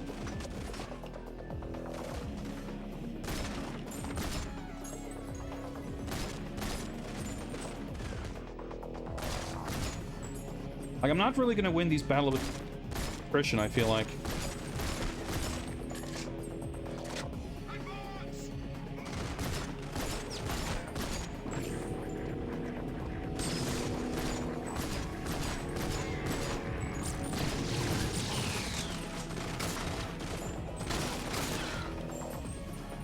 Jesus. Okay. Whew.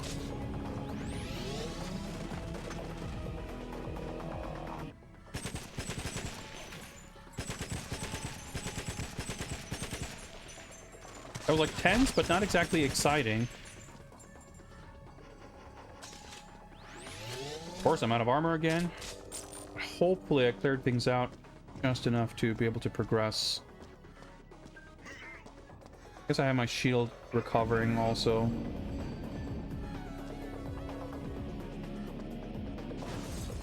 Wait for that to go up to 100.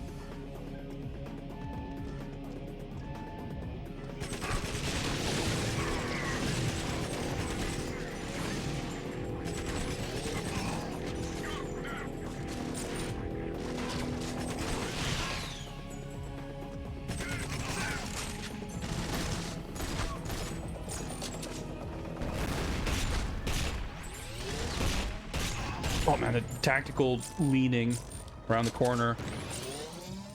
That could have gone a lot worse. That could have gone a lot worse. Let me recharge my eyeball a little bit. Armor down the hall. Right here.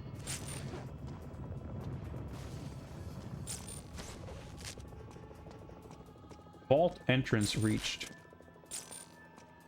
I guess we're going towards the vault. Okay. I definitely struggle a little bit to keep up with them yelling in my ear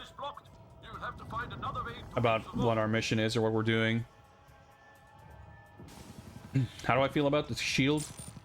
I haven't really used it enough to have much of an assessment, but I haven't died, so that's gotta count for something.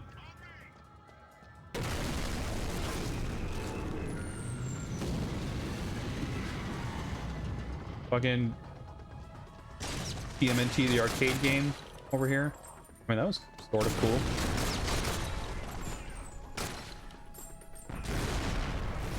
I got someone. Everything else is situational. Yeah, I mean,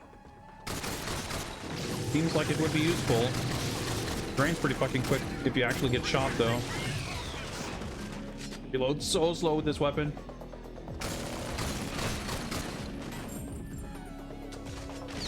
Short on ammo.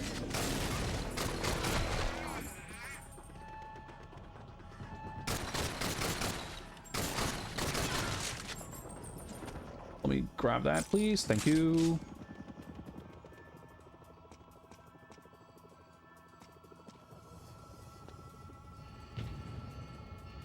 I'm sorry, I need to... I'm like staring so intensely at the screen. Oh. Find alternate vault entrance, I see.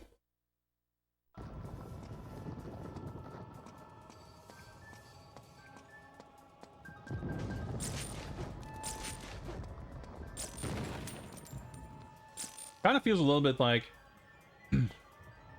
It could be because how I'm playing and how I'm performing, but... Is this a door? Oh, okay. That... armor drops aren't quite as frequent now. Supposed to get in through this entrance hole. Is there a staircase? Wait, can I hack something over? Okay, the arrow's pointing there. How do I get upstairs so I can drop down? There's no jump button in this. Oh, never mind. Those machines have burrowed down to the vault. Follow one of the tunnels and protect the omen.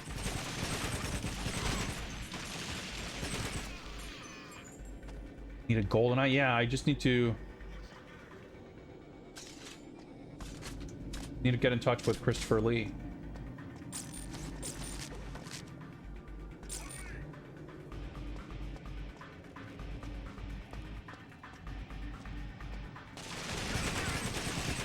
But yeah, there sure seems to be a variety in usefulness in these power-ups. Like the seeing enemies through walls thing, like it was already like it already felt useless when that was the only power I had.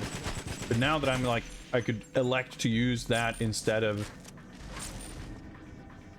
something useful, it's like even more ridiculous of a proposition.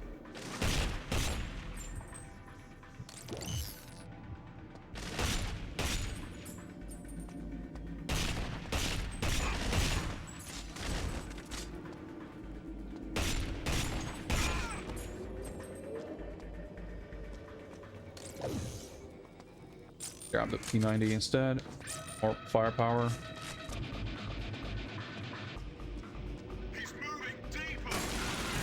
Oh, we got more cave tunnels.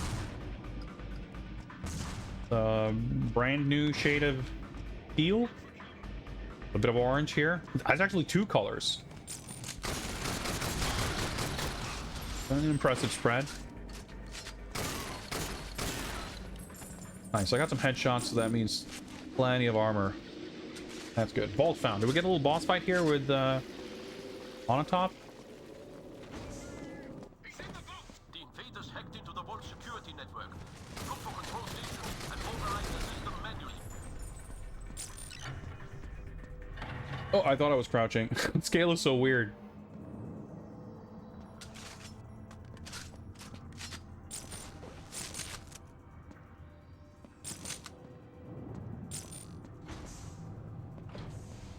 All right, back to gray facility hallways. Probably shouldn't have engaged with that thing. Oh boy. Dude, my armor.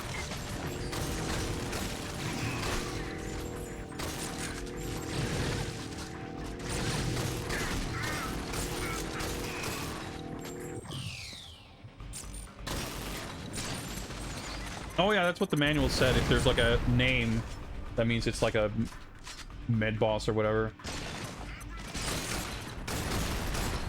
Did I just get grenaded? I think I did. I heard a bunch of beeping and then my like 80% of my armor just disappeared. Oh boy.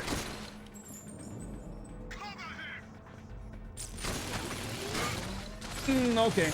I thought I had exploded him. Turns out I had not.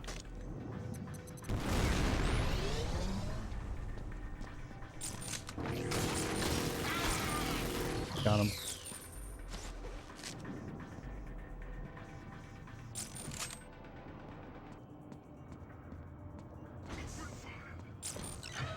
Okay, open gate 2. All right, okay. Dude, I'm still like I've played this game for well almost 3 hours. It feels like a lot more, and I'm still like walking over everything in a desperate attempt to like collect ammo or something, anything. Holy shit, how tanky are these guys?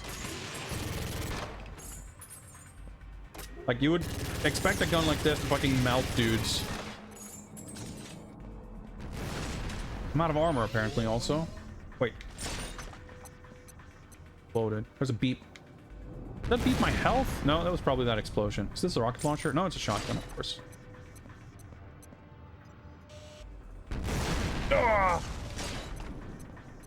Okay, that was the explosion. I was like, did I get shot at from behind also? No, it's the turret. Fuck me.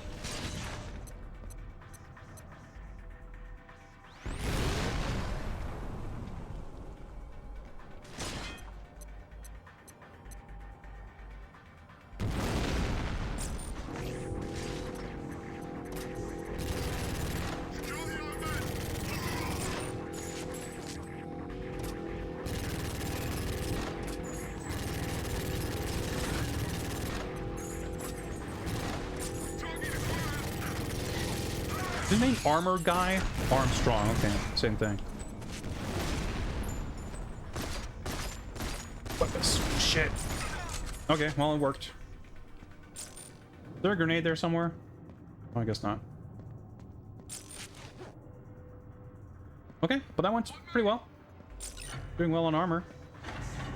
Freeze, how many of those? I think I saw number 4, like right where I entered this area, so maybe that's the last one. I'm not sure what like opening up every gate's meant to achieve exactly, but yeah, I don't have a grenade, so well.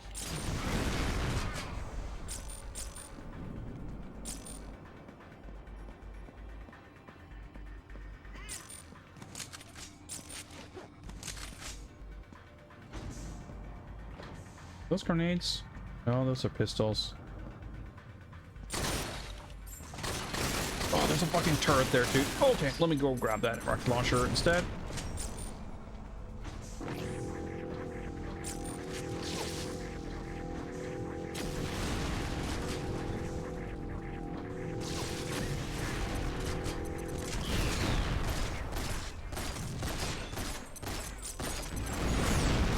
Okay, I got 4 explosion kills, so hopefully I clean out everywhere there. Let me grab a weapon.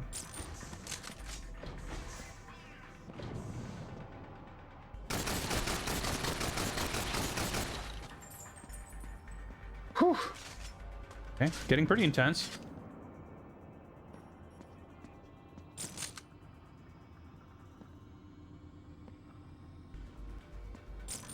Probably like enforcer guy in there.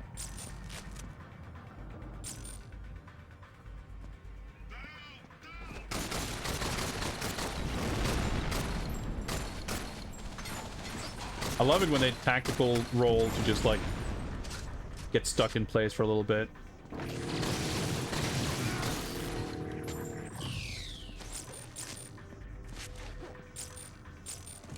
So yeah, even just like doing this 4 times, it's like every I can't like do a cool thing.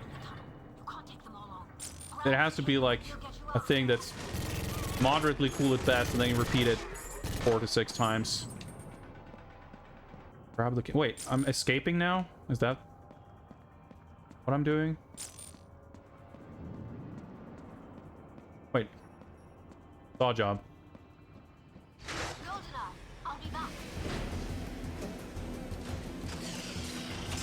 What's going on here? I have to protect the Omen device.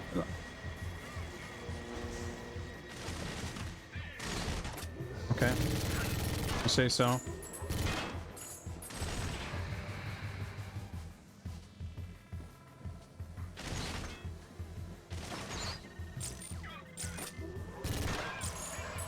A different weapon there.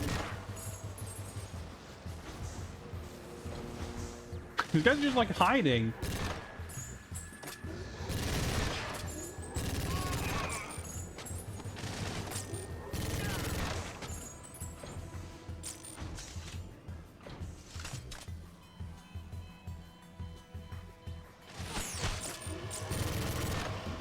I'm not exactly sure what I'm protecting it from. I mean, hypothetically, I guess they're meant to try to steal it or whatever, but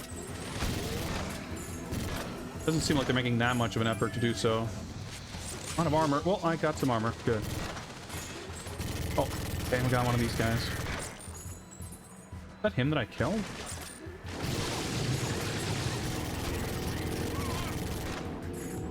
I reckon this is going to be another one of those sequences where I keep wandering around, like, being not sure if I'm doing what I'm supposed to. And then a cutscene triggers. I'll be like, okay, that was it, I guess. Unless I die first, of course, but...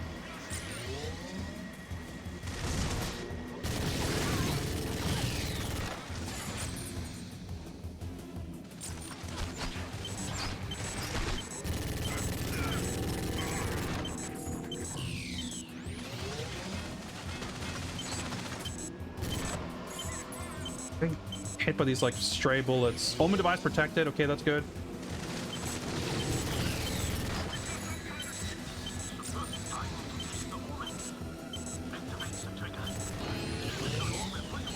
Oh, of course. Fuck's sake.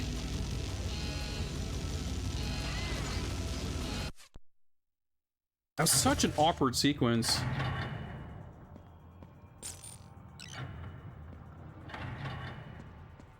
Okay, this is probably like the furthest we've been thrown back at a checkpoint, but even that's not too bad. But we have to like clear out the last room, I think. Worst part is I've got no grenades.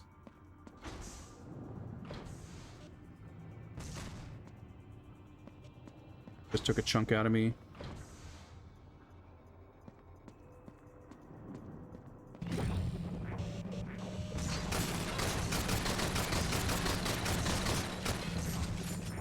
Wait, what's the... Oh, fuck's sake.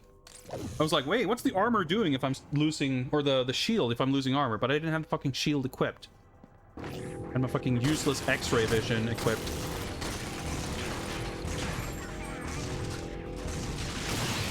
Okay, I basically wanted to see how...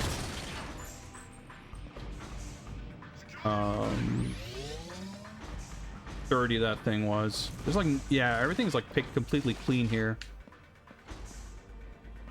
Well, I'm not expecting this attempt to go very far, but I got some data out of it.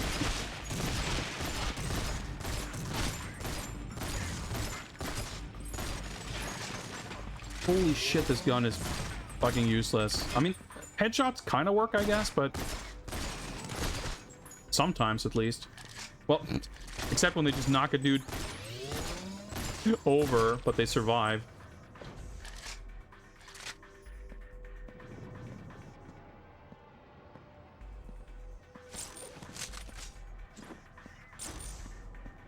Okay, I got a grenade there at least.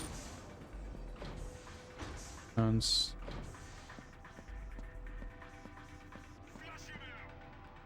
A little annoying to have to do the path up to the fourth room and then the fourth room.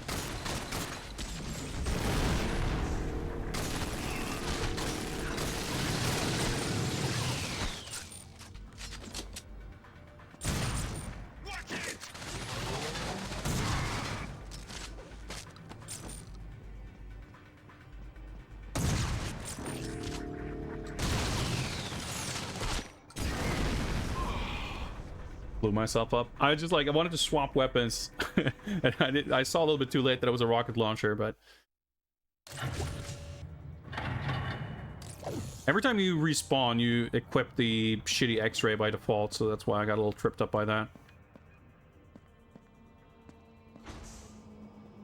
I'm gonna do this. I'm gonna try to preserve the ammo.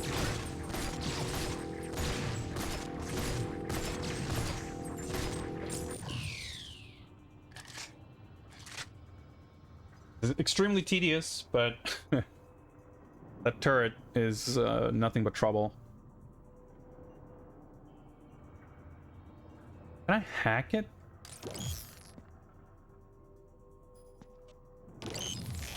Guess so.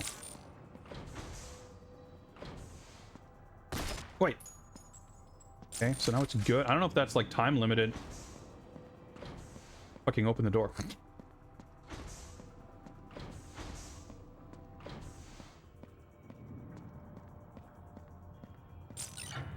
Good to know, at least. I would want the shield to regenerate a little bit anyway. Did it unhack itself? No? Okay, we're good.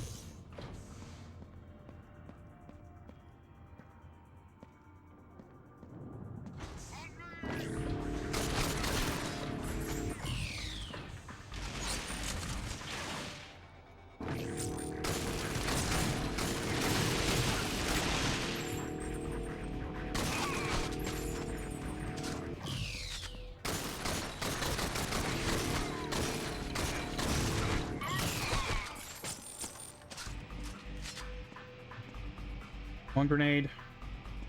Decent amount of armor.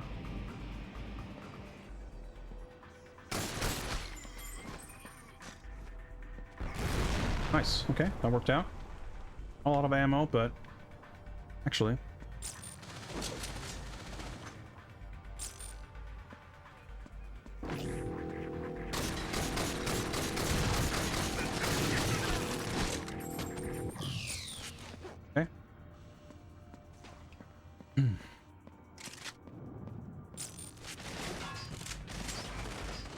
Fuck.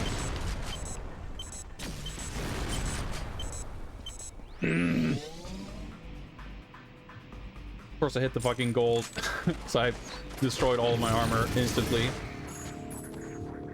Can't really replenish that. Not immediately or easily. Oh well.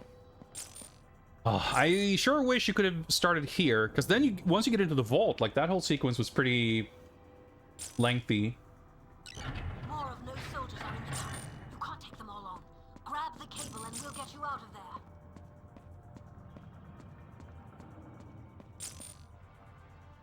Is this weapon even good? Because it's got this like startup time. I'm gonna try to be a little more aggressive going after guys though. GoldenEye, I'll be back. Armor.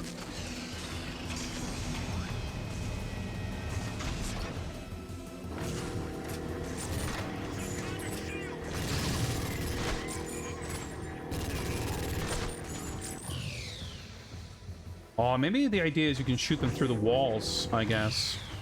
The railgun.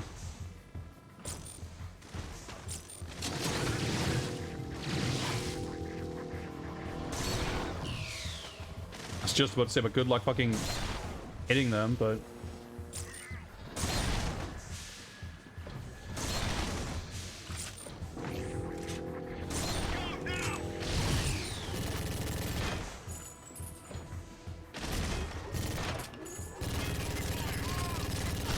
Damn, that worked out.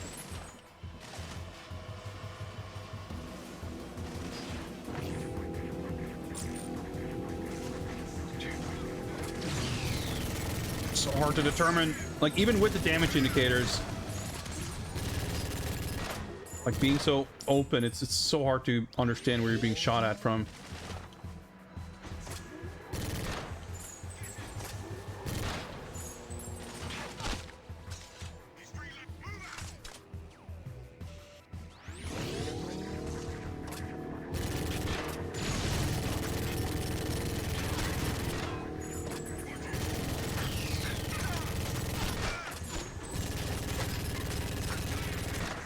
Why is that gun not better than that?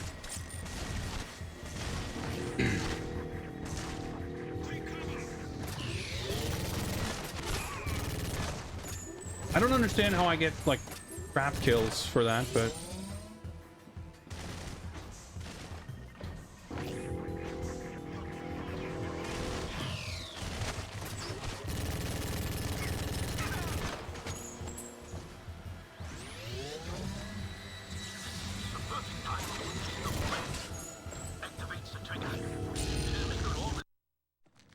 okay. I just ran up and interacted as soon as I could. I guess there was more dialogue, but...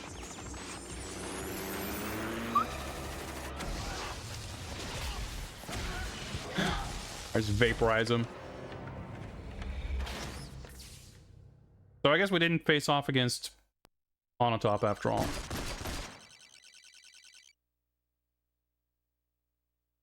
Oh, man. The stages are... They feel so long. We've done like 4 or 5 stages in 3 hours, and that includes a couple of, you know, dying and redoing sections and everything. Nothing too egregious, but it's a pretty stark contrast from Everything or Nothing that had like 30 levels that were like 2 minutes long, which was awesome. I feel like it's a little bit for better or for worse here that we don't actually see a completion time. I feel like I would be potentially upset at seeing times there, either because I would see how long I spent, or I would see how short of a time I spent relative to how long it felt.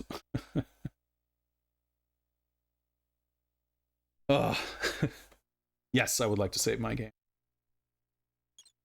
I'm enjoying this decently, but it's a great facility. How about that? Dr. No props for originality. The Midas assault was staged from Hoover Dam. He's got a seismic bomb in there. The U.S. security forces don't dare approach for fear he'll blow the whole thing. Dr. No's attack is not over, GoldenEye. You and Oddjob must infiltrate the dam and locate the seismic bomb. Detonate it, and No's army will... Just like conceptually, the missions are so boring. Like it's so infiltrate this and to like there's no sense of sort of pacing or escalation to the plot. It's just like generic mission after generic mission. You know. Is this water? I guess it is. I mean, we're in a dam. Oh, we're starting off by going into these sewer tunnels. I can't. I think I've had enough of this for one night. But let's take a look at unlocked content. I'm curious to see how this is structured. You know what? I'll stop the timer there for now. We're kind of looking around at some stuff. Right, so Fort Knox was the first level. Then the Auric HQ. I guess this was like Dr. No attacking Goldfinger. And then we went to Hong Kong to assassinate Dr. No. That didn't work out. So then we just went on 5 different separate missions in Hong Kong. And then Midas Casino. Alright, so this could give us a little bit of an idea of the levels. Because I wanted to see the mission select to see what that looks like. Because once you start a new campaign, it doesn't like show you the mission menu or anything.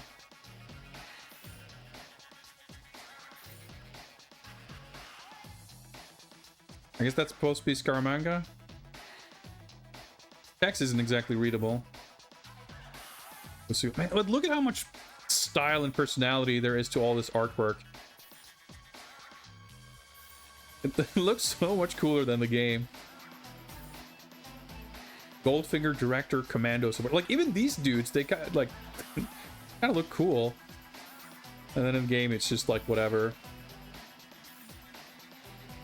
No guard captain. Okay, Dr. No. I guess he's got a robot arm.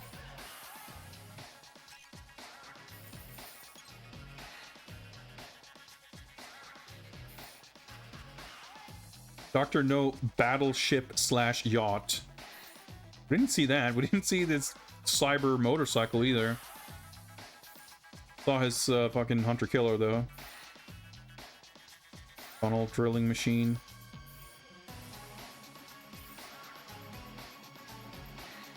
Dr. No's Osprey gunship. Feels like they had a lot of ideas that didn't quite make the cut. A motorcycle sequence would have gone some ways toward endearing me to this game. I'll say that.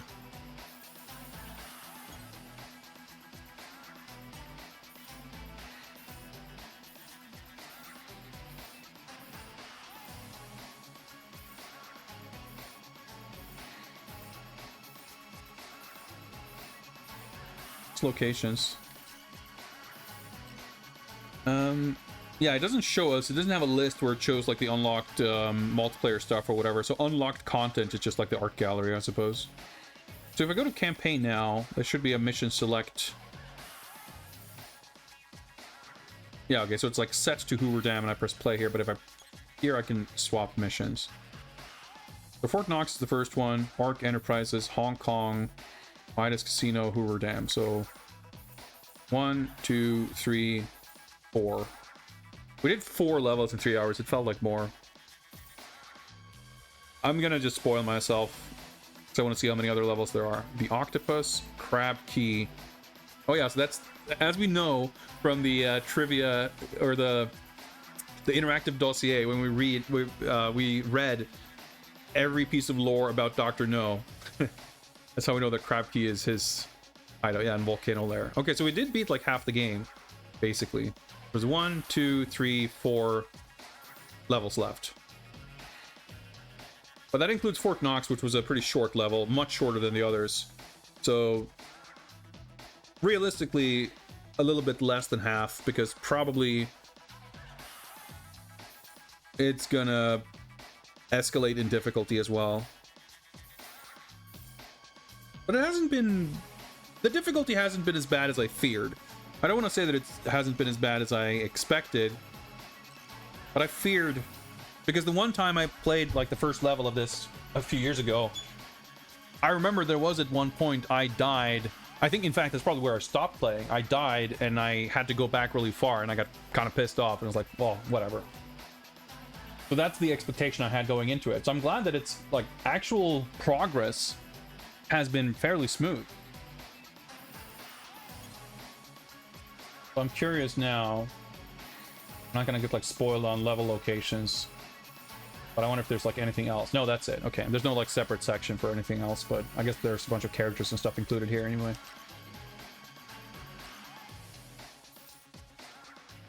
Well, this story is not much to write home about, that's for sure. Neither is the shooting, or the environments, or... I don't know. Much else. But I'm excited to be back with GameSpawn. We had a bit of an extended break. And we're gonna... I'm just... Sorry, I just, like, trailed off mid-sentence there, because I was just suddenly reminded that there's the DS version of GoldenEye Rogue Agent after this. See how that goes. It's getting late. I'm really tired. My sleep schedule's messed up, so hopefully I can actually get to sleep in a reasonable hour tonight. I mean, it's a little bit too late for that, but hopefully I won't stay up too late. We'll see how that goes. But we will be satisfied with the amount of progress we made, and we'll leave things there tonight.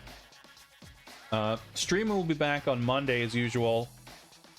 And I don't know, I might feel different on the day, but I reckon I will probably want to just get back into this so we can kind of just get through it.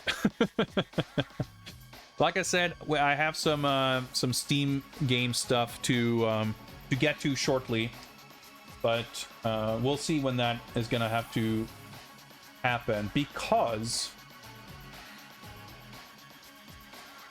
I don't think we'll finish this on Monday's stream. I guess we could. It's possible, but I won't take it for granted.